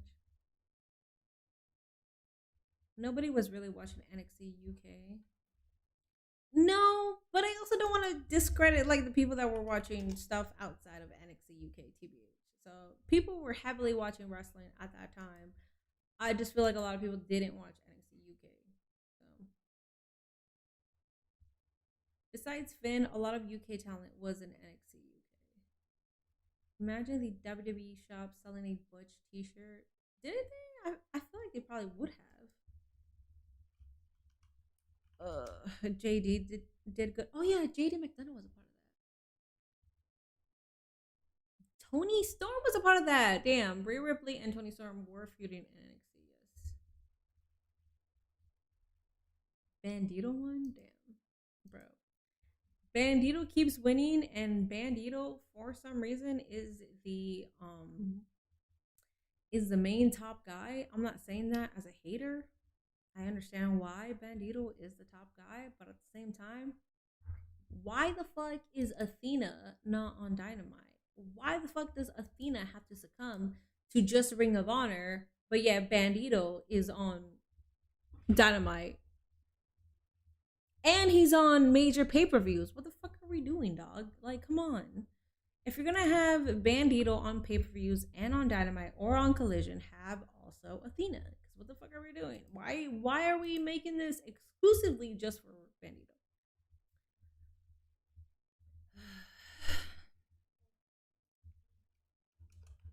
Bravo is Taylor, Bait, Ryo is Pita. Not gonna lie, I don't think I knew that before. I don't think I knew like which one was which. So Bravo is Tyler Bait. Okay. Bro, Nate has been listening to the new Drake album, and I'm just like, bro, like I'm from Los Angeles, not that far away from fucking Compton, and you're over here listening to that bullshit. Like, what the fuck are we doing, dog? Like, this is a Kendrick Lamar household. This is also like a household that is like badass fuck. I'm sure there's good Drake songs. I'm sure there is. And I'm sure from the 3 albums, I'm sure that I'm gonna like a couple of them. But like you're doing deep dive listening to that, that's crazy. That's fine. That's fine. I'm not gonna take it that deep because it's not that deep for me. But also remember your lane. Remember your fucking lane. Athena's wasted talent. She's money for sure. Yeah. She's definitely money for sure. And she's like stuck in the realms of Ring of Honor, which is fine. I'm not shitting on Ring of Honor, but at the same time, what the fuck are we doing with her? Oh, Swerve is back. He kicked Bandito. Well, that makes sense because Swerve versus Bandito is happening at what? Double or Nothing, a major pay-per-view? Wow. Why is the Ring of Honor champion having a match with somebody who's top talent in AEW? That's fucking crazy. It's almost as if Athena could also have a feud with Willow Nightingale. Athena can almost have a feud with Tekla. Athena can almost have a feud with Chris Statlander, Jamie Hayter, Windsor. Like, it's almost as if there's like enough women where she could fucking feud with, but we're not making her feud. Shut the fuck up, dog. Shut the fuck up, man. What the fuck are we doing? It's fucking stupid. It's crazy that Athena isn't on Dynamite. It's fucking stupid that she's not on Dynamite, and it pisses me the fuck off. Yes, congratulations for being the longest Ring of Honor champion in history. Congratulations, that's fucking badass. But you also could have been booked doing that as you're simultaneously also doing shit on Dynamite. But you're not, and it's not your fault. It's not your fault at all. But yeah, we got Bandito on here on a regular fucking basis. All right, sure. Where am I at?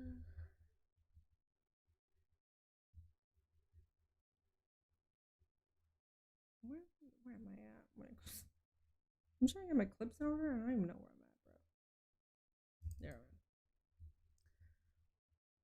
bro. There. No Drake talk in the chat. You gotta watch Francis Ngannou before Rousey Gina. That dude makes heavyweights go night night. Oh damn.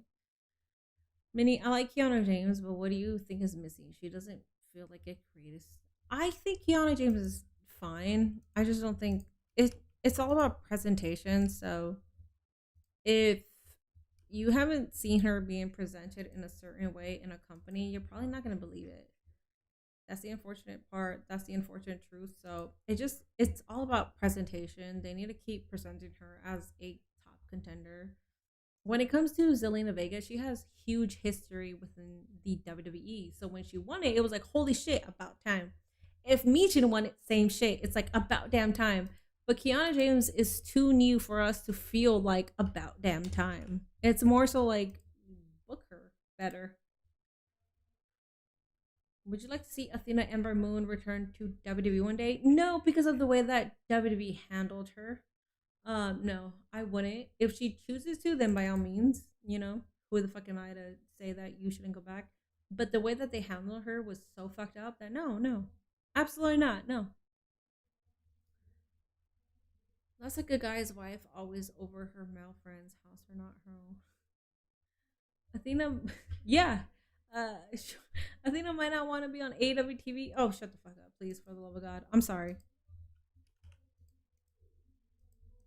Athena wouldn't want to be on AEW television. Athena wouldn't want to be on a main broadcast.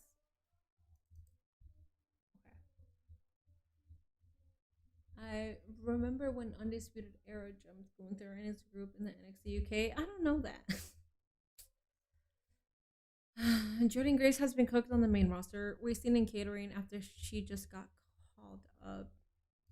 I thought she was hurt. I think she got cleared, but I thought she was hurt for like a very long time.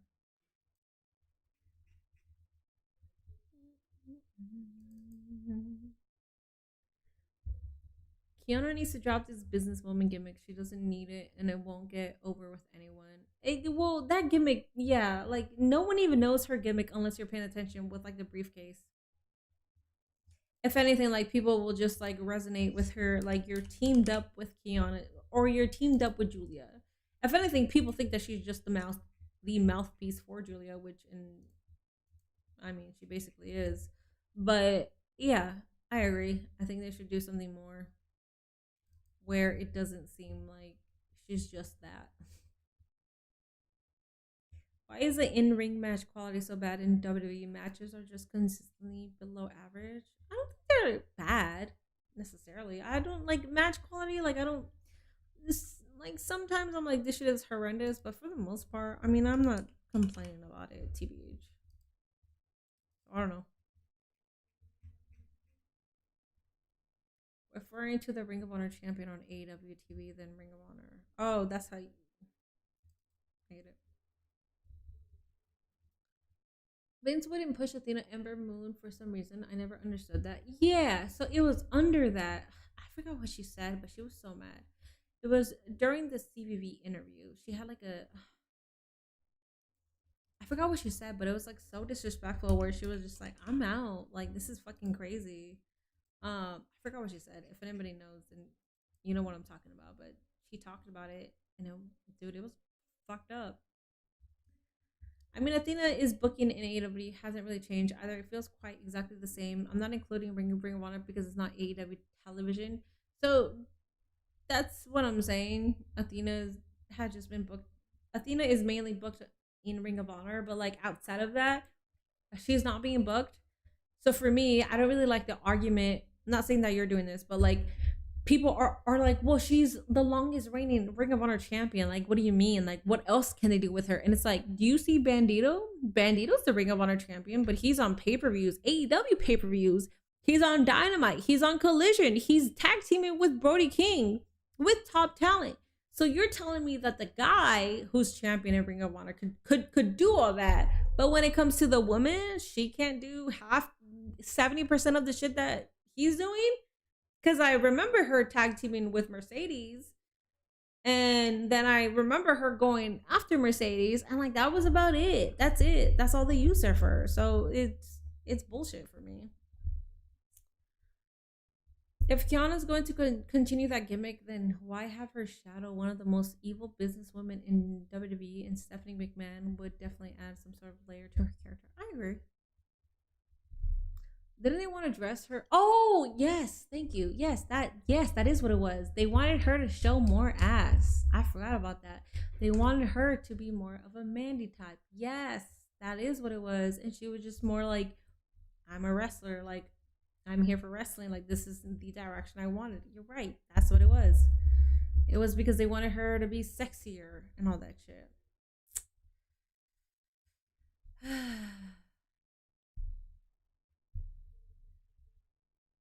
She's putting in the same work and not getting the same come up. That's what I'm saying. That's my issue. That's my only issue. Like, if she was shown on pay-per-views, I wouldn't have so much to say. But the fact that Bandito is always broadcasted, the fact that Bandito is always in almost every fucking pay-per-view, yet Athena's not, come on, bro. That means that you have more capabilities of doing something with her, but you're choosing not to. Triple H has royally screwed over Bayley the last 2 years, just consistently throwing dirt on her face. She's doing stuff in Triple A right now, and I think Undertaker appreciates that. Speaking of Mercedes, she just showed up at a movie premiere. She did. It was great.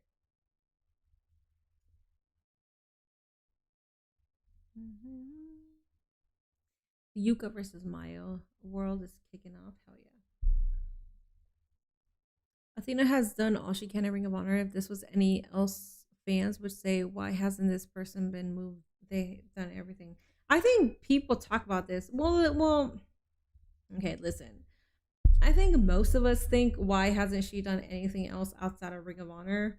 But what I will say is, the last time I talked about this, I posted on Twitter, and the AEW fan base did not like what I had to say. And they were just kind of like, well, if you care about Athena, then tune in for Collision. Cause she showed up on Collision.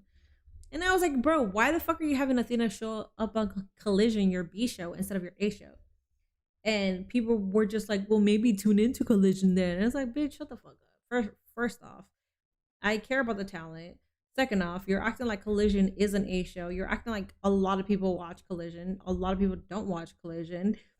Third off, if somebody is as talented as Athena, I would want her to have more eyes on her, and I would want people to know that she is the longest reigning Ring of Honor champion of all fucking time. I want her to spit game. I want her to be broadcasted that way. So if she's broadcasted on Collision, where a lot of people don't fucking watch Collision, the majority of people don't fucking watch Collision unless you're like a true sicko, then that's the only fan base that's fucking watching your ass. But if you're watching Dynamite, it's kind of like Monday Night Raw and SmackDown. Like, it's like you have more. I'm not saying that AEW has a casual fan base, but there's more people who are tuning into Dynamite to figure if they want to watch AEW, if they want to watch more of that product. So yeah, I do want her on Dynamite. My fucking bad. Whoop-de fucking do, bitch. Especially when Bandito is broadcasted on Dynamite and major PL pay-per-views. But yet you put Athena on Collision, sure, whatever. Kiss my fucking ass, bitch. People are so fucking annoying, man.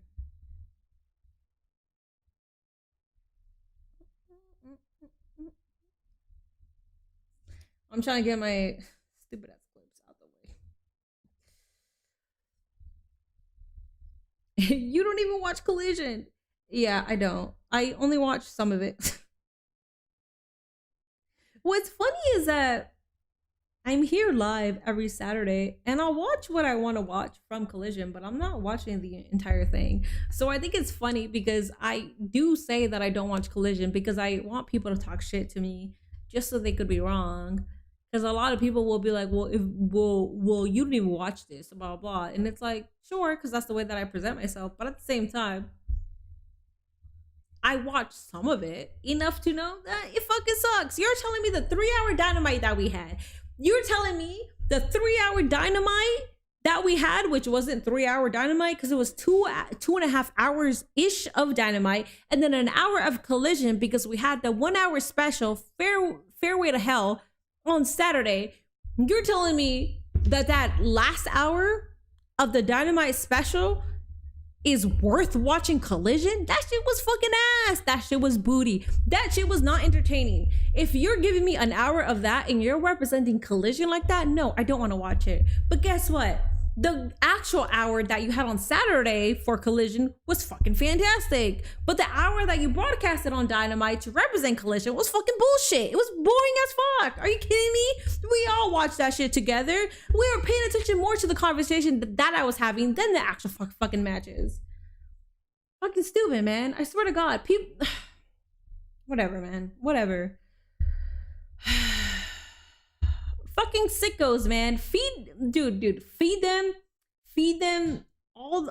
them whatever match that they're gonna get fed, and they're gonna be like, oh, this is so fucking good. This is not WWE, so I'm gonna fucking keep stroking the fucking dick because I'm gonna come because this isn't WWE and fuck your weight. That's how they are. That's how they fucking operate, and that's just gets fucking annoying.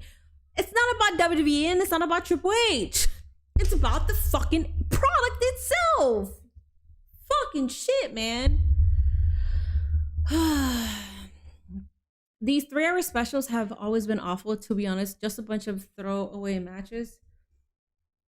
And you have the biggest opportunity to have people actually tune in for Collision. You having a 3-hour special, you better make sure that 3rd hour is fucking worth watching. Because if it's not worth watching, then why the fuck would I tune in for a 2-hour collision? If you're saying that this is your 1 hour of collision when we just had our A show and this is what I have to watch, why the fuck would I tune in on a Saturday? This is Rampage, but just an extra hour. Why the fuck would I tune in for that? I could just easily go on Google and Google the matches that I want to watch. It's fucking stupid, man. But you know what? Fuck what I gotta say, man. The sickos, dude. The sickos are always right. The sickos know more. Believe me. The sickos know exactly what's right for AEW because they are so normal-headed. They are so centered where you could give criticism and they will appreciate it and actually absorb the criticism. Yeah, those are fucking sickos. Absolutely. I left for a few minutes. What the fuck did I come back to? I'm just talking shit about Collision because fucking sickos think it's like the greatest thing on earth. And it's like, bro, Collision could be good at times, but it's not the like an A show as they always promise. Has anyone ever came up to you in person talking crazy about your opinions on wrestling? No, no one has. Everybody that I meet in person appreciates me, appreciates my authenticity, and appreciates me for speaking up about a lot of stuff. Actually, the people that come up to me are like, dude, you're like the only one that actually says what's on your mind. And I'm like, listen, that's why I don't grow my channels. I'm like, that's why I don't have a bigger platform, because if I just stayed quiet and if I conformed, I would have bigger views. I would have a bigger channel because at that point, I'm being so fucking neutral and centered where that whole Gunther crash out wouldn't have happened. I would have been like, okay, that's fine. But it's just not me. Like, I can't do that bullshit, which is why I have the numbers that I have. So whatever, man.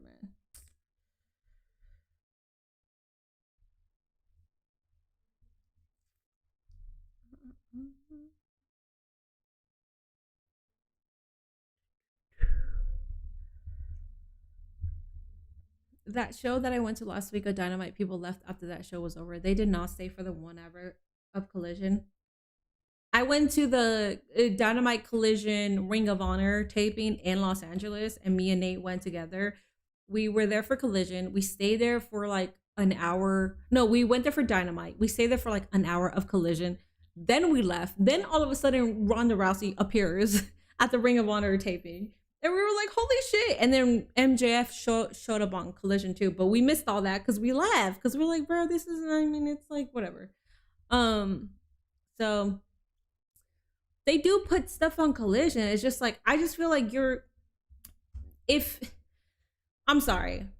If you're building a fan base, if you're building a program and your money tricks, the way that you're going to get people to watch is by having random ass debuts, by having like random ass people show up that we want to see. I feel like you don't have a good product because you're depending on that. If you have a good product stacked where you're giving me great storytelling, great matches. I do know that I miss some storytelling because I don't watch Collision and they do overlap from Dynamite on Collision. I get that. But if you're not giving me a grade A Dynamite show, you have people that are exclusively on Collision. You have El Clon. You have, for a longest time, you had Hologram versus Beast Mortos. You have people that we don't see on Dynamite. So if you have people on Collision that we don't see on Dynamite, how the fuck am I invested in them? Why the fuck would I be invested with Top Flight? Why the fuck would I be invested with so-and-so if they're just strictly on Collision? And I don't watch Collision. So why the fuck am I gonna watch? Put them on fucking Dynamite. Give me a reason to watch Collision. Because when you said MJF is gonna speak on Collision, guess what? My little bitch ass watched Collision because I wanted to hear what MJF had to say. And you didn't say that he was gonna open up the show. And you didn't say that he was gonna main event. All you said was MJF is gonna speak on Collision. And I said, well, whoop-de-doo. Let me go ahead and tune in for Collision because I actually give a fuck. Because MJF is somebody that I want to watch and I want to know what he has to fucking say. Jesus, man. Sickos were defending Rampage 2 till this day, bruh. I could go on and on, but it's just people don't have to agree with what I'm saying. People absolutely do not have to agree with what I'm saying. But at the same time, I'm saying, like, if I got this shit to say, then you better give me something credible to say other than stick to WWE, you WWE mark. Sorry, you're so much up TKO and Triple H's ass that you can't see that this is real wrestling. Bitch, I do see that this is real wrestling. Except you're not giving me a fucking reason. You're not even giving me a proper rebuttal to even have a conversation with. If your response is, oh, stick to WWE, you WWE mark, bitch. Okay, so you're non-intelligent. Okay, great. Nice to fucking know. I can't have a conversation with you. I don't want to have a conversation with you because that's all you gotta fucking say. If you're gonna defend a company, if you're gonna be 10 toes down, because believe me, I'm an AEW glazer. I'm gonna glaze the fuck out of it. But if you're gonna tell me, hey man, Darby Allin, I don't really think that he should be champion. As much as I glaze the company, I'm not gonna bullshit you. I'm gonna be like, yeah, I get it. I get it. If you're gonna be like, MJF did not have a good championship reign, I'm gonna be like, you know what? I can see why you think that. Like, I'm not gonna go super fucking crazy with it. But if you don't have anything else to say outside of like, oh, you're a WWE mark, blah, blah, blah, bitch, you're fucking stupid. How about that, bitch? Blah, blah.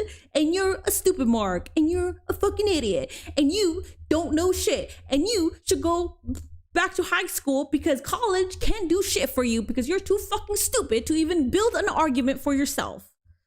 Fucking morons, man. They always do one or two important things on Collision so they can tell you on Dynamite episode how cool Collision is, but the rest is mostly boring.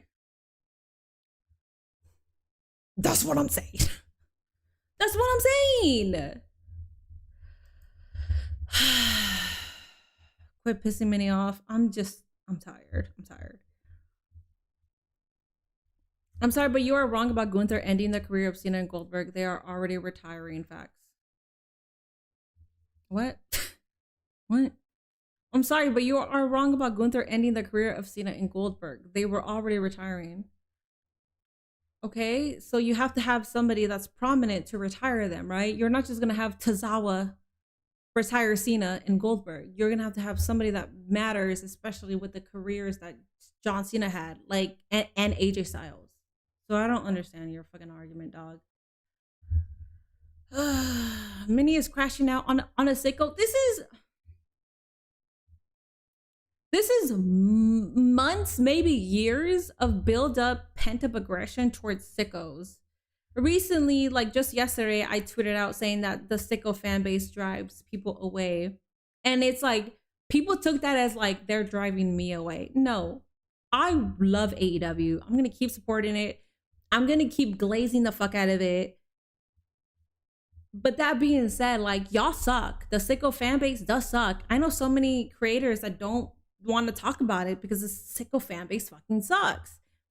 And I think you should know that, especially from somebody who watches the fucking product. Sure, I'm not watching every single Collision, but I still watch the product. I still know the wrestlers. I still know the storytelling. I still know the matches. I still tune in for all the shit.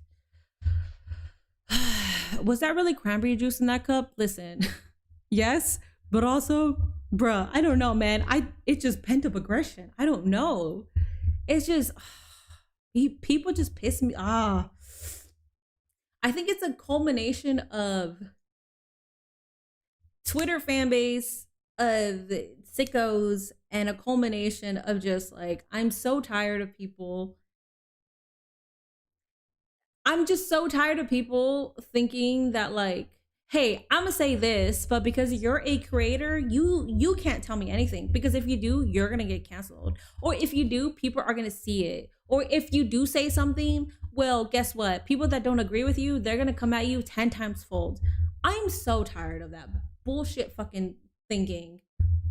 Every single time I post something that people don't agree with, that shit will get so many views, so much traction, And if I respond to somebody that doesn't agree with me, guess what? Their views are gonna skyrocket, and more people will like their shit because they're going against me. I just did that to the guy that took a screenshot of Alex saying paid reactors, and then I said, can somebody put gingerbread man on the, I posted on Twitter. Here, I'll show it to you guys. I gave him so many fucking views based off that. And I'm not saying that as a bragging point, but it's more so like bitch, please. Like, I could shut up, but at the same time, you're fucking annoying and you're stupid and you're not making any fucking sense. It's a culmination of so many things that's making me crash out. And I'm fucking sick of it, especially because I don't care about people, like what you have to say about me. But I know some people that do, my friends that actually care. I know that my friends go through it. And that's why it's a culmination of shit. Cause I'm like, shut the fuck up, people. Cause if my friend allowed me to, I would fucking eat your fucking shit alive. Where is this stupid ass shit? Oh, here it is. This fucking dumbass. This dumbass. Look at this shit. I give him so many fucking views. This idiot that says, so, cause I post, so this is the original tweet, and let me go off. This just says, as an AEW fan and an AEW glazer, I can't stand singles, man. You guys do push fans away from the product, and for some reason he quote tweeted this. Like, okay. And I commented saying, yes, my friends and I have a good sense of humor. Thank you for noticing. When I saw this, he had 50 likes. And this shit was posted like 4 hours ago. Okay, so I posted this at 6:48. This was, so it was like, I don't know. It was posted like 5 hours ago and he only had 50 likes. Now it's at 345 likes because I gave that little fucker the engagement. That's what I'm saying. I'm tired of people fucking thinking that they could just say whatever the fuck they want just because they know that they're gonna get engagement from it. The only reason you have that many likes is because I responded. If I didn't respond, you wouldn't even get that many fucking likes, idiot. Hey, Tozawa retiring Goldberg would have been a beast. What do you mean? Same number of fans that watch NXT watch Dynamite. I think a lot of the NXT Black and Gold era people are strictly AEW fans now. So yeah, I can see that. Like, I love Joshi Wrestling. I hated the last Stardom pay-per-view. I didn't watch it. I don't watch full Stardom pay-per-views. All I do is watch matches from it. Paid reactor, yeah. Ross went through something like this. Everybody goes through shit like this. Everybody goes through shit like this. That's what I'm saying. And I'm tired of people thinking that you can't say shit. I'm so fucking tired of it. If I want to talk shit, I'm gonna fucking talk shit. What the fuck? Because y'all are fucking stupid. The same fucking people that want to talk shit are the same people that are talking shit just so they can get a reaction and just so they can get engagement off of it. That's it. And I know that I'm willingly giving it to them, but at the same time, they're fucking stupid. So they deserve to get talked shit to. You're getting views from the negative stuff other than the stuff you want to give views from. I mean, negativity brings in viewers.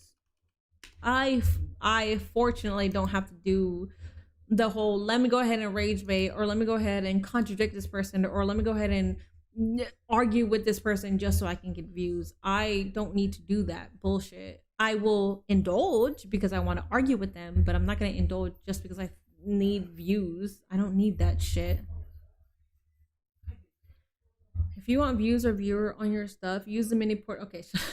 Side note, congrats on the channel growth. I subbed like 2 months ago when you only had like 30k subs. You'd be at 100k in no time. Thank you. I appreciate that. Yeah. Thank you so much. Yeah, my shit grew. I was at 30k and now I'm at 43K, which is kind of insane for a month. That's 13,000 more people. Thank you guys for doing that. That means my lives, my shorts, my videos have like brought you here. So I appreciate that. Thank you. I know that I crash out a lot. So I appreciate you guys still watching me, even though I crash out so much. You're going to run your blood pressure up. To be frank, I don't crash out like this every single time. So at least I know that my blood pressure is fine, because normally I'm very calm, cool, and collected. I have not done Pilates since a week ago. So I'm very at edge. I haven't released tension. I haven't released like working out. So I think I'm doing it now. Nah, that would have been disrespectful to Goldberg, though, no matter how some fans feel about him. Oh, with Tozawa. Athena got put down and Trish Adora is doing great as hell. Trish Adora is great. I think Trish Adora can easily be the next Ring of Honor champion, but at the same time, like, what are we doing with Athena and Billy Starks? Sammy Guevara versus Darby Allin, the world title on Collision. Unfortunately, I don't care about that match to watch Collision.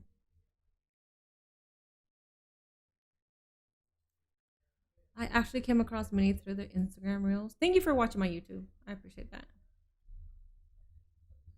Thank you, thank you, thank you. Everything is rage bait and trolling these days. You literally have to hustle hard for a community that's there for genuine takes and conversations. Yeah, no, and it's true, and I'm glad that you brought that up, because it's I don't think people understand how hard it is to cultivate a community without rage baiting, without always having to be at level 10. I don't always crash out, and I don't always want to crash out. I know you guys enjoy it. You guys tell me that all the time. My viewership skyrockets every single time I crash out, but I also know that that's not organic. I can't keep doing that, especially like when I don't want to crash out. I'm not going to force it. So cultivating a community is very hard to do. And there's people that cultivate it based off negativity. So if they all of a sudden become positive, they're just kind of like, what the fuck? Like, what are you doing? This isn't why I'm here. I want you to talk shit because I hate this company. I want you to talk shit because I hate these wrestlers. I hate Triple H. I hate Tony Khan. So why are you praising them? I don't like that. That's the kind of audience that I never want to have, because I'm not like that at all. So it's just, I don't know, man. Tony, thank you so much for sending me 30 jewels over on YouTube. What's her name who just made her debut at Triple A? La Catalina? Yeah, the Tozawa thing. There is a mini Stardom documentary that Vice did. I have to find and send it to you to react. Yes, please send it to me. Send it to me on Discord, please. Vice has the wrestlers doc, and that shit is so interesting. I saw one with Darby Allin. I didn't see the episode, but I saw what they were talking about. It was Ethan Page, Darby Allin, and Austin Theory. And it said like the next generation of wrestlers. And I was like, holy shit, that's interesting. Yeah, apparently Otis did kiss Izzy Dame on WWE Main Event. It's interesting. Minnie, do you think that WWE did Aleister Black dirty because they fired him once, lured him back, and then left him? Honestly, I feel like as a talent, I don't think you should bury bridges just because you think that the big monopoly is going to get you. I don't know what the fuck happened. I don't know. I think it's fucked up that they didn't even let him go an entire year without him completing that. And if you were going to be a part of a WrestleMania storyline and then you take that away from him to insert Pat McAfee, I think that's bullshit. And then you cut him loose. When I'm sure that the story was pitched to him, if that was the direction, I'm sure the story was pitched to both of them. And then you just kind of like rip that shit away and then they get released. That's bullshit. I don't like that. I think the Stardom doc in the Patreon chat. Is it if it's a documentary, send it to me on Discord DMs because it's gonna take way too long for me to even see it on chat. Just because I have a lot of match watch-alongs, it takes me a while to get to the docs too. But at least I know that like this is the next one. They could do like a second AEW Heavyweight Championship on Collision, like WWE does on SmackDown. Well, technically they were supposed to do that with CM Punk, but CM Punk left, and we were supposed to get the real championship belt, but we never got to see it because CM Punk got fired. So W stream, not for real. I agree. Hi Uzi. That's her. She seems to get you hooked. Triple A is actually good to me. Triple A is, yeah, it's fantastic. I like it. Honestly, this is the first time I've ever seen her crash out. All the streams have been super chill. That's what I'm saying. No, but that's what I'm saying. I don't always crash out. Like, people always want me to crash out, but I don't because I don't know. If it's not organic, there's no point in crashing out. I crashed out 3 times on stream today, which is not usual. It's unusual. I don't do that. But I gave you guys 3 crash outs. So what the fuck, man? Yeah. I'm surprised that Vice TV doesn't have a promotion running a weekly TV show. Yeah, because they post a lot of wrestling. They also do Dark Side of the Ring. I agree. Aleister Black should be champion. We'll see where he ends up. My biggest takeaway of tonight's SmackDown is that I want to see Julia versus Paige now. I would like that too. 3 crash outs on a stream is a record. It is. Yeah, I've never had 3 crash outs. I've never, ever, ever had 3 crash outs. I haven't had a crash out since the CM Punk crash out, I think. Or was it the wrestling logic one? I don't know, man. I don't know.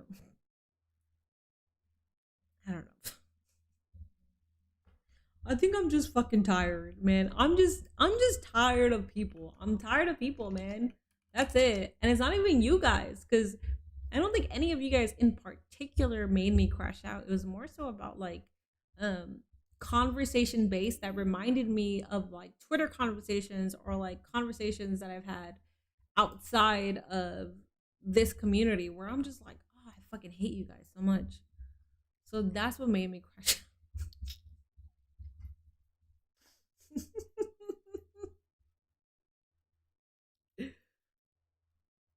I found the Discord. I sent it there. Amazing. Did Misfit add me on Discord, mini portable, and then DM it to me, because that's how I get it.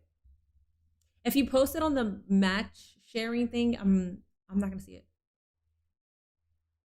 Twitter makes a lot of people crash out. Yeah.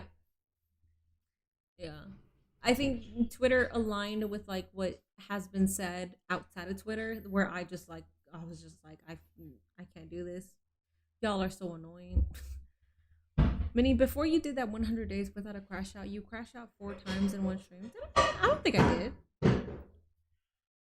It's part of being 30. Honestly, my 30s, I'm easily acceptable or susceptible to crashing out because I'm just like, bro, I'm fucking 30 years old. I don't want to hear your stupid ass shit. And I don't want to reason with the stupid ass shit. So, yeah, I agree.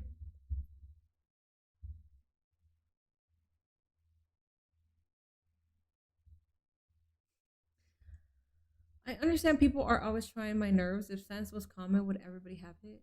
I don't think so. Minnie, think about this. Alistair, Tommaso, Ricochet, Gargano, Andrade, Dakota, Candice, and Tegan. How do they flop under Triple H on main roster? I have a difference of opinion when it comes to Tegan, just because of what happened. Like, I know that Tegan Knox and her girlfriend, which I'm sorry, I forget her name. I know that they wanted more time on their match, but seeing how Maya World and Hyen responded to that, I just felt like you're not AEW talent for you to necessarily like demand stuff. And I feel like it's okay to like take the L, especially when actual AEW talent that get signed, like Josh Alexander, Ace Austin, lose their first match. Granted, they do have more time, but it's just kind of like a thing of, Tegan Knox for me is different. I just feel like, I don't know, man. I didn't really like that. That didn't sit right with me. I do know that all she wanted was more time. But like, look at where Maya World and Hyen are at right now. Like, they capitalized off that moment and they're great. And I feel like if Tegan did capitalize off that moment, she would be in a better position because she is Tegan Knox. So Hyen deserves it so much. Indie Queen for so long. Yeah, I agree. Oh, I crashed out because of Cardi and Wrestling Logic. Have you been following Chud the Builder's timeline? Yes. I think he gets what he's deserved. He was provoking a lot of people. He tweeted out saying like the final, like the ending of this is for me to shoot a black person. That's what he said. So this is the finale. He did. And now his bond is at 1.25 million. So, you know, I don't know. I can't say Alistair flopped under Triple H because they had plans for him before the whole Pat McAfee thing happened. Yeah, it's tricky because you know that Triple A, or not Triple A, I'm sorry, that TKO has creative control over, like they have final say over whatever happens. So it's kind of hard to blame Triple H. And it's not even me trying to kiss ass to Triple H because I don't kiss ass to him, but also it's just like it's kind of hard to say that it's just his fault when TKO has admitted that they have final say and that they're using ChatGPT to write most of the stories. Athena retains, hell yeah. Adding Jelly Roll and Pat McAfee to the feud between Cody and Randy didn't make sense. No, it didn't. Tegan booked like a jobber, getting no reaction in WWE but demanding special treatment on AEW. Apparently, Tegan is calling it quit at the end of the year. Damn. Didn't her ex-girlfriend go to like a WWE tryout, or girlfriend go to a WWE tryout? I don't know if she got hired or anything. We could have been eating groceries real good like WrestleMania 40. Yeah. My opinion, Tegan might have let her girlfriend trick her out of the bag. Her girlfriend hasn't made it as far as Tegan. I think she had a tryout. The whole Nixon Newell situation was odd, but look at what little they've done with Hyen and Maya since then. They were a part of 0 Hour, which I know is like little compared to like in comparison with like other talent. But to be fair, Hyen and Maya were in the independent scene. So they were a part of 0 Hour and they went against Lena Cross and Megan Bayne. And they're doing work in Ring of Honor. They also showed up on Dynamite. I just feel like, sure, they have done little with them, but at the same time, like they're building something for them. I think it's pretty cool, especially like if I'm coming from the independent scene and you're putting me in the pre-show of a major pay-per-view, then fuck yeah, I would absolutely take that. And they had a fantastic match. That could have been match of the night if it wasn't AEW. But AEW is going to AEW and just give you multiple matches of the night. But that was a fantastic match. Thank you for 156 likes. Miranda had a tryout but didn't get picked up. Okay. Miranda Alizé. I think that's her name, right? Damn, Athena really never losing the title. Now we dead ass going after Bruno's record. All right, y'all. I'm gonna be back tomorrow. It's about to be midnight. I still gotta post shit. Guys, listen, I'm not here for the crash outs, okay? But I know that I crashed out a lot today. I had a lot of pent up aggression. I'm just really tired of fucking people. I'm tired of people just expecting people to just succumb to whatever they gotta fucking say. I'm tired of people not being able to say what they have to say because they know that everybody's gonna be on their fucking dick and they're just gonna get more engagement. So it's just fucking annoying, bro. It's so annoying. And like I'm somebody, if I want to talk shit, I'm gonna talk shit. So I talk my shit. But I also know that I'm doing them a favor. Every single time I talk shit, I'm doing them a favor because I'm bringing in the engagement. And yeah, I'm gonna sound fucking cocky about that because the people that I'm bringing engagement to are fucking stupid and they're piece of shits because they're just trying to get engagement. And I know they are, but I give it to them. Anyways. All right, y'all. Have a wonderful night. I will see you guys tomorrow for, if you are a part of the Patreon, 6:30 p.m. Eastern. I will be live on Patreon for the 1991 All Japan Women's documentary. And then I'll be live for Collision AAA Gina Carano versus Ronda Rousey, which should be happening around midnight. So I will also be on the island in WWE 2K26. I will be live for a very long time because considering I'll be live on Patreon at 6:30. So I'll be live for like 7 hours tomorrow. So have a wonderful night, everybody. Good night, Sea Fluid. Good night, Misfit. Good night, Blackman. Good night, Big Time. Good night, Damith. Good night, Gerald. Good night, Kenny. Good night, Ian. Good night, Hefe. Good night, Junior. Good night, Shara. Good night, Faj. Good night, Igra. Good night, Timfinity. Good night, BK, Cardi, Zendaya, if you guys are still here. Good night, AJ. Bad Doll left already. I think. Good night, Jordan. I think that's it. Okay. If there's nobody else that needs a good night, have a good night, y'all. I will see you guys random. Good night. Oh, always see you. Good night. You've been chatting all day. Yeah, let me see who else is here. Callie, good night.